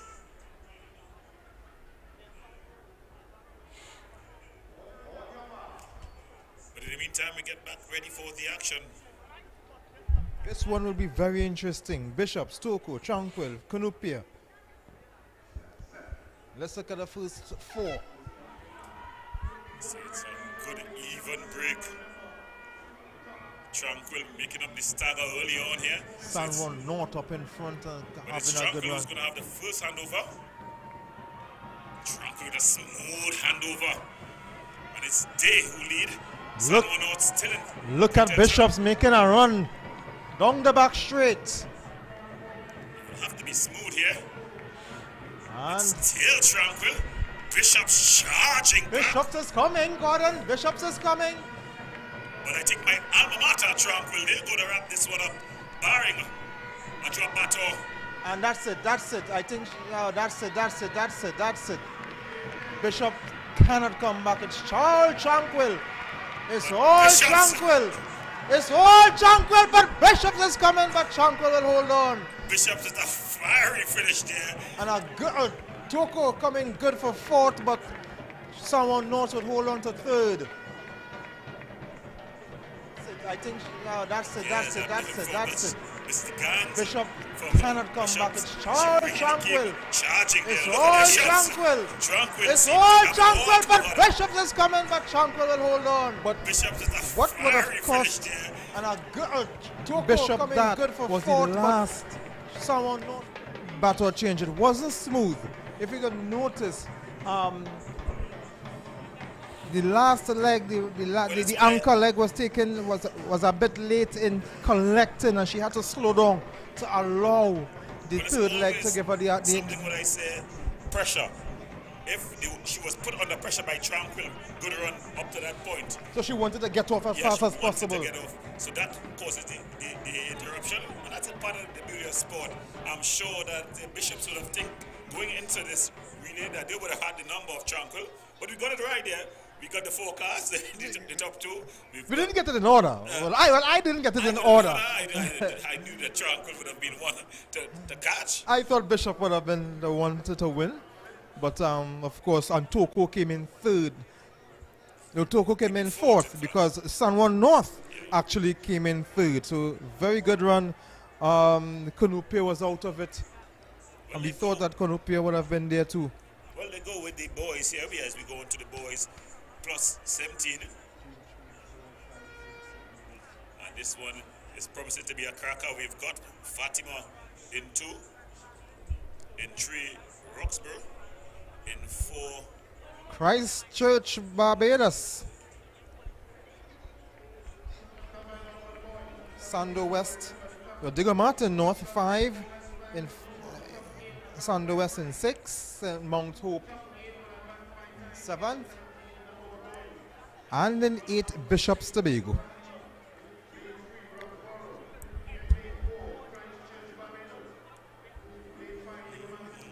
and I'm here as the low guide of Roxborough in 3. Of course, with us here, one of the pride of Roxborough, Sid Gray. The whole stadium is named after him. I heard you were having a lot of parties up there, Sid. I'm hearing that name, Sid Gray Stadium, for a lot of parties, a lot of carnival events. The boys 17 plus 4x1. This is, as you said, promises to be a cracker. Christchurch, Barbados. Fatima, we can't write off a Fatima, so that's my pick there. Fatima and Christchurch. I'll agree with you there, but I'm going with Sid. I'm backing Roxborough to get in among them.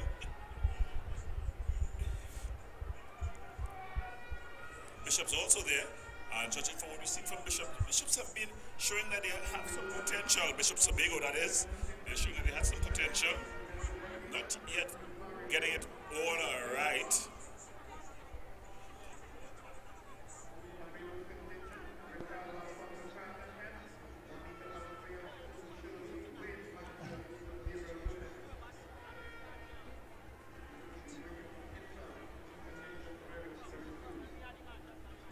Diego Martin North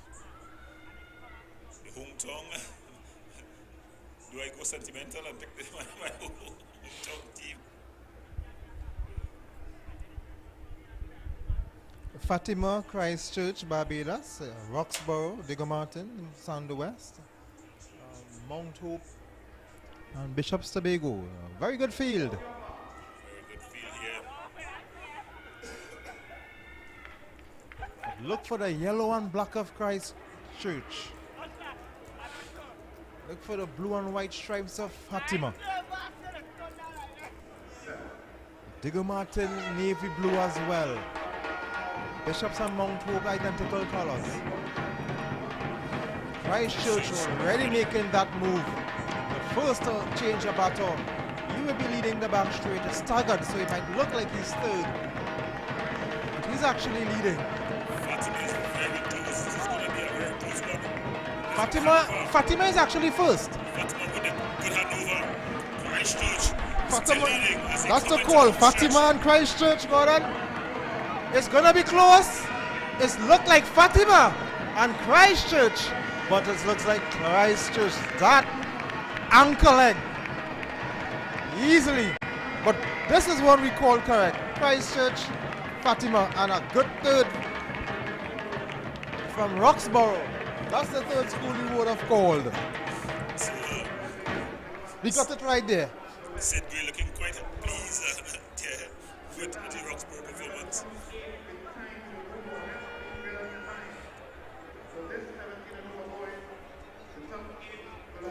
Fatima had a very good run. It's just that ankle leg from Christchurch was too much for him. That ankle leg was very commanding performance.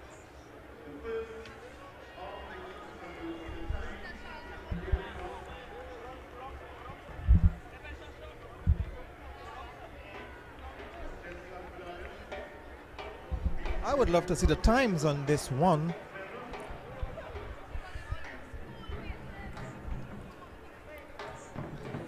Because I am sure that Fatima will qualify as one of the faster losers.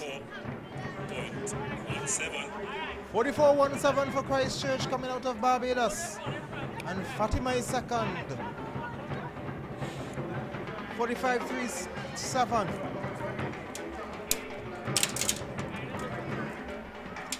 And third, Roxborough in 40. Just waiting for that time to come up. 46.78.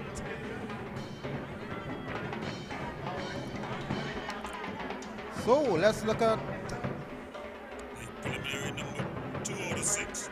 We've got St. Joseph College there. we're looking at Guyana. Yes. Number 4, Scratch. Maripo West in 6. Martara North. I am also seeing St. Francis Boys scratched as well. And that's the school I thought that would have given Guyana a run for their money. Or these days a run for their oil. Definitely. Guyana has found some new found wealth.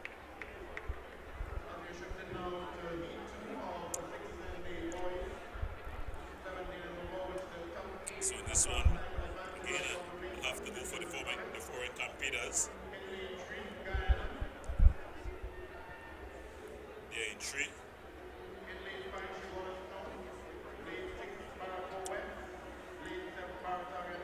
And there's some small things that you take into consideration when you're just looking at athletics and you're not quite sure, especially student athletics. I'm not quite sure. As we see, there's some more medals being given out.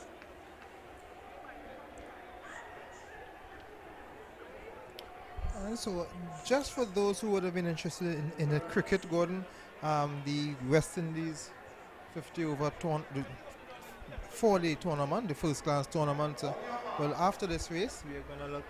So St. Francis is scratched. That would have been in lane 8. And number 4, Shagona South, is also scratched. So 4 and 8 are scratched.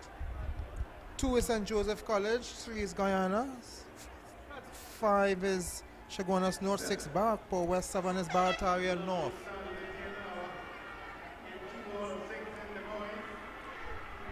Chaguanas North looking quite good. Let's look at the handover.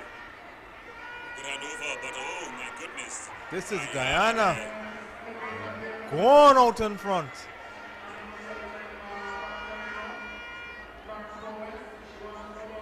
Chaguanas North It's trying to stay with them, but Guyana really just lengthening away. It's pure class here. easy going for Guyana in this one.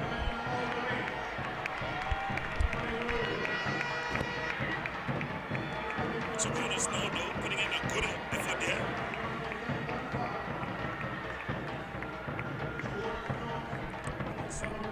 Coming in third is Barataria North.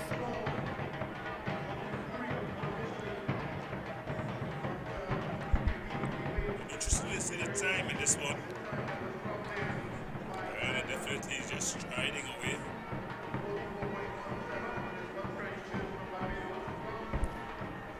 While we are waiting the time, just look at across to the cricket. Jamaica being bowled out for 140 and Barbados made 215, and in the second innings Jamaica assists without loss. Guyana versus Windward Islands. Windward Islands made 294 in their first innings. Guyana were bowled out for 169. Windward in their second innings 48 for 2, and the Trinidad and Tobago against the Leeward Islands 369 for 8, still in their first innings against the Leeward Islands. Did anybody score 100 for Trinidad? Yeah. Darren Bravo scored an even 100. The last time I checked, former captain Imran Khan was on 50. So I'm just trying to get an updated scorecard. Good to know that Darren Bravo among the runs in regional cricket. Will that be enough, Gordon, to get him back into the West Indies team? I think, He has to score about 400s to get to do that. unfortunately, no, I don't think we will be going back to Darren Bravo. I think Darren Bravo, for me, I think West Indies will be looking forward. But if he scores about 400s this tournament, I don't think that could keep him. I think he cannot be ignored. But 100 would not be enough. Beg to differ. When I look at the age and the young batsmen coming up, I Matthew Nandu. I think that it makes no sense to invest more time in Darren Bravo. Of course, he's one of my favorite cricketers. You know, Imran Khan, 68 not out. He's still there. Terence Hines, 51. Very good knock from Terence Hines. Terence Hines has been very consistent thus far, and he'll be knocking on the West Indies doors all rounder. Because he's showing that he can bat, and he's also putting in some good performances with the ball. But what about Imran Khan? He has been around for many years. Our best spinner in the Caribbean. He's averaging 22 with the ball. I think, And he was never given a call up to the West Indies team. well, you can argue in the past. I think that pass you'll have to stay in that pass. Of course, at 38 now, it's going to be very difficult to be included in the West Indies team. I think we're going to be looking forward, and we're seeing some positive signs down in Zimbabwe. Of course, that middle order is still looking a bit weak. It's very shaky, and that's why I would love to include, okay, I'm not saying to push Matthew Nandu into the team, no, but if we continue to progress, don't hold him back. And yes, he's an opener, but he can bat at number 3. Yeah, most definitely. Yeah. I'm seeing him batting at number 3 because that's a position that no one has made their own. We saw Floyd Reefer. Not Floyd. Reefer, yeah. There's so much reefers around. Well, let's look at not reefers, but athletes on the field. And in this one, Mayara is scratched, but Williamsville, Irie, St. James, Sando Central, St. Benedict, San Union, Clarkson Bay. My pick is St. James in lane 5. It's not going to be them. It's like St. Benedict's. They're all alone. St. Benedict's running out of the camera screen. Running out of the screen. He's too fast for the cameraman as well. Yes, and this putting in a commanding performance here. Easy victory, easy. Look at that stride. 43 point something. I think that's one of the fastest times of the evening. Irene in second. It was a commanding performance there by St. Benedict's College team.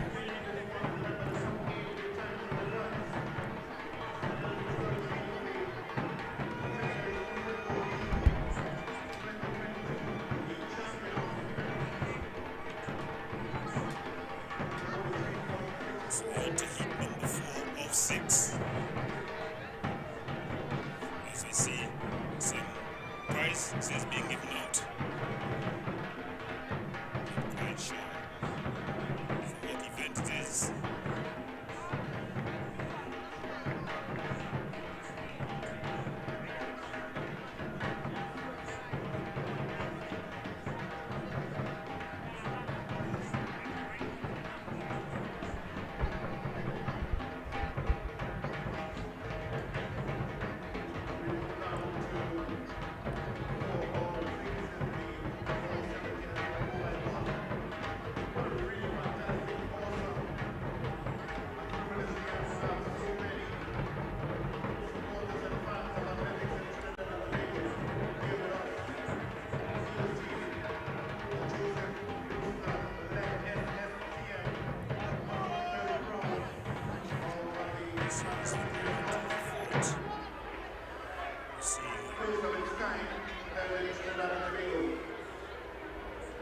Sandy Grannies in 2, then 3, Bonia, and 4, Kunupi Secondary, lane 5, it's American Ministries, lane 6, North Gate, lane 7, QRC, and lane 8, El Dorado East.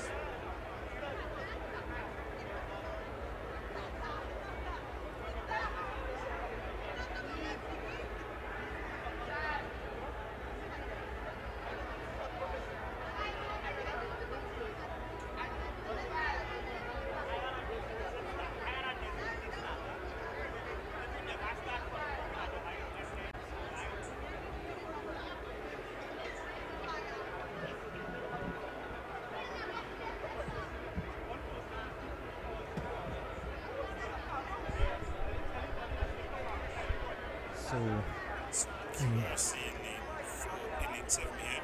And that's the one to look out for. And that's my pick in lane 7, QRC. But again, whatever they are doing in Cunupia, you can't count them out in lane 4.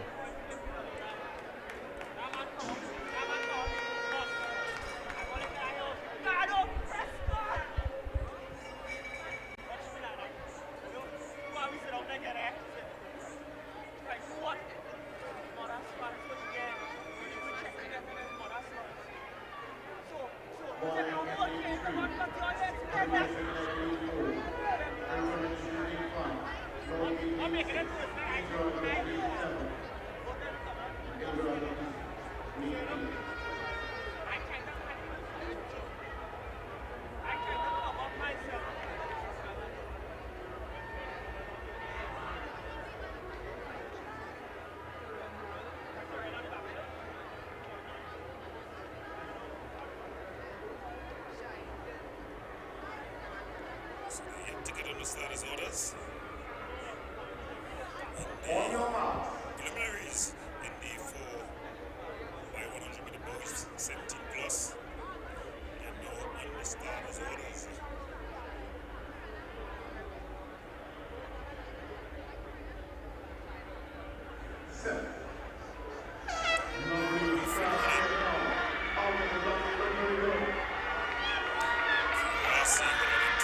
First line, but also good first line with Cunupia.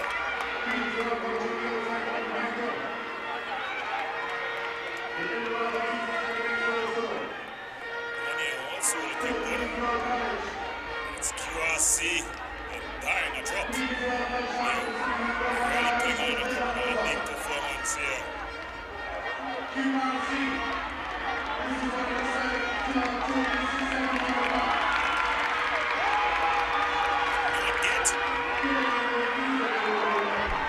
think that's 41 point something. Finished there in 6 by Northgate. I want to see that time from QRC. Very fast time.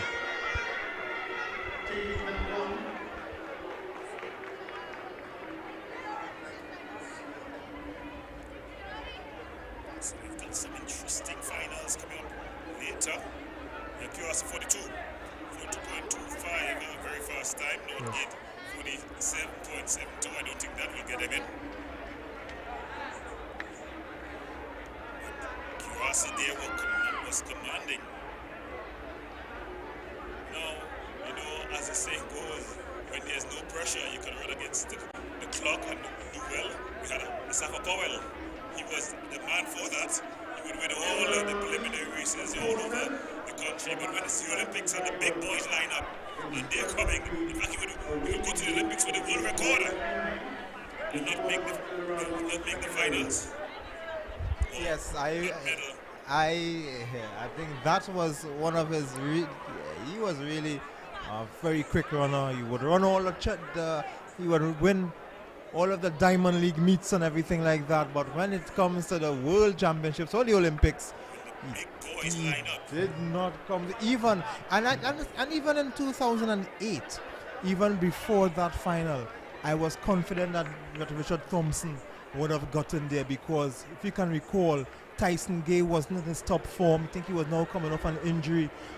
We all knew that reputation from Asafa Powell. Well, we knew nobody couldn't beat Usain Bolt, I think.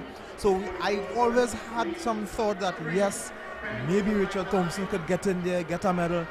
But and yes, he did come in second because Asafa froze up as his usual self, and as I mentioned, Tyson Gay just wasn't up to his best. Well, look at who's on the best. The young folks out here as we get ready for the 5th out of 6 preliminaries in the boys 70 plus 100 meters, 4x100 meters, and it's all across the one Pentecostal lights and half. Yeah, in 2. No, then 3. Yes, Holy Cross is in 2. In 4, it's St. Anthony's. In 5, Tuku. In lane 6, 5 Rivers. In lane 7, Trinity East. If I had to go with a call here, I would go with St. Anthony's. Not much to go on, but yes, I will go with St. Anthony's. Trinity East for me here. With Trinity East going out of the west and into the east. Night and Life drops his battle at the start.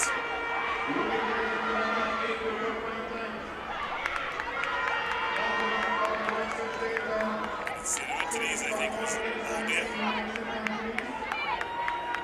St. Anthony's was out in the lead. A nice challenge from Trinity East. So we're going to have it here going on, another one too. But it's no contest. St. Anthony's easy does it. 44 something. Top 3 there, the big 5 Rivers. No, the first race was faster than this one, although we did mention that it would have been difficult for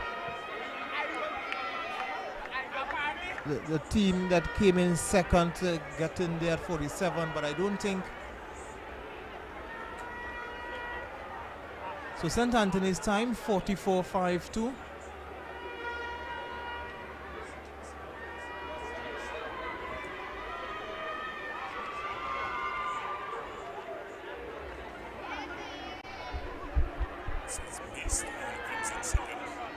So there were some Lena Simons changes in there that we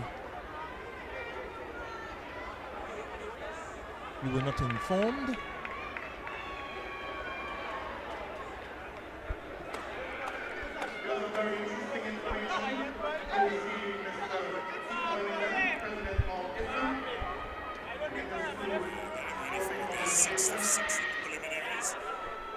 This one before you advance to the top 6 winners. And you advance by time. The top 8 advance by time. So it's totally by time. Not winners. Top 8 advance by time. So we'll have to look at the timing and see how that goes. But in this one, the 6 of 6, we've got Presentation College San Fernando into the back. And 3. Speyside in 4. Trinity Boca in 5. Malabar in 6. Kingston College Jamaica in 7.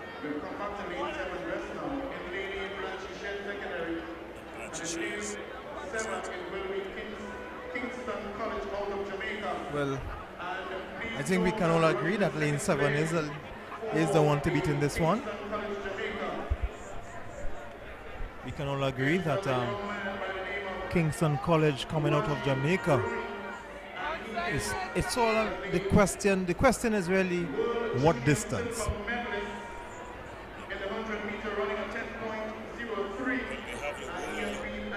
Junior silver medalist running 10.03.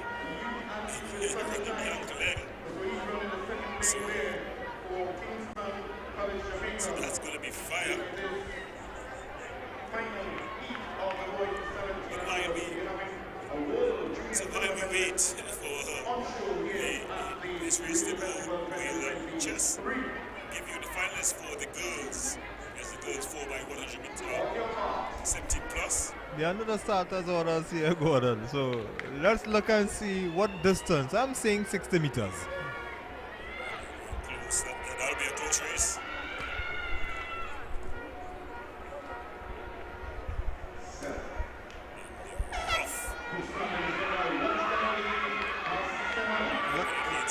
Look at the difference already, Gordon. This is staggered, but you know this is a distance. And they're already up to 80 meters. The race is over.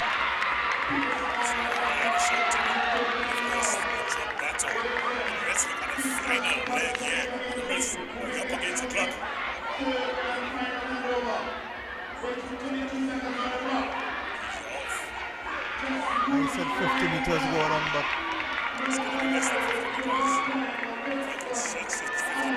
I call it correctly.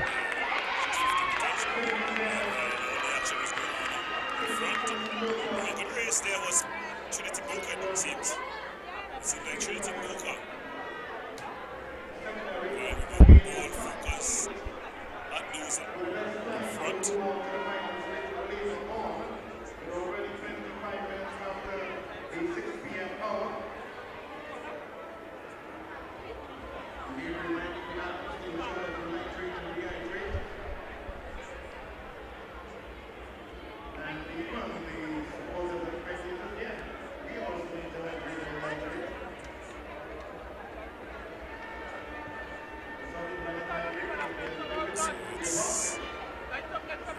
Second is Presentation into Novak.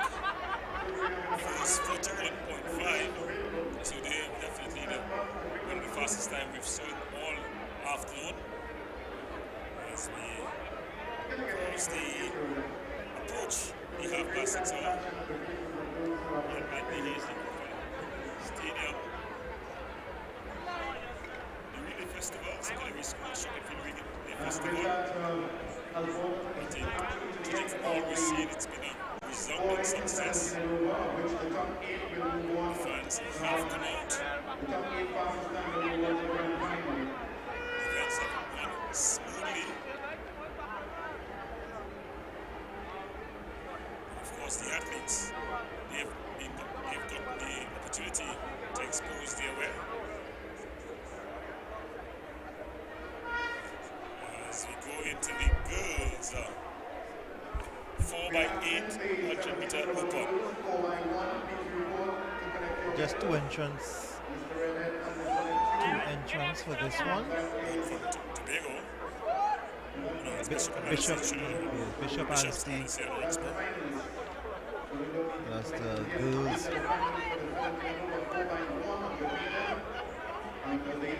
4x800 meters. So this is a pretty long race. The St. Michael's School from Barbados, Guyana Schools, Tranquility Secondary, Edwin Allen High School from Jamaica, Yes, so we can go through the qualify for the girls 17 plus 4 by 100 meter relay. And we have Eldorado East Secondary, Speyside High School in 2, Edwin Allen High in 3. In 4, we have Tranquility Secondary. In 5, Guyana Schools in. In 6, the St. Michael's School out of Barbados. In 7, Chagona South Secondary and Roland Secondary, Bishop University High. So that's going to be a cracker when it comes around. We've seen Bishops look quite impressive. But look at the times, Gordon. Edwin Allen from Jamaica, 47.95. Guyana, 48.41. St. Michael's Schools, 49.14. And the fastest Trinidad team is Chagona South, 53.22. So we are, 4 seconds off. Well, they say racing is time, but you know, I also believe in a relay. When there's some pressure on you, when you hear the footsteps coming, you can just add an added ingredient. So we'll be hoping for the best for the Trinidad-based athletes. Of course, on the form, if you only show this time, a racing expert, they say racing is time, Gordon, and forget about all those sentiments of pressure and what have you. If you can't run my time, you can't get close to me to apply any pressure. But anyone who's involved in sport know about the pressure, the scoreboard pressure we call it in cricket. We also talk about the pressure of scoring first in football. So there seems to be some sort of change. And probably the boys. The boys. It's probably the boys. 4x8 is. I think it's the boys who won 4x8. You've got the 3 Bishops.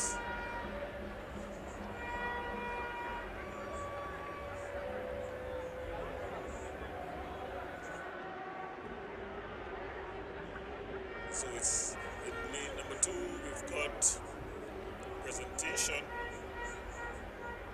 In lane number 2, Trey Blancheshes. 4, QRC. 6, Barataria Note. And 7, Sandy Grandi. I think that's it.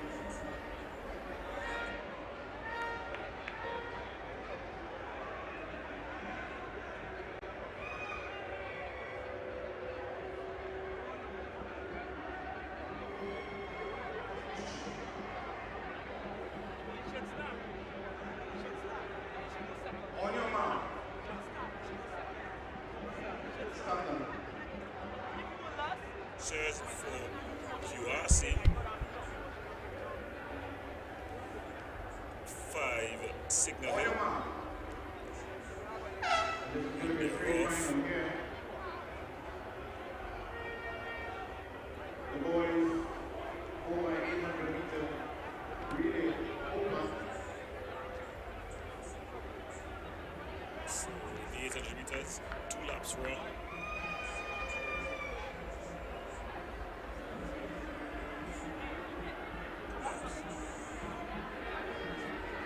Yeah, so is it? Yeah, 8 laps. Because each one of the runners will run 2 laps. So Stone's runners get a good opportunity to display their wares. See out, and in front is Toko. They'll lead them. Followed by QRC, then Tumting there. Each athlete making 2 laps over the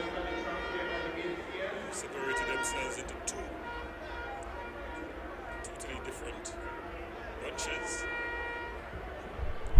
Three bunches. When you watch the 800 meters, you always think about a certain David Rudisha who had really piqued my interest in the 800s. So it's Togo still out front. Choking him down. It's Signal Hill. And then Kurasi. Signal Hill going the easiest though of that top three. Togo seem to have practice in for the evening. And he springs back to life. Signal Hill finishing strong. So he's going to get the first run over. Kurasi then. And then Toku third.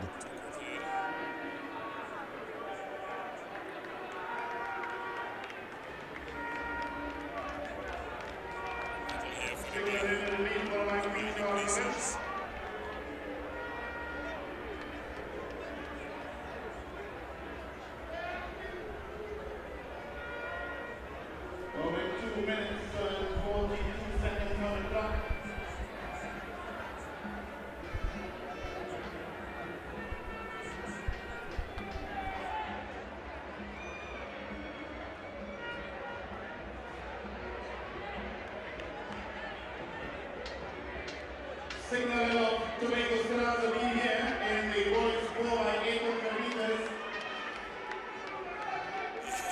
Signal Hill in front, followed by Togo and Kurasi tracking down. Togo secondary followed by Redraw College. And fourth seems they chose the fourth there. The race has separated itself. The top four have separated themselves from the last two, who seem to be making a race between themselves. But in the meantime, it's a easy lead for Signal Hill. They are signaling their intent. Togo, here comes trapping now. QRC has to be mindful. If you slip up, you can fall into fourth.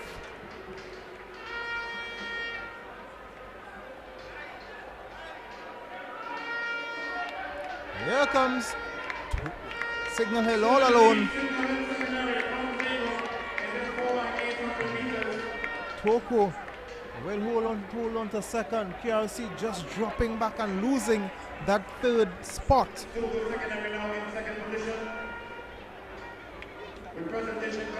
Presentation College is now third, KRC fourth. So KRC would want to make up and regain the third spot, but you have to do so strategically. This is not a sprint. Signal Hill is very confident up front. Look at the battle for third.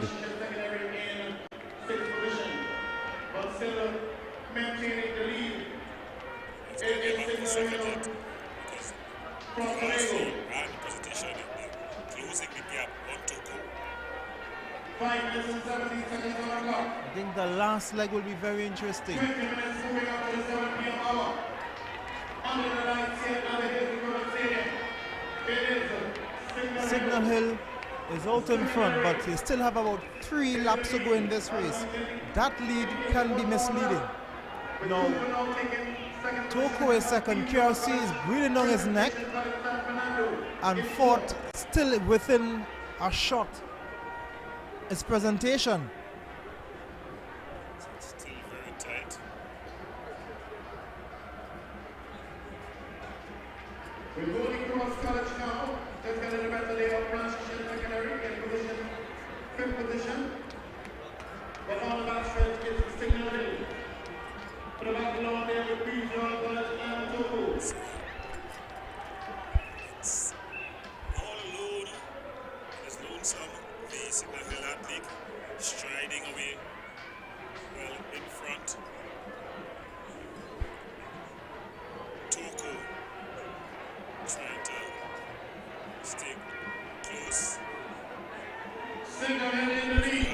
Look at the battle for second round the corner, long the bend. I think presentation is out of it at this stage.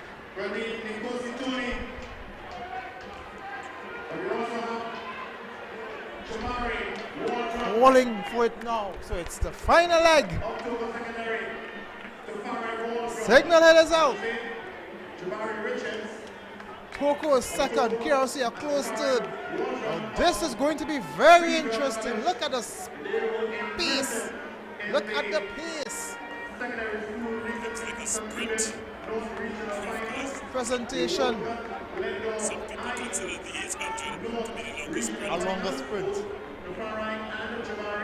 We consider the 400 meter to be the longest sprint, but for some athletes, they consider the 800 meter to be the longest sprint. I think David Widdowson made it look so. Let's see how it goes here. The Signal Hill athlete is still in front.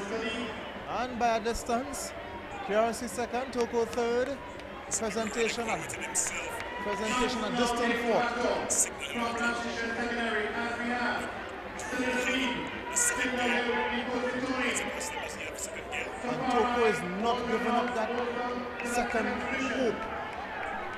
This is a final leg. This is Signal Hill. I think KRC is just looking to maintain second. Let's see what he can do. We have been told that Farai can do well and he can close the gap. Let's see. The gap is around the same. It's closing fast. Those 100 meters. Now it's just about 20 meters. I think the gap is way too big now. Unless he has a very quick kick in the final 200 meters. Signal Hill is not feeling as we would have thought, but KRC is coming a little closer. I'm seeing a difference in KRC now, and I'm seeing that Tafari is looking for that home straight, but Signal Hill has a kick, and he has the kick. I don't think KRC can get him there. I don't think KRC can get him, but Signal Hill will take this one. Very impressive. Ran well with himself. The KRC athlete Toto had a chance, but it was only a sprinkle of a chance. And when they swung for home with just about 150 meters to go, the Signal Hill athlete crippled away. So it's going to be KRC settling for second and Atuku coming into the presentation and Johnson a distant fourth. So we have the finalists of the boys 17 plus 400 meter, 4 by 100 meter relay. And we can see the fastest time coming in is Kingston College, Jamaica, 41.5 seconds. Second fastest time, Queens Royal College at 42.25, faster than Guyana at 42.9. Then St. Benedict's College, 43.66. Christchurch, Barbados, 44.17. So some very fast times there, Gordon. St. Anthony's College, 44.52. This is an exciting final later on. So 4 finals are later on. We have the boys 14 plus 4 by 400 meter finals. We have the girls 17 plus 4 by 400 meter finals. We also have the girls 17 plus 4 by 100 meter finals and the girls 14 plus 4 by the boys 14 plus 4 by 100 meter finals. So that brings an end to the boys 4 by 8 100 meter relay. Strange relay.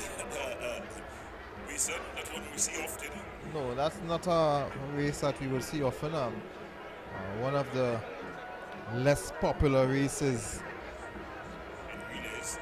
Right. We're getting ready now for the girls under 15 4 by 200 meter relay.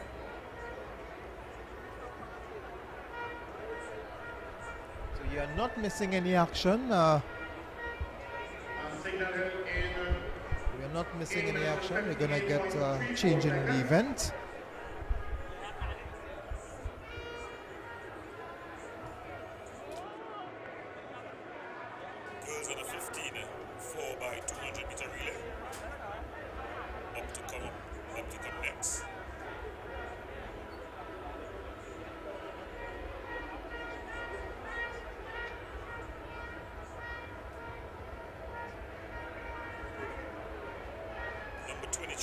the events card, and it's scheduled to go somewhere around 28, and then there's a mix-up.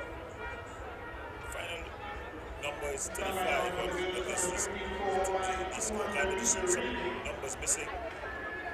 So in terms of order, it goes from 23 to 28, and then proceeds. So, although it's 6:45,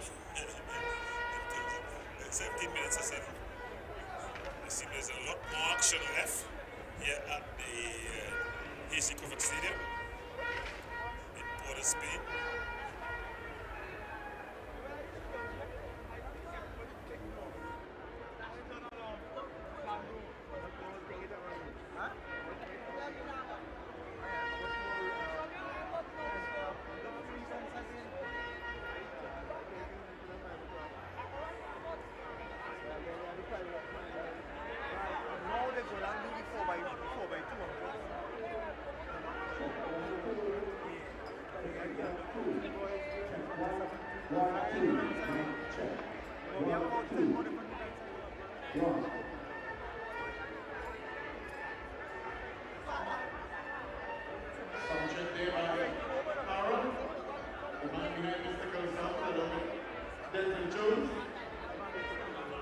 Please bear in mind that right after the 4 by 200 meters will be some very fantastic, I will say fantabulous entertainment to be done before we move into the 4 by 100 meter and 4 by 4 finals.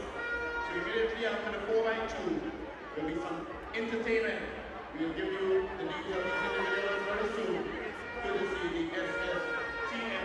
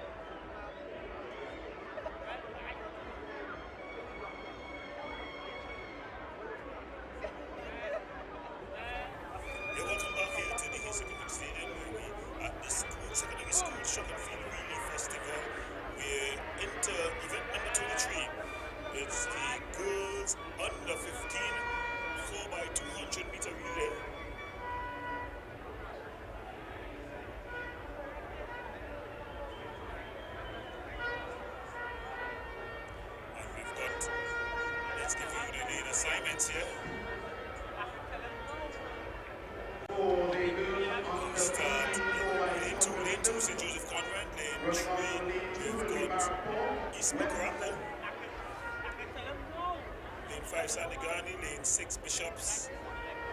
Lane 8, Toko Secondary. I missed one there. Lane 4, American Ministries.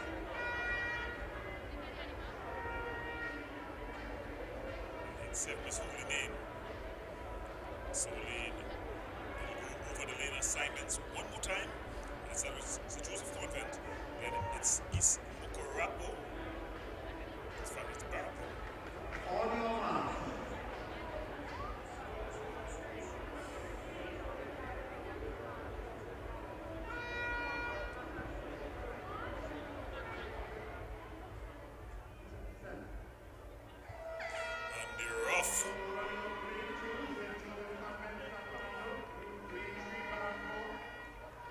So the entry is Barco. Miracle Ministries away smartly.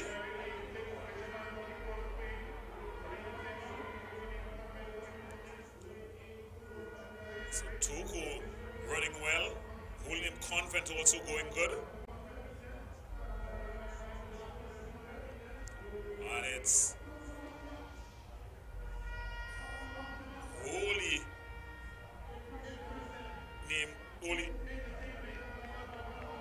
name Convent. Holy.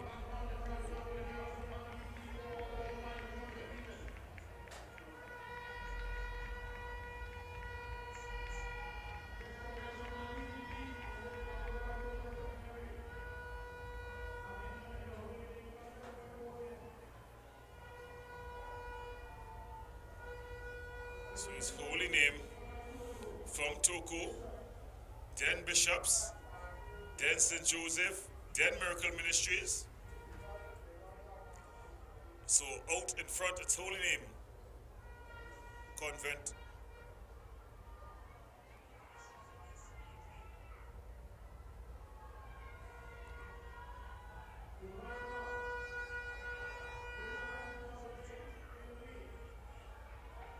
So it's holy name Convent still in the lead.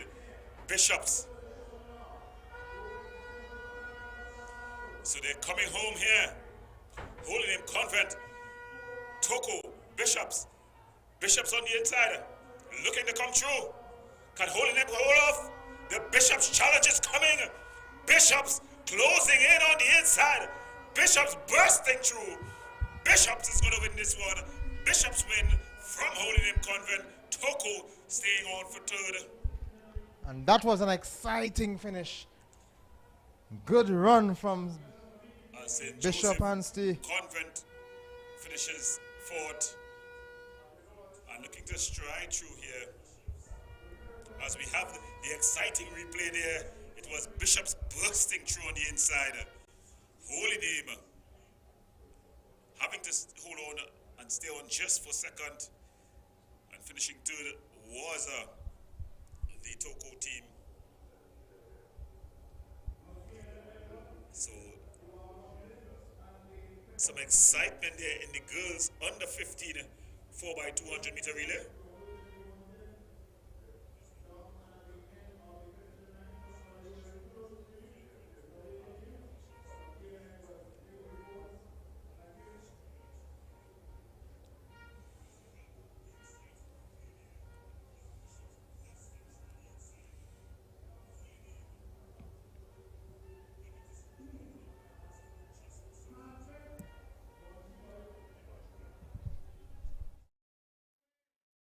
That's the completion of that 4x4 event that was won by Bishop Anstey High School.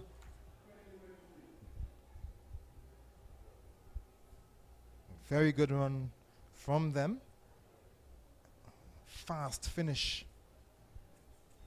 Let's proceed now to the next. Not missing any action, just taking some time to get the athletes on the track as they organize the logistics, make sure the logistics are in place.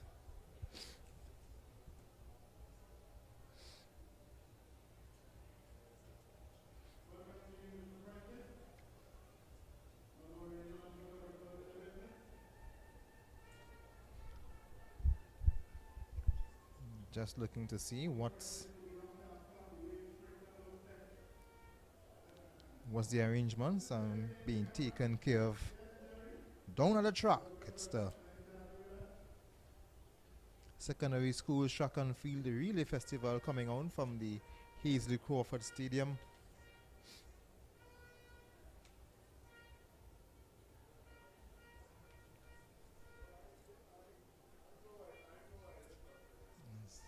Not seeing any action from athletes coming onto the track.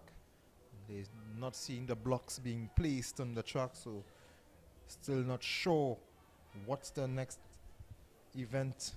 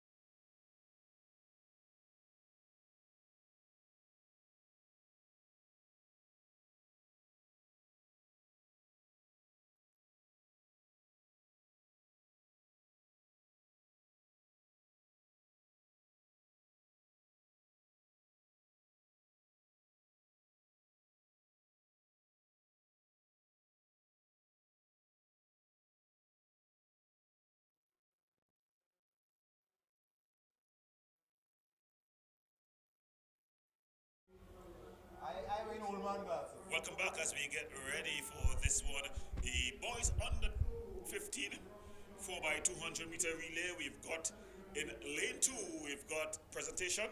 St. Benedict's. St. Benedict's. Yeah, then presentation in lane 3. In lane 4, we have a Barrackpore. Lane 5, supposed to be a Bonnier. I'm not seeing anyone at the starting block for 5 yet. We'll lane keep 6 is is QRC. lane 7 is Toko.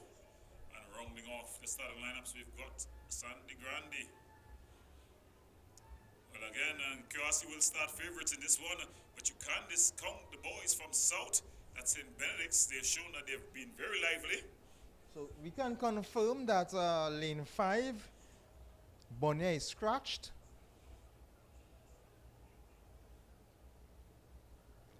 Bonnier is scratched.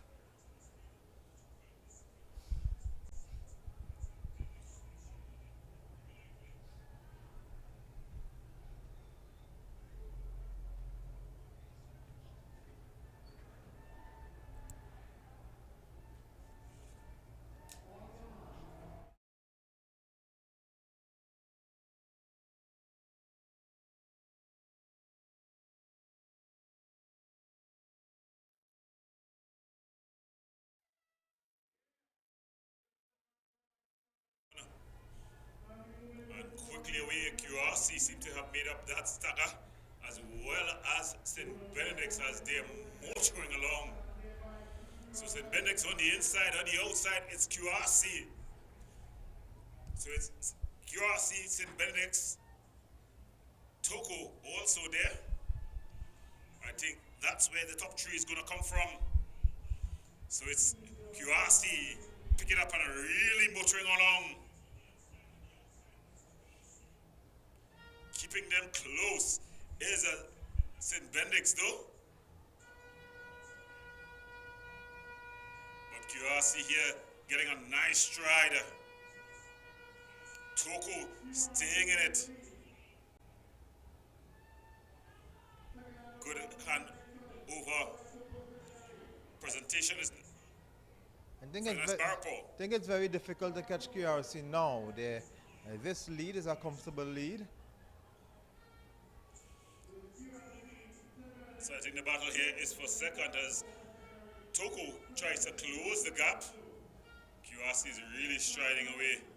It's so good to see young athletes with that good stride. Nice rhythm.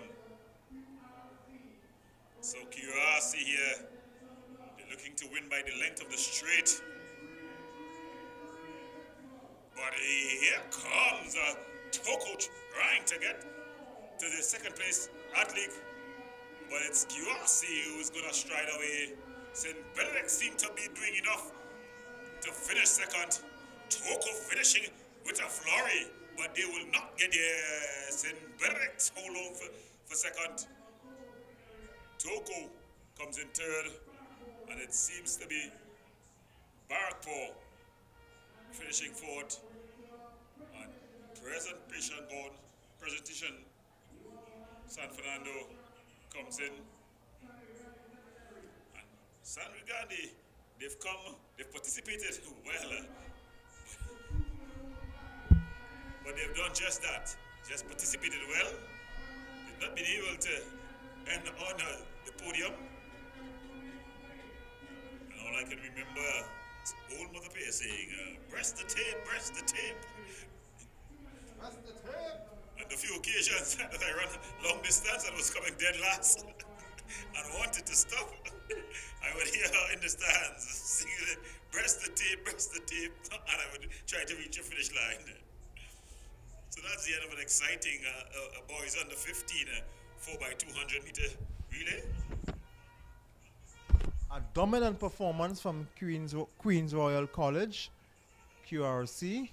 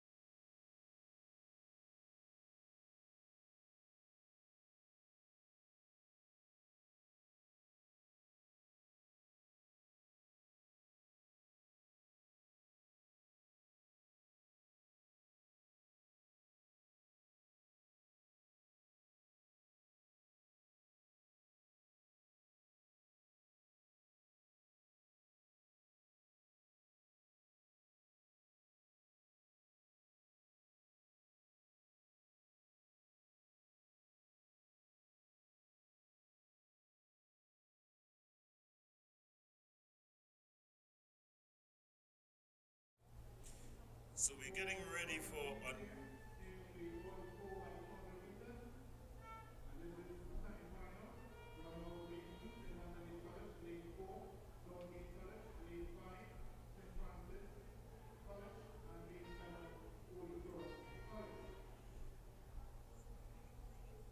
so this I think this is under 13, not quite sure, but we'll get that information for you shortly.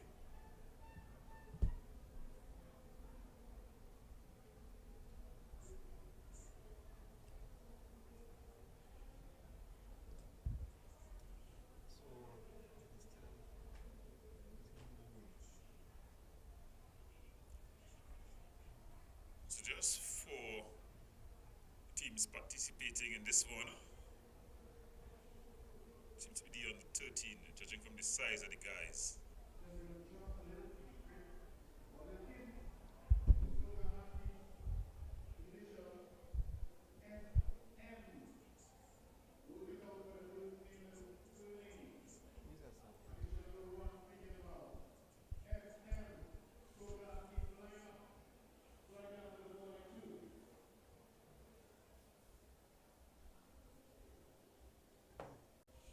Well, they're saying there's a secret soca artist to come with the initial SM. I don't know. I'm not sure who SM will be. Well, Charles Marshall starts with S and M, so Not quite sure. That would be such a big secret. Saki is just S.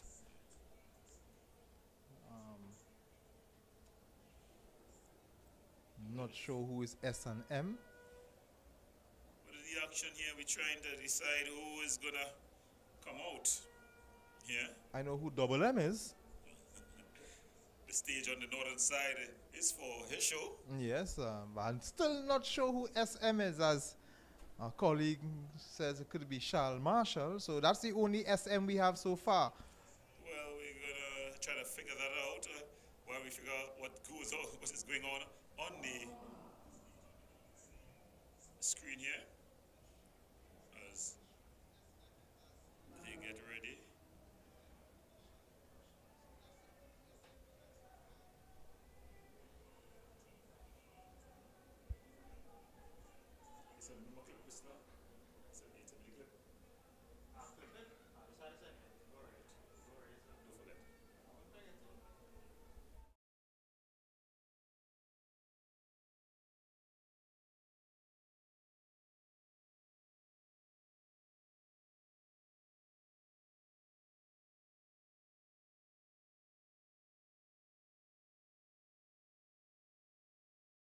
We saw it. So it's in lane 7, in lane 2, it's St. Anthony's College, in lane 4, Northgate, in lane 7, Holy Cross, and we've got in lane 5, St. Francis Boys. So it's St. Anthony's, Northgate, St. Francis Boys, and Holy Cross. I'm going to go with St. Francis Boys and Holy Cross in this one. Son, in this 4. So scratch would be St. James and Fatima. Yeah. Right, so with this, I will go with St. Francis. But I would not. St. Francis and St. Anthony's. Okay, I'm going to the Holy Cross. I'm going to take the Holy Cross. You're going to take the holy path.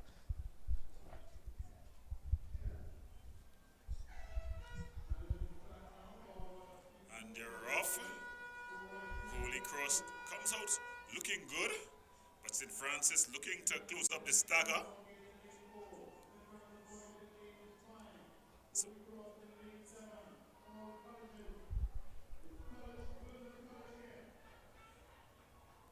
So Holy Cross seem to have a slight advantage.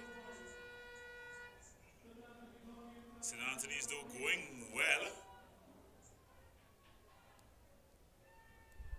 But extending his Holy Cross. St. Anthony's going very good on the inside. Holy Cross though holding a slight advantage coming into the home straight away. St. Anthony's though hunting them down. St. Francis also looking to hold on. Let's look at the handover here as Holy Cross continues to lead. Smooth handover. Oh, I think that last handover for St. Francis wasn't a smooth one, but the race is still close. Anybody's race still, Gordon? Anybody's race. St. Anthony's don't look like they will have a good handover here. It'll be all down to the final leg. Holy Cross is going to hold a bit of an advantage going into the final. Holy Cross will take this one. Bursting off is the Holy Cross. But here comes St. Anthony's. St. Anthony's is coming! It's St. Anthony's! It's a good fighting finish, St. Anthony's! He's blown him out of the water. St. Anthony's. The Saints win it from Holy Cross. Holding on is St. Francis for third. Well, I called St. Francis and St. Anthony, so St. Anthony is doing the job, just getting past Holy Cross, St. Francis boys, and Northgate fourth. A very exciting race there.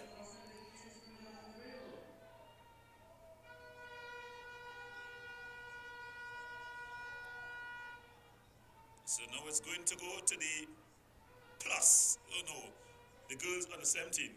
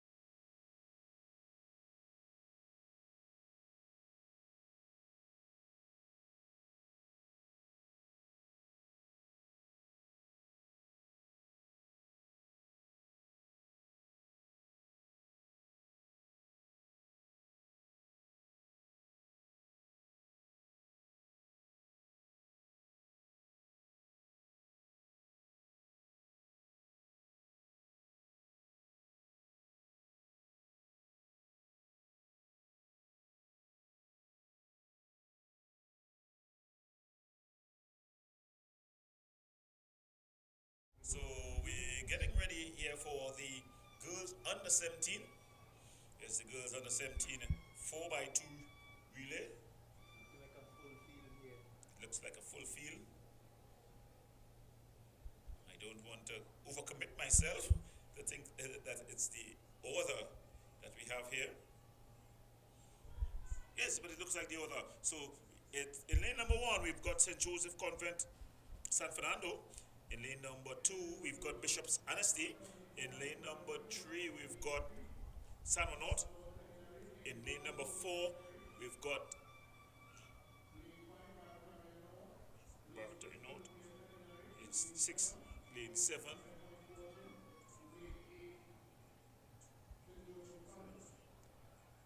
No, so there's some changes. Lane, yeah, so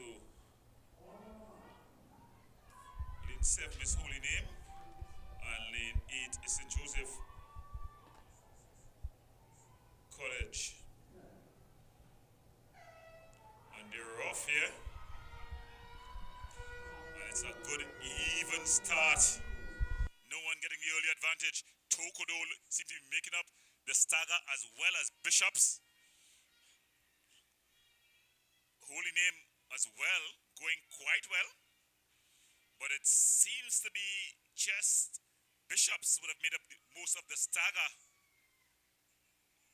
Yeah, so Bishops with the first turnover, the first handover. So it's they who gonna be showing a clean pair of heels. Holy Name on the outside. Also going well.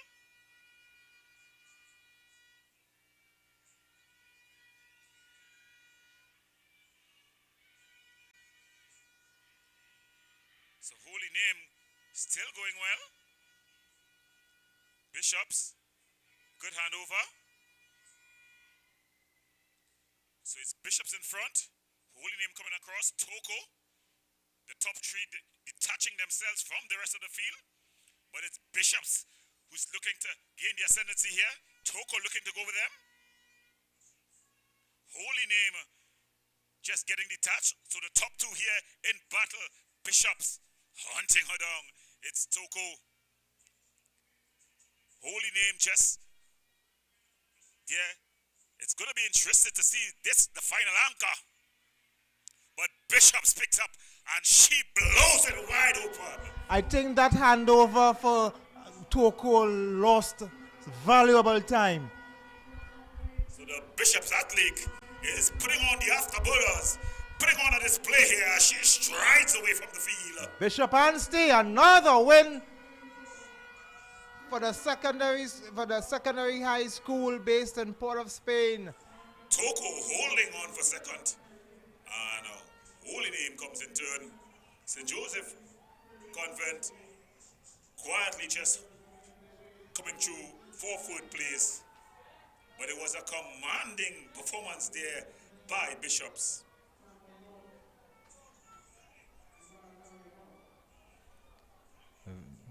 Very commanding run from the Bishop Anstey School. But it was close up until the final handover. And that is where Toko lost it. That handover where she had to come to a complete stop because they are not getting those handovers properly. They are not getting those handovers smooth. If that was done better, I think the final leg would have been a lot closer. Well, that one thing about relays, you got to practice passing that battle over. We saw it in the Olympics. Sometimes when the Americans would have broken records in the semifinals, when it comes to the finals, they had a problem in a stretch of bigger events where they could not get the battle around. It also happened to the Jamaicans in a period where they were dominant and had the 4 best sprinters in the world and lost. So the beauty of the relay, you got to be able to get your teamwork together.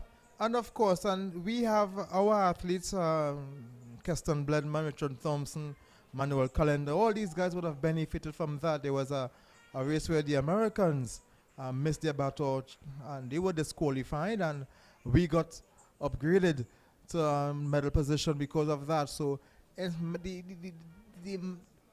and when you look at the relays, when you look at Japan and some of these races, these countries medaling individually, they hardly even have people in the final. So it's a technical race, a race where you have to work as a team, and of course, once you can get that part compact, you can be competitive. Well, we're getting ready for, I think, what would be the boys. If I'm not mistaken, the boys under 17 4x200 meter relay. Of course, if you're just joining us, you're watching the Secondary School Track and Field Relay Festival 2023. What an event it has been. It has been exciting. It has been absorbing. It has truly held the audience here at National Stadium. And it's also provided lots of entertainment. I hope for those of you at home viewing us on 360 TV on YouTube, remember to like, subscribe, and share as we continue to bring sport to the fore, especially youth sport.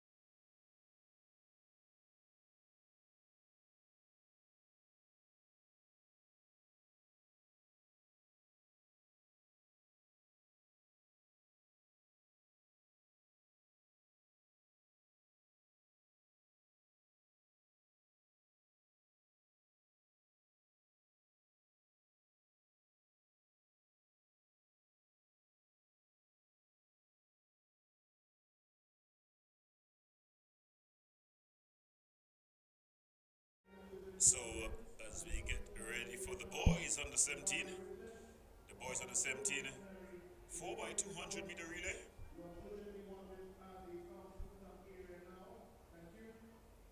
The youngsters will get the teams for you in a short while. Well, St. Benedict's, they are in 5. So St. Benedict's in lane 5. You can notice them from their colors. Looks like in lane 4 it's QRC. That's the schools. That's the schools that we can be sure about based on their uniform that we would have been covering throughout the day. What is happening is that they have combined a number of Yes. races because of probably withdrawals or as we watch the time, some of the athletes may just have to head home. So St. Benedict's is lane 5. Lane 4 looks like QRC, unless my eyesight is deceiving me. I think it's deceiving you a bit, but not on this occasion. As I saw him have to pull out his glasses to watch the scoreboard. That is not so far away. As the old saying go, well, when the lions get older, the prairie dogs. Of course, when you reach my age, it's certain things you have to do. If you see I'm going, I've shaved my head bald because you have to camouflage certain things. Right. Well, we've got it on the scorecard here now. St. Benedict's is 5, in 6, St. San Juan, and they're off. But it's QRC, I think, that has made up the stagger, and they're really motoring in this one.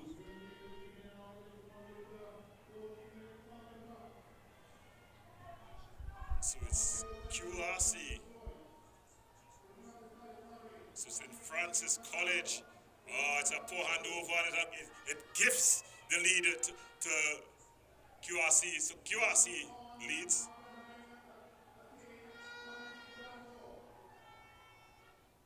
But St. Francis boys still fighting back. It's a nice finish here. St. Francis boys will be second. Bateau is dropped.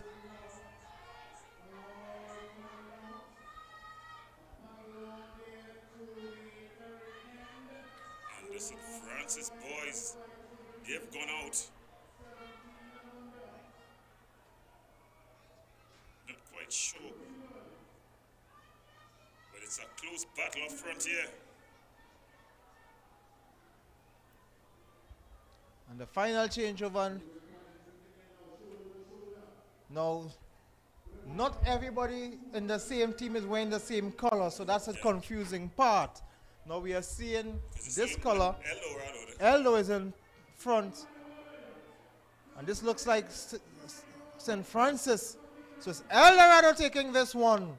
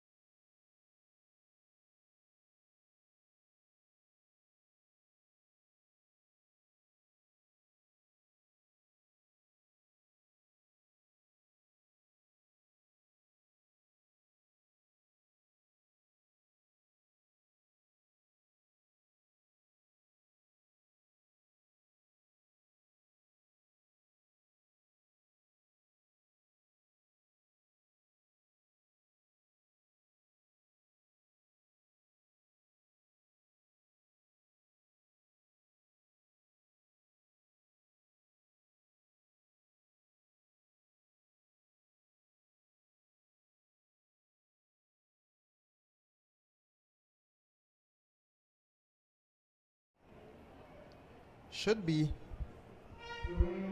the second of 3 finals, but we have to wait for confirmation because of Gordon would have mentioned they have some adjustments because of some withdrawals, etc. So we have to wait to see what's. Well, we're seeing the action getting ready. Well, I can confirm lane 8 is actually Curiosity. That's their light blue color. Yeah. And Toko looks like lane 4. And we're seeing Fatima as well in lane 7. So it's Fatima 7, Curiosity 8. And those are 2 of the lanes we have to pay attention to.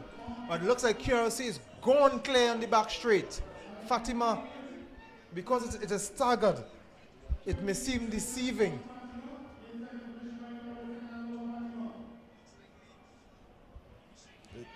It's Curiosity, but look at a burst on the inside. So it's San Fernando, the west there. The Curiosity will maintain.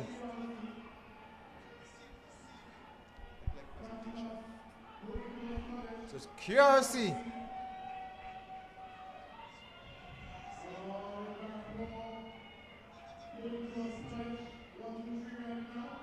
So it's Barrackpore in second, Holy Cross in third. So Curiosity comfortably in front, and Holy Cross now overtaken Barrackpore. The race will be for second, third, and fourth. But it looks like Curiosity. And look at that stride, commanding stride, as he just runs away with this one. It's all Curiosity. Look for second here. So it's Curiosity all alone. He hits the line first. The battle is up for second here.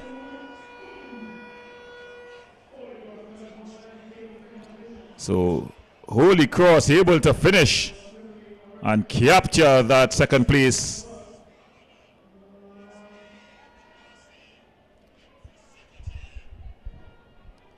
So this was the home straight. A commanding win for. But excitement in second here, as you saw, running through. Unable to capture second was Holy Cross.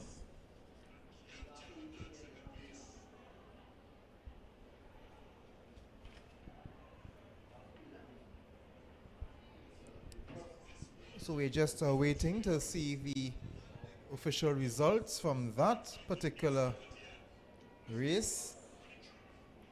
I reckon 139, 140 was the winning time. Yeah, so it's Curiosity, then Curiosity 138.40. 138.40. we'll wait for second place to come up. It's Holy Cross. So Holy Cross 143.96. Holy Cross second, 143.96, and San Fernando third, 144.28. So 138.40, the winning time from the Queen's Royal College. Excellent time, Gordon. Yeah, definitely.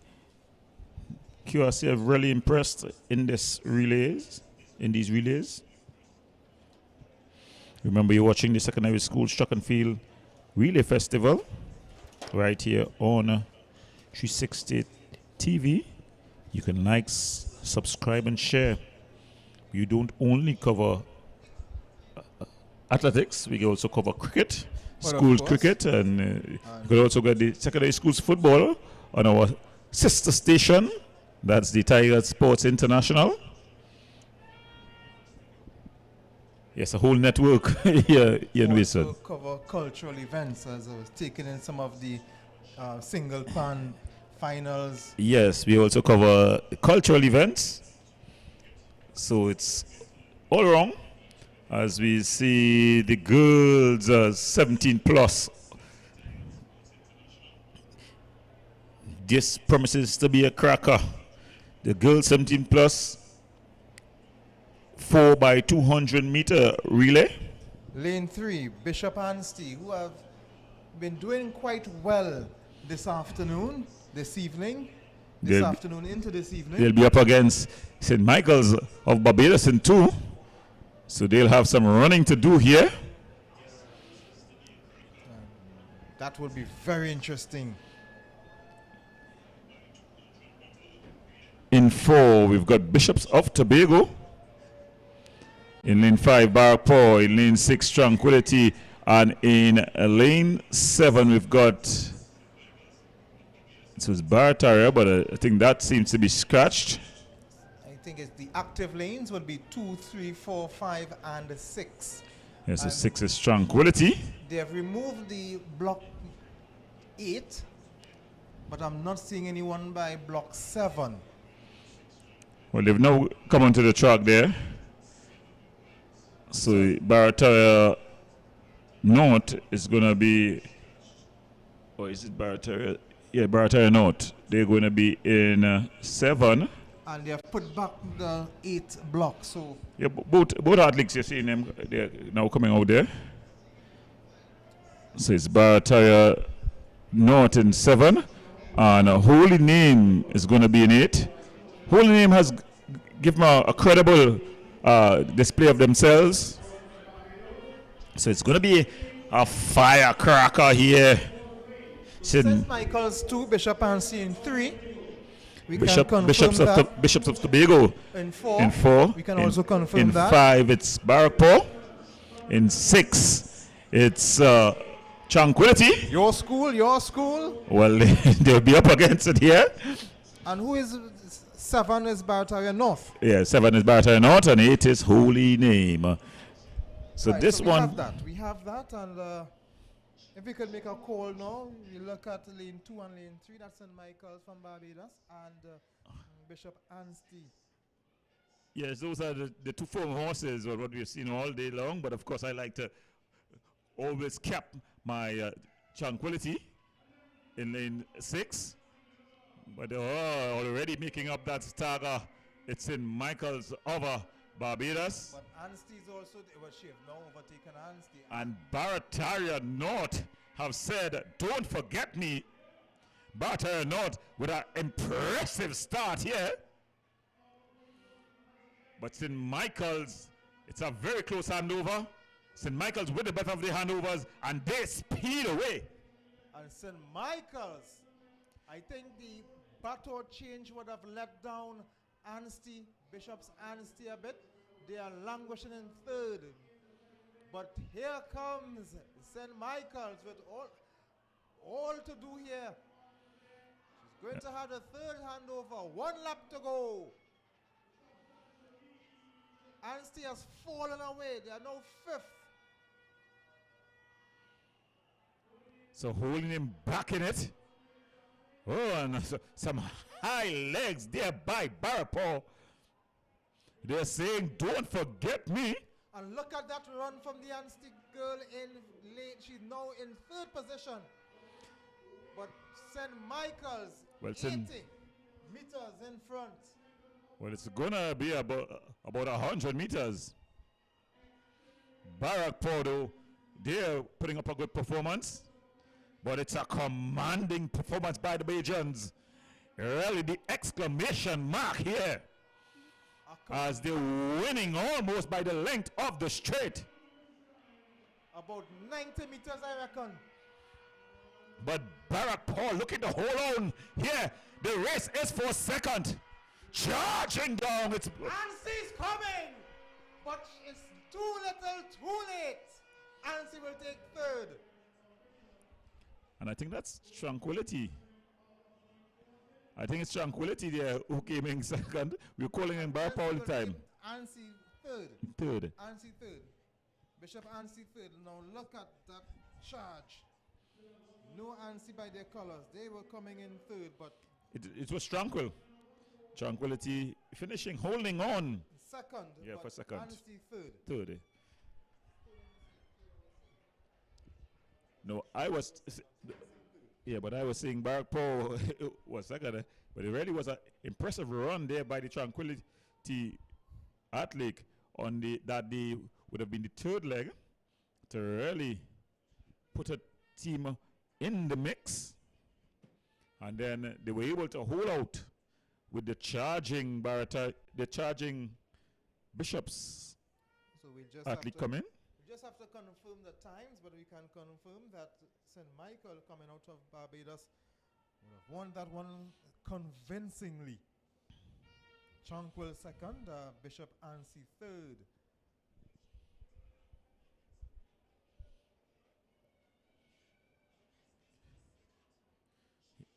No, 143. so it's Bishops. No, it's probably Bishops Tobago. Well, let's wait. What they've confirmed there is that St. Michael's is the winner. Tranquility is second, and it's Bishops is third. Some 16 seconds or 13 seconds behind. Yeah, it really was a commanding. And if you know people run 100 meters in less than 13 seconds, so that's the commanding finish that the St. Michael's team showed. Bishops Anstey confirmed as third. So that's the top three. Now let's look at this one based on the colors of the uniforms on the athletes. We can tell you that Toko, it's in 2. Oh no, so it's Pentecostal in 2. 3 Signal Hill. 4 is Holy Name. 5 St. Joseph, San Fernando. 8 looks like Sangre Grande, if I'm not mistaken. I think Yeah. they were in colors like that earlier. So they under starters orders.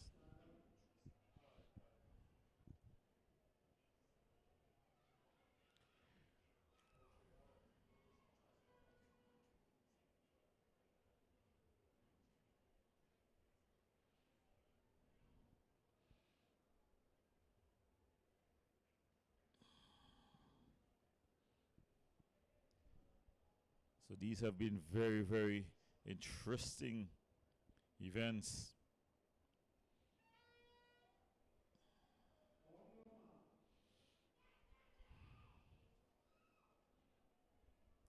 These are finals though, so it's the girls. 8 is actually El Dorado, according to what we are seeing. Pentecostal Like- 2, Signal Hill 3, that we could have confirmed.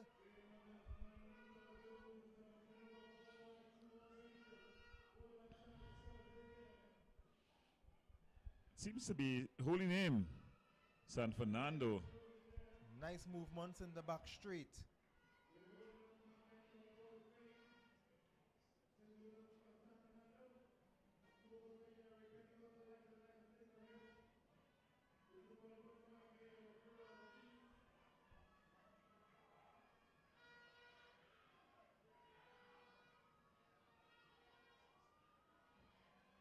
So it's a commanding lead here.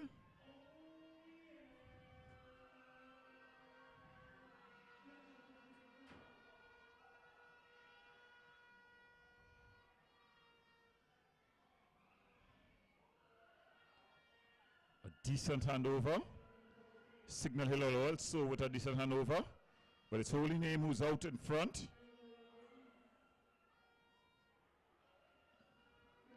A lot of these girls collapsing at the end of the handover.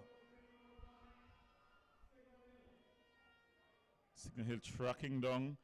Not quite sure who's out in front there.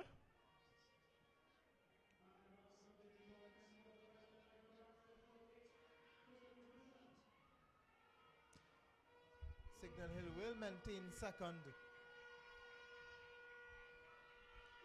You're hearing the songs of the Vuvuzela, made famous in World Cup South Africa 2010. Easy victory. Just about 60 meters. Signal Hill coming home in second. And Pentecostal Light and Life putting it in their work to come third. There's a battle for fourth on though. Toko flying in like a Ferrari, but too little, too late. Too little, too late. Can't get anything better than sixth. So these relays really living up to their billing. As lots of excitement on offer.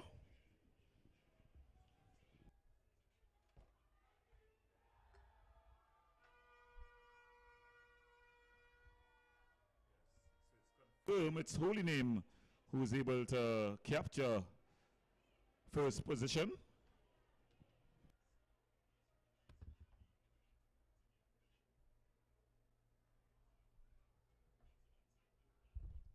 Still to come later in the evening, it's the finals of the 4x4 relays. We can give you the finalists there: Roxborough Secondary, Fatima College, Queens Royal College. This is the boys 17 plus. Kingston College coming out of Jamaica. St. Francis Boys College, used to be known as Belmont Intermediate. Guyana Schools, Christchurch Foundation from Barbados, and Trinity College East. That's the final of the 4x4 relay coming up later. The finals of the boys 17 plus 4x1. Fatima College again, Speyside High School, St. Benedict's College, Kingston College coming out from Jamaica, Queens Royal College, Guyana Schools, Christchurch from Barbados, St. Anthony's College. Coming up later, the girls 17 plus 4x1, El Dorado East, Speyside High School, Edwin Allen High School from Jamaica, Tranquility Secondary, Guyana Schools, the St. Michael School coming out from Barbados, Shagona South, Bishop Anstey High School. Let's pay attention to the track again. We have one more final to mention. That's a 4x4 girls plus, but let's turn our attention to the track. So it's a boys 17 plus 4x200 meters final. We're trying to get the starting lineups for you. So we can confirm Barrackpore is 2. Roxborough is 5. Nabak is 8. So Roxborough is 2, 3 is El Dorado, 4 is Bishop's Tobago, 5 is Roxborough, 3 is secondary Trinity Mocha, that is. We get the 7th. Holy Cross is in 7. Your school, Tranquil, is in 6. It's Tranquil or Trinity? I think it's Trinity. Trinity? Yeah, Trinity, not Tranquil. I really need to keep my glasses on, Gordon. Yes.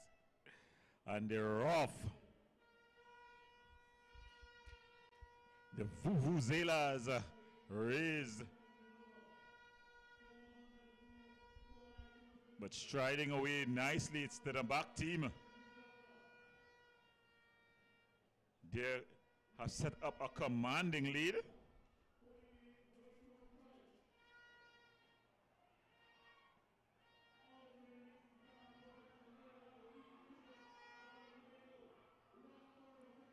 But now back with a commanding lead. What a run here by the New Butler team.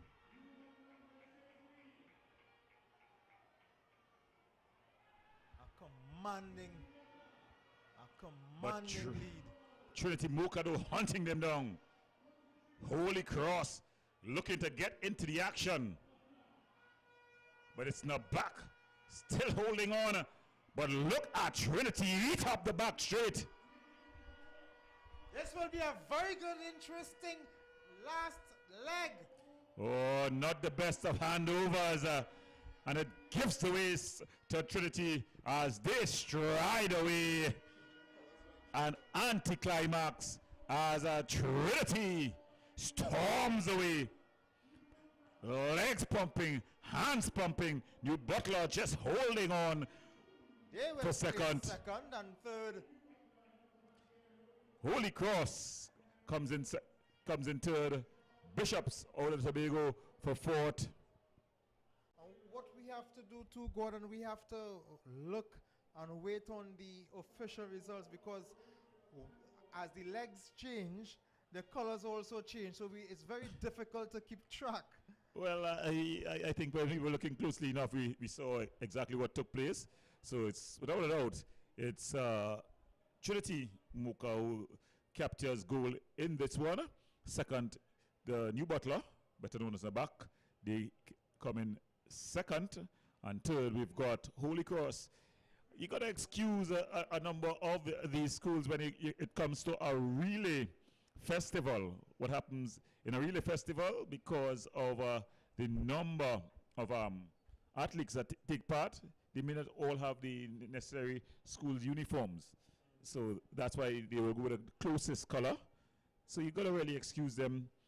No, I'm not pounding them. I'm just saying that because for the sake of the viewers, because when you look at the change here, Nabak was leading in a green, but when they changed, they were still leading, but they had a different color. So somebody who would have gone to the fridge to get some water to drink would have seen, oh, like Nabak is no longer in the lead. Yes, so you just have to just inform them and just let them know, hey, Nabak is still in the lead, but with a different color. I totally understand, but being in the teaching service at the secondary schools, you get to understand what we have to deal with in terms of getting the youths out here. Sometimes that's a challenge in itself.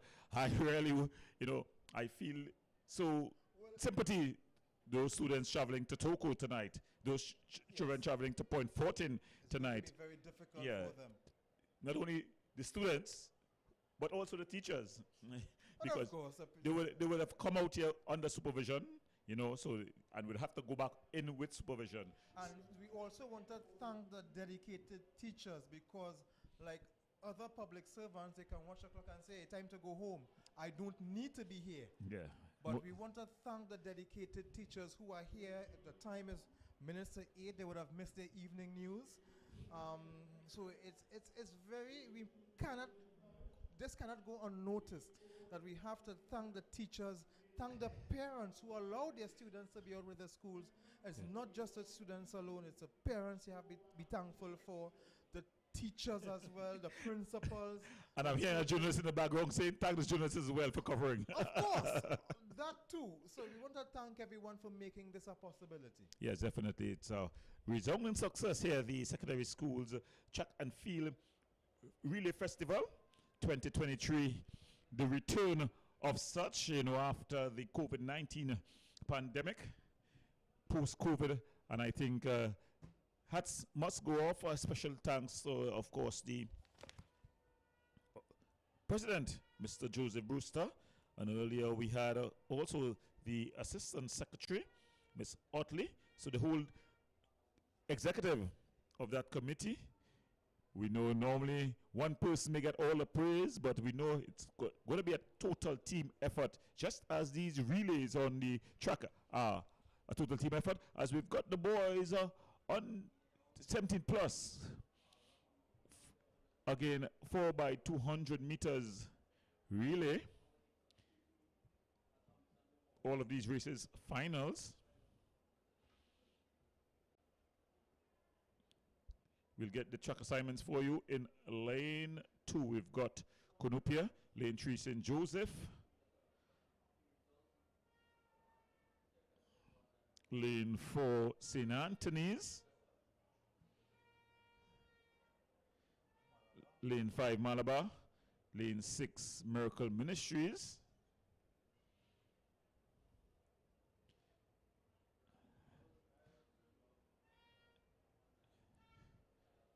No Miracle Ministries, I think.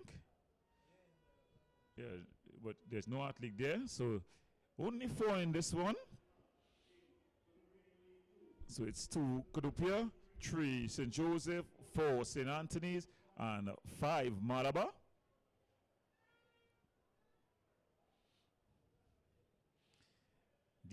These races all day have provided really a sense of excitement and entertainment. But more than that, I look always for signs of development, and I'm seeing where there's a good pool of talent.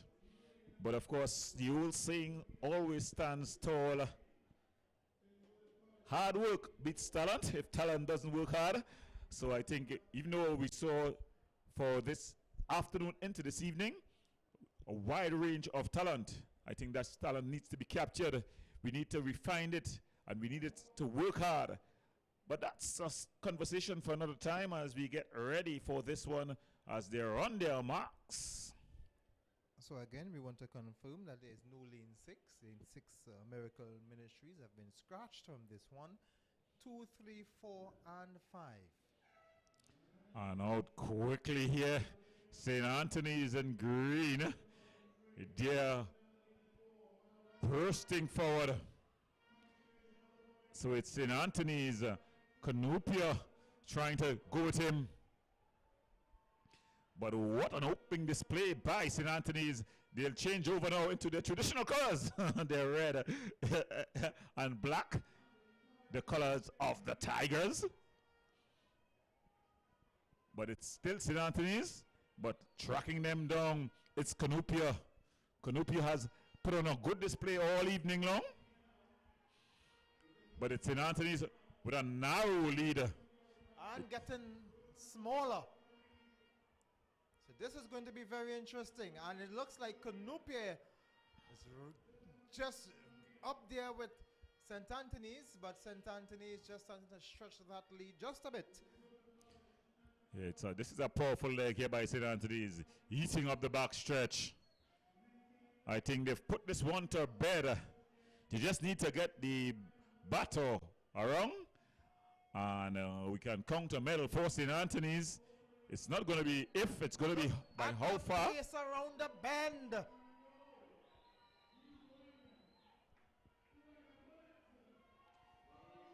And look at the pace. Look at the speed, Gordon. Look at the stride. As he flashes by. 134 something. That was fast.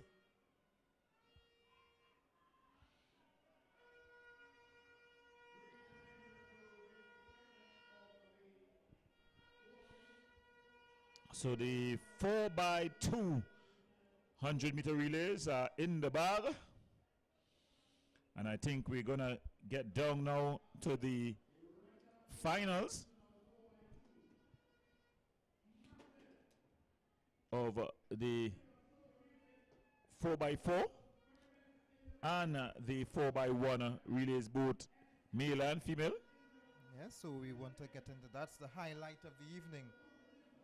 We have seen the regional schools doing quite well in those races. But I think there's going to be one more of these boys. So it was St. Anthony's winning, and it seemed like Canopia, who came in second, and third was St. Joseph. 134.70, that's St. Anthony's winning time. Canopia 142.37. And Malabar was third. Some 11 seconds behind St. Anthony's. So that's the result in that one. We continue with the boys 17 plus 4x200 meter relay.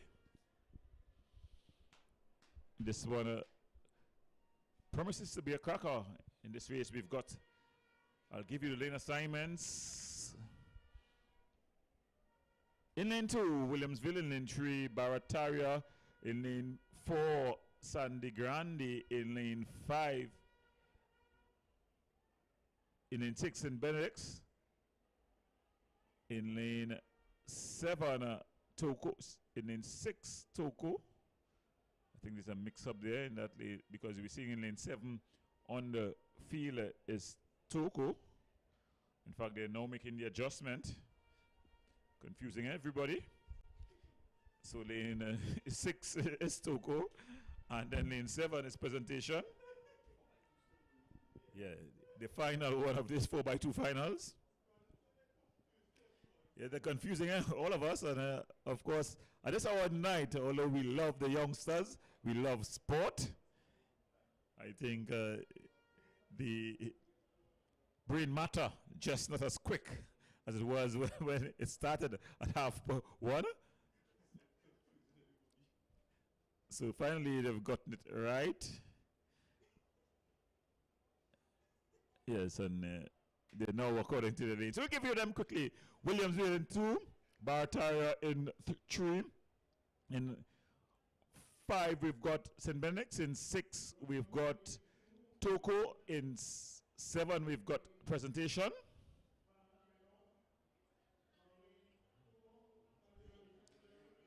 So lane 4 is Sandy Grande.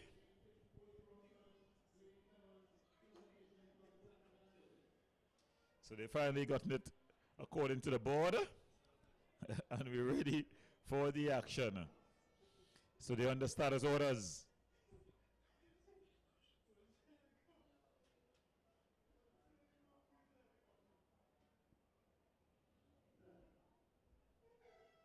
And they're off and running here. This one promises to be a cracker. Let's look at it.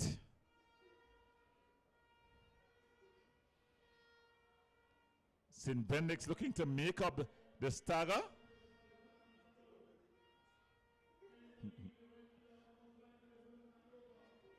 Let's look who's going to make the handover first.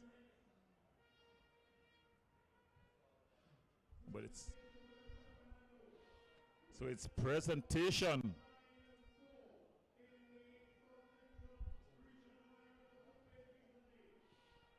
Oh, good. Come on, good charge. But that's St. Benedict's there. St. Benedict's with the first handover. Toko second. Presentation third. Toko slow down at the point of exchange. Oh, Sandy Grande falling. But at the business end, it's St. Benedict's. And barring a fall or the batter falling, I think that's going to be how it's going to stay. St. Benedict's with a commanding performance here. Presentation with not the best of handovers. St. Benedict's, though, showing a clean pair of heels. Look at him go. And I've been impressed by the way they've finished. Their stride has been impressive. 133 something. That's 133 something. But there's a battle taking place at the back. And it's a good run there. Coming through and finishing out. Getting past Presentation. And Sandy Grande, again, they've participated all evening long. The results have not shown, but I think we would have sown seeds of aspirations. Have you figured out who is SM yet? No. It is really Charles So Marshall. it is Charles Marshall. We did guess that. Not many SMs there around. So it is Charles Marshall.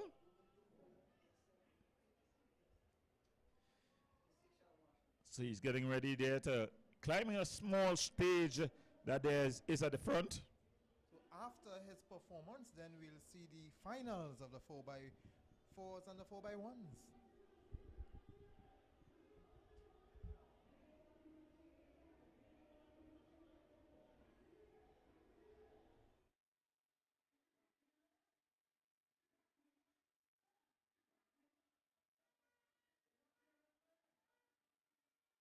The party.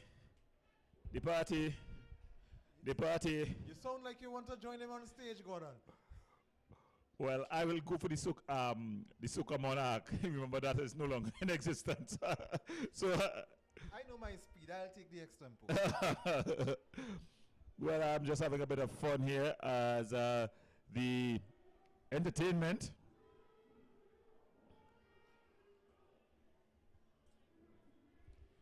So it's going here.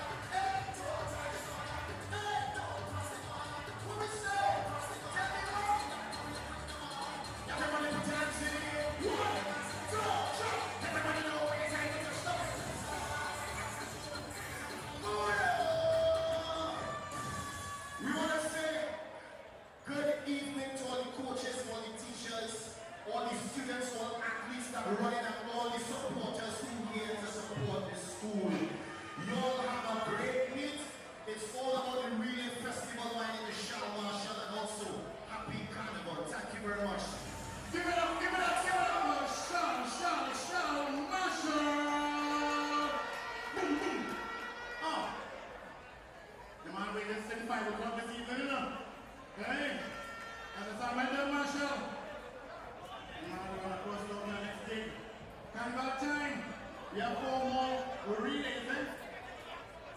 4 more relays, the fantastic 4 now. The others were fantastic, and this one's just awesome. Really fantastic. The 4x1, male and female. 4 by 100 meters, boys and girls, 17 and over, and then we have the 4 by 4.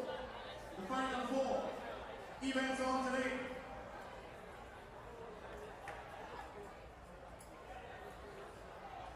So the starting 11 for the girls, the 17 and over 4 by 100 meter relay. They are as follows. Running out of the lane.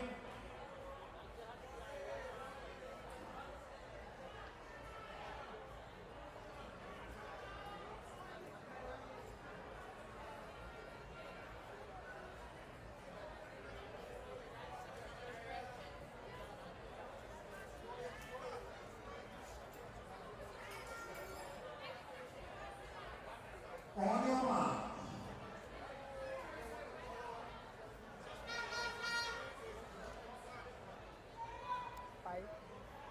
14, 17 plus. So it's the Fatima in lane 1, Space Side in lane 2. And at the start now of the 4 by 1. 17 and over on the clock. Well, they're off and running. We didn't get the all the lead. Looking good. You want speed? You get it now. In your face. So, looking good. But it's Christchurch of Barbados who's out front here. Yeah, exhibition 1 here now.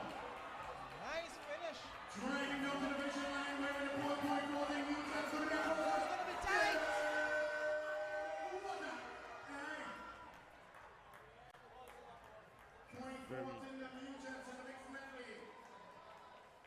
No, I think this is the club.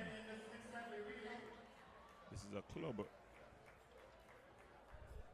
The men's. No, I think. Yeah, it's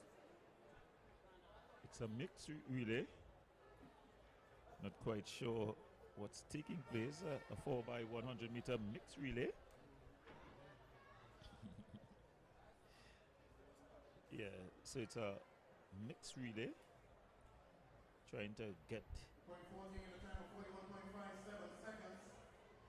the total details. Yes, it's so here we have men. So I think it's a mixed relay, 4 by 1, and it's Point 14 who gets the win here. Coming second is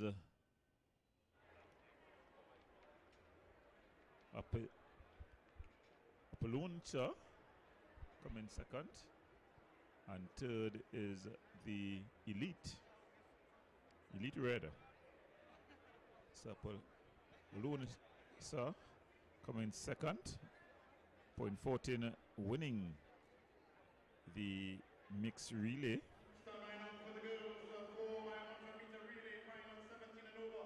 Right, so they now get to the girls. So we are now getting to the girls. One. In lane 2, Speyside High School. Lane 3, Edwin Allen High School out of Jamaica. Right, so let's look at the girls 4 by 1 meter relays. Lane 1 is El Dorado East Secondary Gordon. Lane 2 is Speyside High School. Lane 3, Edwin Allen High from Jamaica. That's the team to beat. They had the fastest time of 47.95. El Dorado East at 54.98 and Speyside 54.77. In lane 4, Tranquility Secondary with a time of 54.11 in the prelims.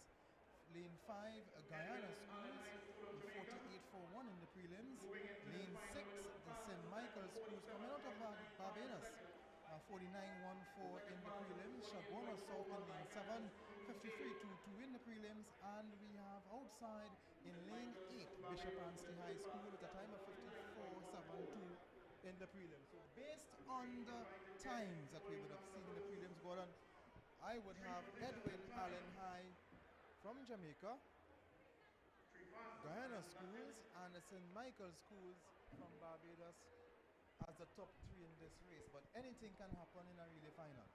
Yeah, well, it seems like the Bishops team, though, they've packed it in for the afternoon. We're not seeing Bishops, nor are we seeing Shogunas. I think that will take something out of the race, because you would expect Bishops to put in a sterling performance there. So Bishops is scratched, as we are seeing. Lane 5, Guyana School. Lane 6, the St. Michael's School, Barbados. Lane 7. Not seeing Shoguna South Yeah. either. Yeah, so I think both of them would have said enough is enough. It's now 8:15. If there is one complaint today, it's the timing in terms of the late run here. Some schools were not able to stay the course. But let's look at this action here. This is going to be a fast one, especially when you're looking at the Guyana School, the Edwin Allen School, and St. Michael's School. But I think Edwin Allen High School will have the edge in this one. Look out for the light blue uniform in lane 3. And they're off. And making up the stag already is Edwin. The Guyana School is going good, but Jamaicans, Edwin Allen, they have already separated themselves from the Trinidadians. Barbados also there. I think Jamaica is second. It's going to be a very tight race between Guyana and Jamaica, but looks like Jamaica is getting, it's going to be very tight, but Jamaica is now in front of Edwin Allen High School. So they're pulling away from the team from Barbados. No, it's a flying finish there. It was Guyana that Coming in second, second in. Michael's third. El Dorado coming in fourth. With Tranquil So in there. the foreign brigade getting the job done. Very good run from the Jamaicans. Edwin Allen High School coming in first. I reckon 46 is 47.48. Yeah, 4-5. Put on your glasses, Ian. Yes, let me put on my glasses there. 47.45. 47.45. So it's just Slightly faster, no, slightly half slower. second faster Faster, yeah. than their time of 47.95 in the prelims. So they would have chopped a half second from their time in the prelims. Guyana 47.74. Guyana ran 48.41 in the prelim, so they chopped off some time from their preliminary race as well, and St. Michael's 50.1, so they were actually a bit slower. So it's going to be the boys' finals, and we've got the lane assignments. In the boys, we look at lane 1, Fatima College, who did well. Speyside in lane 2, St. Benedict's College in lane 3. Kingston College from Jamaica, supposed to be in lane 4. I'm seeing supposed to be in lane 4. I'm not seeing that lane there as yet. Yes, he's so fast, he went up the road. So I'm now seeing him coming back. Lane 5, Queen's Royal College. Lane 6, Guyana Schools. Lane 7, Christchurch, Barbados. Lane 8, St. Anthony's College apparently is scratched. Fatima College ran 45.37 in the prelims. Speyside ran 44.9. St. Benedict's ran 43.66. And Kingston College from Jamaica 41.5. Queen's Royal College 42.25. Guyana Schools 42.9 and Christchurch 44.17. So Queens Royal College can actually, and St. Benedict's College can actually give the regional sprinters a run for their money. Well, they say racing is time, but it's not only time, it's also the environment. Oh, he was left in the blocks there. The Kensington athlete. Loose exchange. Very good. And look at the move. This is a fast one, Gordon. Yes, it's going to be very quick. Yet to really pick out the athletes, but I think the Jamaican athlete has gotten to the front here.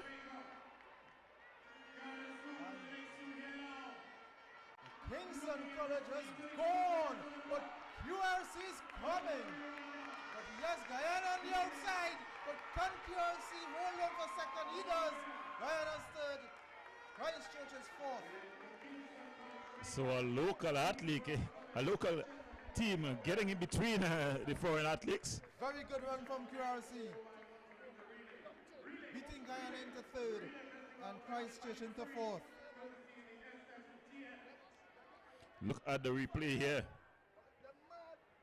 When you look at the preliminary times, it has to be expected because QRC ran the second fastest time in the prelims.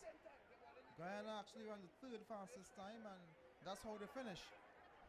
So just have been saying all day, racing is time. Unless the pressure is made to bear. Kingston 40.8. So they actually ran faster. US, and that was a very good run.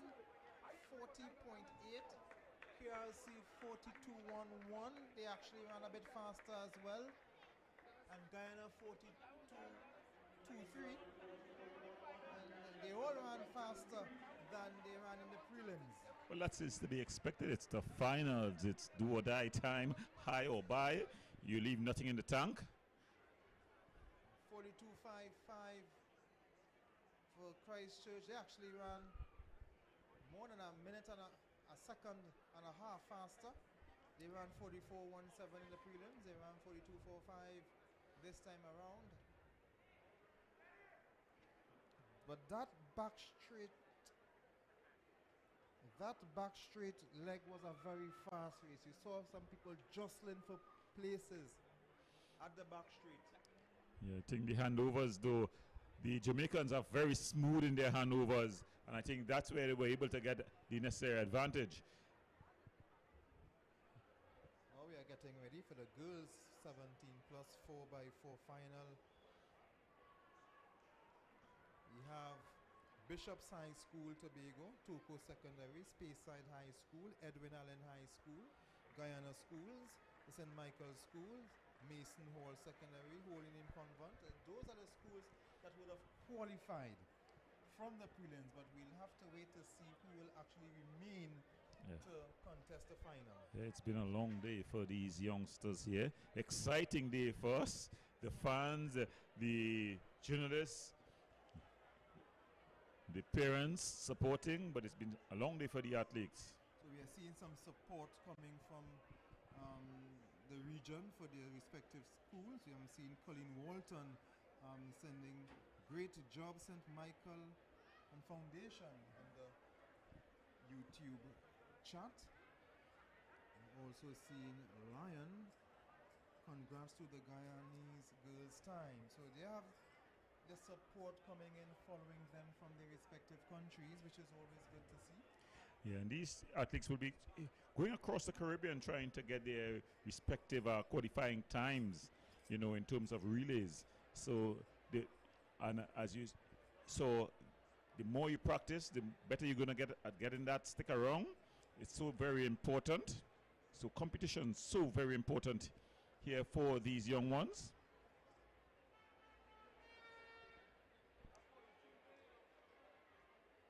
So be the 4x400 17 plus girls to come first, and then the boys. So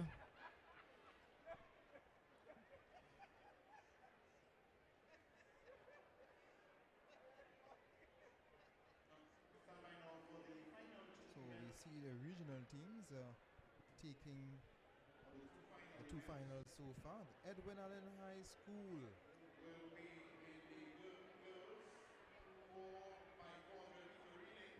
And the Well, the Jamaicans maintaining their seat at the head of the class.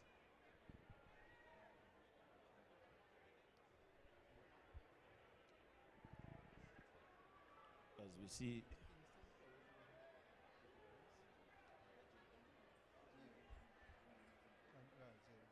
the Edwin Allen and the Kingston College representing Jamaica quite well.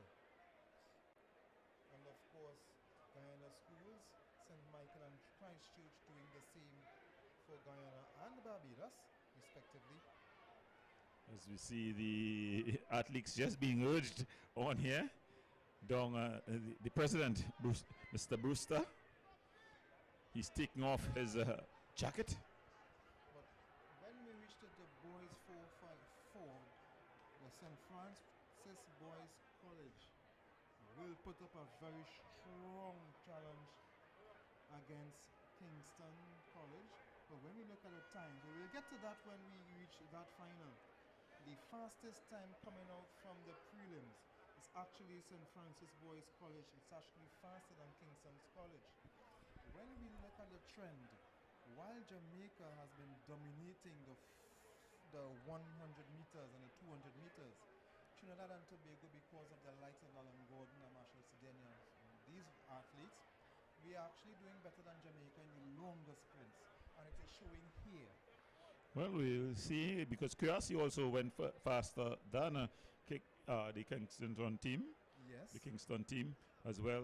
So it's going to be very interesting to see. And I think that's going to be a good one to bring the show down.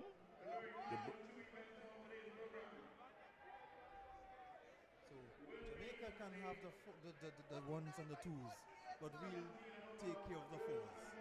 Well, that's the hope, that we take care of the fours at the senior level we have within recent times in terms of the relays. But we'll see how this goes here as we bring down the curtain down on the secondary schools track and field relay festival 2023. And of course, I must mention too, with Jeremy Richards, he will have something to say about the twos as well. Well, most definitely, you know, it's lovely what this competition has really brought forward. Again, I enjoy competition like no one else.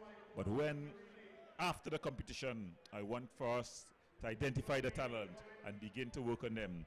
I'm a strong believer in hard work, in believing in the process. I know about talent, you know, I know about spotting talent, I know about being a talent, but I also know that talent not developed, it's gonna go to waste, it's gonna lay waste. So we need to put the things in place that after this beautiful event has come to an end, that we identify the talent, and sometimes the talent is not the person who would have won a race here today. It may be just that person with a good stride, that person with a good burst of speed. And of course, and when you look at the hurdles, shuttles that we had first up, you could have seen that. You could have seen where some of the athletes were approaching the hurdles and things like that. But let's not miss what's going on the track. Let's look at the girls 4x4. Yep. Lane 1, Bishop Anstey High School have been doing quite well today. Not seeing Toko Secondary taking up their position. Yes, it's Bishop Anstey from Tobago. Tobago, yeah, Bishop High School from Tobago, I beg your pardon. Not seeing Toko taking up their position in lane 2. Speyside High School is lane 3. Edwin Allen High School in their blue outfits in lane 4. Lane 5 is Guyana Schools. Lane 6 St. Michael Schools coming out from Barbados. Lane 7 Mason Hall, and lane 8 Holy Name Convent. So the fastest time coming in from the prelims will be the Edwin Allen High School, 3:53.46.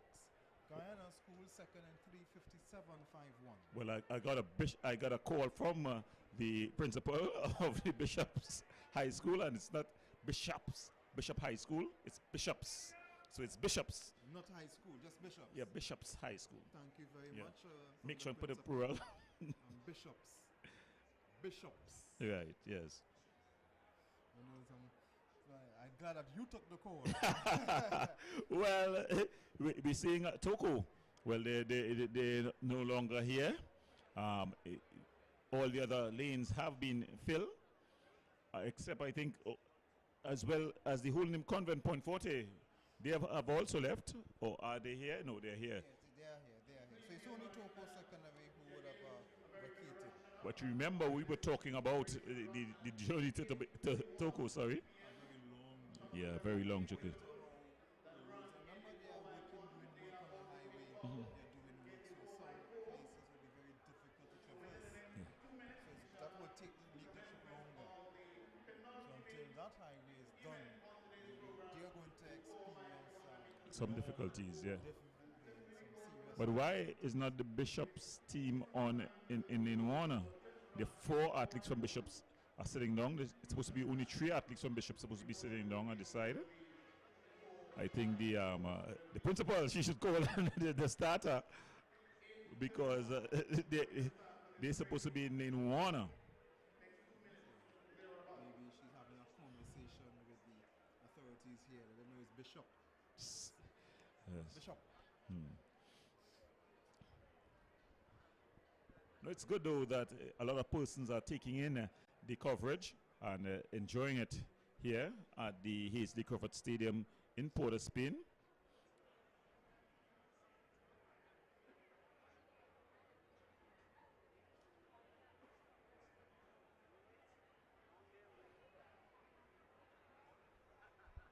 Not quite sure what's the delay, but they have put the athletes to sit down, just taking that load off the legs. So I think I will take a seat as well and take some load off my legs.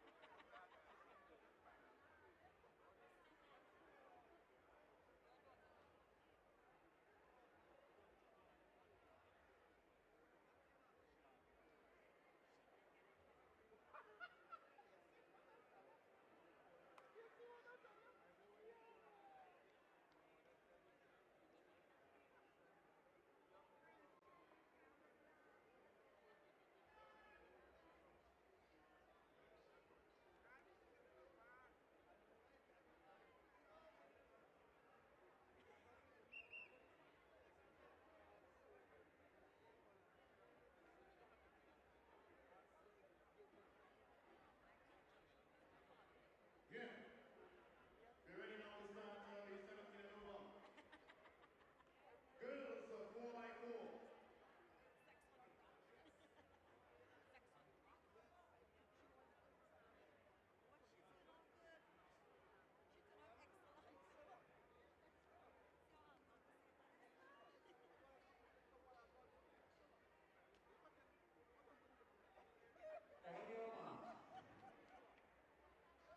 They were up quickly and under Sutter's orders almost immediately. Remember, how badly they wanted to run this race. so the lanes again. Bishops in 1. Toko Absent. absent. It's supposed to be in 2, but in 3 space side. And they're off and running. Let's look at the movements. As they are the back straight. Seeing some movements from Guyana. Yeah, Guyana is going well. Edwin Allen High School, though, keeping touch with the Guyanese. The Guyanese have showed that they have a clean pair of heels at this distance. Look at the Jamaicans making a move. Yeah, well, they're tracking them, keeping them in sight.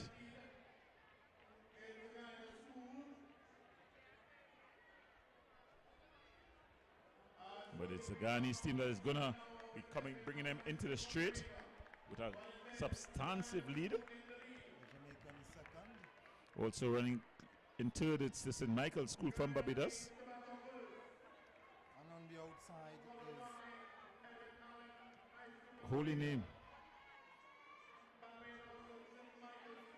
Guyana with the early lead. Space side a good handover as well. Guyana maintaining this lead.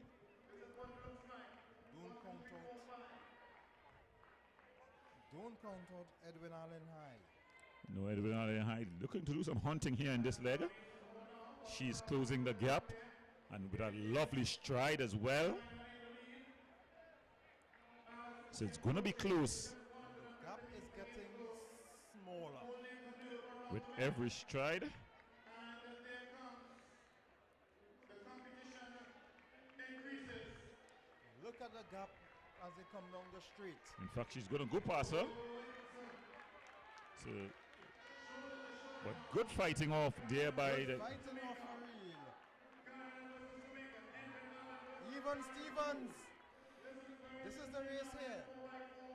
St. Michael at distant third. Everyone else are just bystanders. Holy Name coming in here in fourth. Is it Edwin Allen in front now? Guyana School second. St. Michael's third.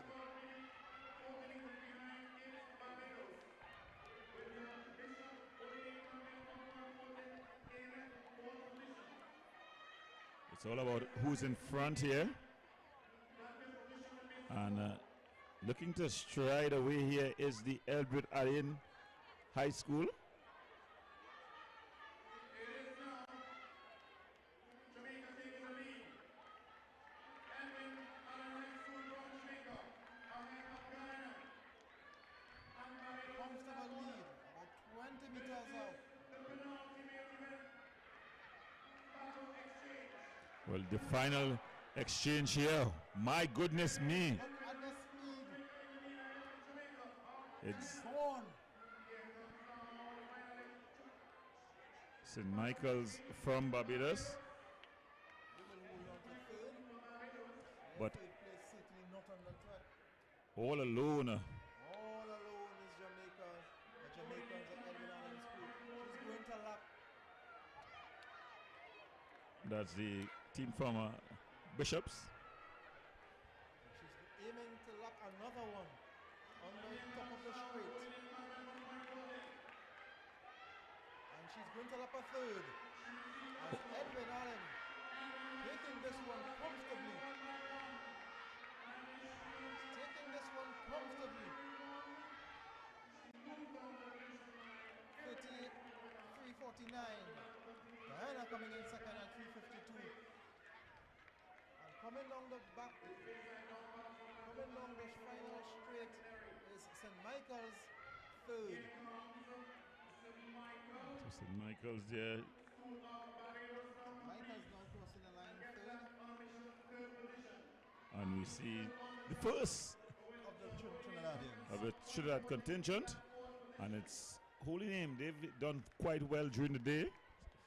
Without much hurrah, they've been very consistent Very consistent. and finishing well. And these are the type of athletic programs that you need to inject some energy into. It's not only about funding, but it's also about energy, time, encouragement. Good work here by Holy Name. Crossing line first among the Trinidadians. And here, good finish. Space side coming in fifth overall for the second Trinidadian team to come in.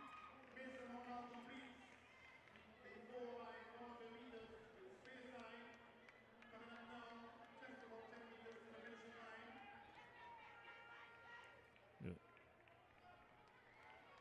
So it was Mason Hall and then Speyside and then Bishops.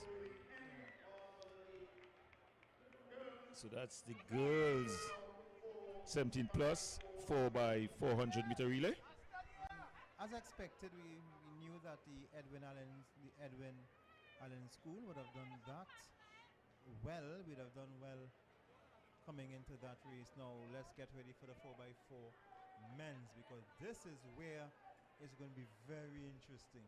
Yeah, it's going to be a lot of fire here. St. Francis Boys College, they beat off the Christchurch in their preliminary race, but not only that, but they came in with the fastest time overall at 3:25.11 or 3:25.11 more accurately. The Edwin Allen School, as you see, in the 3:49.79. Yeah, they winning from Guyana And SC, that's very 352. fast because their prelim time was 3:53. Guyana 3:52.54 second and third. St. Michael at 4:09.42. So they have all run faster in their finals as expected. Now let's look at the men as they look to the boys 17 plus as they are on the line. Roxborough Secondary, lane 1. And they came in with a time of 3:44.31. Lane 2, Fatima College. They came in with a time of 3:40.56. Lane 3, Queens Royal College, coming in with a time of 3:27.61, a very good time. Kingston College, Jamaica, 3:27.70. St. Francis Boys College, the pride of Trinidad and Tobago, 3:25.11, the fastest time in the prelims. Lane 6, Guyana Schools, 3:29.30. Christchurch, Barbados, 3:29.77. And Trinity College East, 3:32.01. Well, this one promises to be a cracker. Promises to be one to definitely bring the curtains down. St. Francis, they'll be hoping to represent and represent well. They'll be up against the Jamaicans here. And they have to represent well. As I mentioned before, while the Jamaicans can claim the sprints, the shorter sprints, while at Trinidad we have the longer sprints. We have Marshall Sidenu, we have Jeremy Richards, we had Ladon Gordon before he retired. So we have had good results in the sprints. We're the reigning Commonwealth champions. We won the world champions in the 400 meters. We have won the world relays 4x400 meters. So 400 meters is our thing. Well, that's what we all hope. But in sport, it's on the day. We don't care about the form books or what has gone before. What's gone before is history. The future is mystery. The future is mystery. But what is going on now, it's the present, and it's going to decide what we're going to say tomorrow morning about this race as they get ready to bring the curtain down on the Secondary School Track and Field Relay Festival 2023. They're under starters orders. And they're off. This is the big one. My money is on St. Francis, by the way. Well, making some good moves already. St. Francis. Well, they are in lane 5. Trinity College East, though, saying, "Don't forget me." Another top. They are going right. So it's St. Francis out in front. Already in second, it's the Jamaicans. St. Francis struggling. St. Francis actually fourth in this stage. Guyana third. And the Jamaicans. Were the Jamaicans holding out on us in the prelims? Well, we'll get an answer to our questions shortly.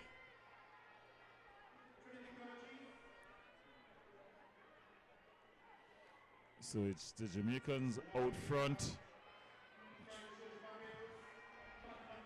Trinity is fading away a bit as St. Francis is making a charge. I think the third leg and the fourth leg is very keen for them because St. Francis is coming into that QRC second. St. Francis third, and St. Francis is fading away again. So QRC is making a run for it. QRC is making a run for it in second, and third is that's Guyana, but it's all in front. Kingston College all alone, feeling lonely up in front. A commanding final here. And then Guyana has overtaken the QRC and they are now in second. There's a fight for fourth, but Kingston College, Jamaica, they're in a race by themselves. comfortably. QRC Distance, game, set and match. look for second here. Guyana is second, QRC is third. St. Francis College. St. Francis College is fourth. The team with the fastest time in the prelims. Struggling to get to a podium finish. The Jamaicans with the third fastest time in the prelims. Well, All out in front. well, they did just enough to get to the finals, but this is where it all counts. And the Jamaicans putting on a class here as they come into the straightaway. The knees are pumping, the arms. He's going to shatter the time that they had in the first leg. Look at the time. The, 3:14. the Ghanese team 15 seconds finishing second, Guyana is second, QRC third. and St. Francis finished fourth.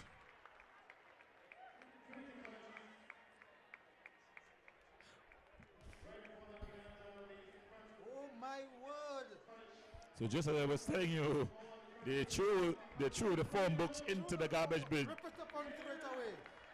They said it's all about the day. It's the finals time, and a very impressive finish. Between 12 and 13 seconds faster than they ran in the prelims. So they had a lot in the tank. So they, I'm wondering now, we don't have the individual runners, but I'm guessing that they would have changed their runners in the final. well, whatever they did just the right stuff.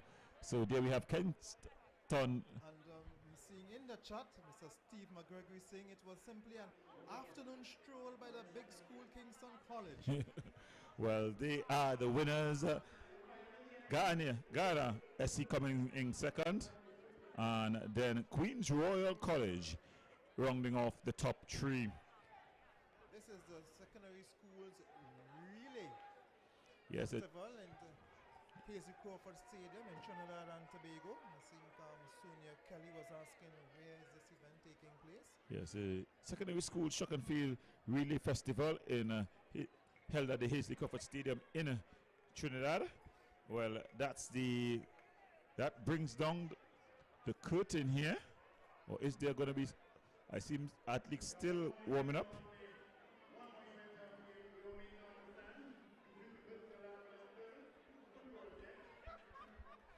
So there's one more event, but already the crowd is streaming out. But if the athletes are out warming up, I'm all for it. Let's go down to the bitter end. The athletes are here.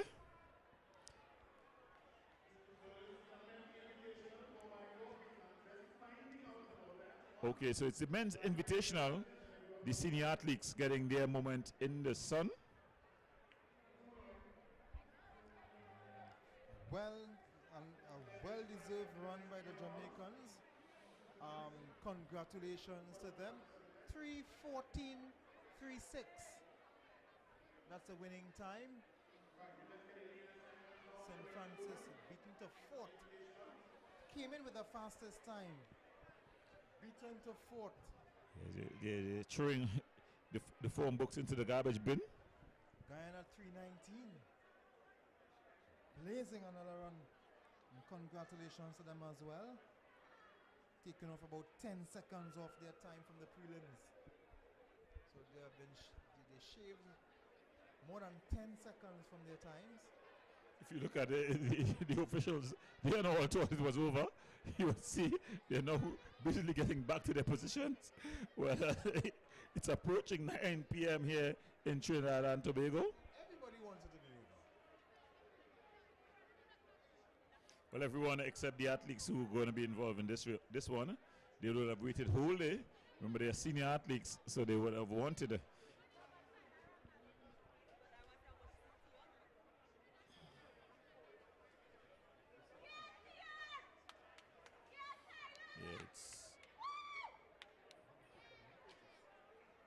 It's the 4x400 meter. So event number 35. Men invitational 4x4. Apollo Su in lane 3.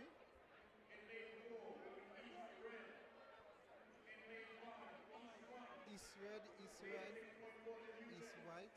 0.14 New Jets. Elite black. So those are the teams in this final race of the evening. So we ask you to just stay with us for one more.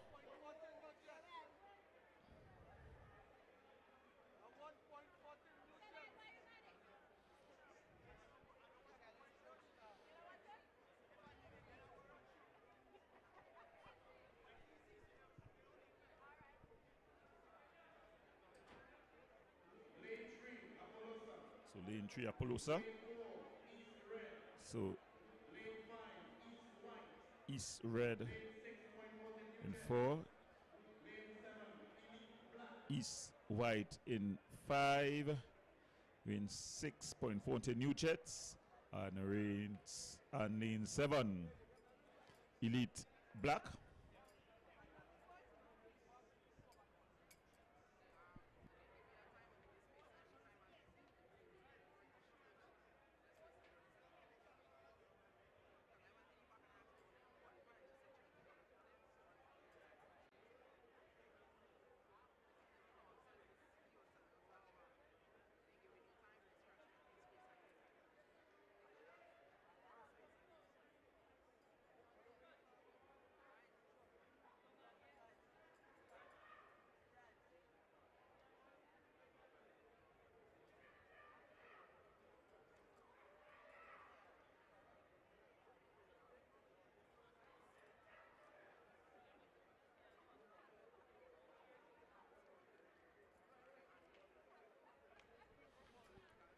So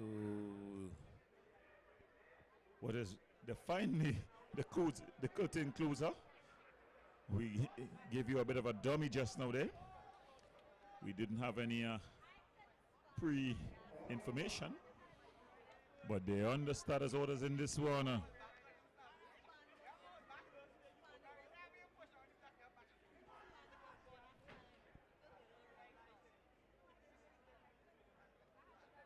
So East Apollonia in lane 3, in lane 4 East red, in lane 5 East white, 0.14 Jets in 6, and Elite black. So this is the 4x400 meters men's open invitational.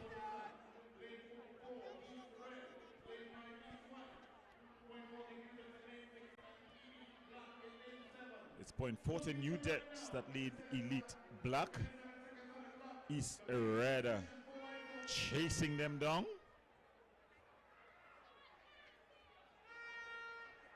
0.14 leads them into the home straight and brings them home. Elite red though closing quickly. Elite black also there. A good changeover, and East red with the fastest turnover here. Changeover.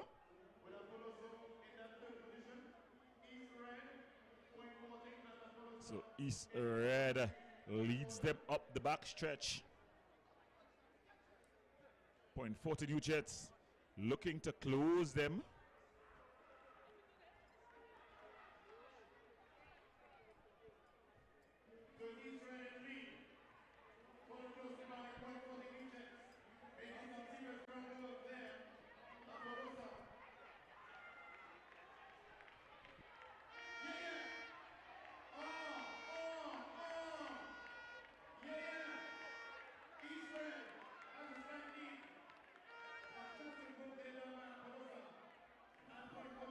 So it's Elite Red,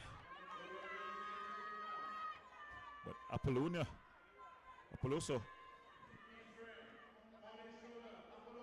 up point 40 New Jets looking to track them down. East White and Elite Black, but it's Pelouse. Point 40 New Jets. Bring them into the home straight. Nice. East Red. Nice going here. It's tight here. It's going to be all about the final. Hanover. Point 40 New Jets. Lead them. Elite Red. Looking to go around the outside. Appaloosa tracking down East Red. Point 40 New Jets. Not looking like if they have another gear in them. But it's Elite Red.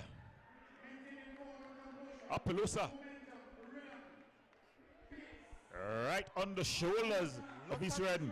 Look at the finish that we are finding up to see here. Appaloosa look challenging East Red. East Red holding on. Apollonia, East Red, neck and neck, stride for stride. But Apollonia is going to finish strongest. He wins from East Red. Point 40 New Jets finishes at third. East White comes in for fourth. And then Elite Black finishing off the race there. So we have so that's the end of the Secondary Schools Track and Field Relay Festival 2023. I'm Gordon Pierre together with Ian Wilson. And we want to thank you for staying with us for the past 8 hours or so. It has been nice. We have seen a lot of good races. And as you were saying, good talent that we could nurture going forward. So for us here, good night, be safe, and good luck.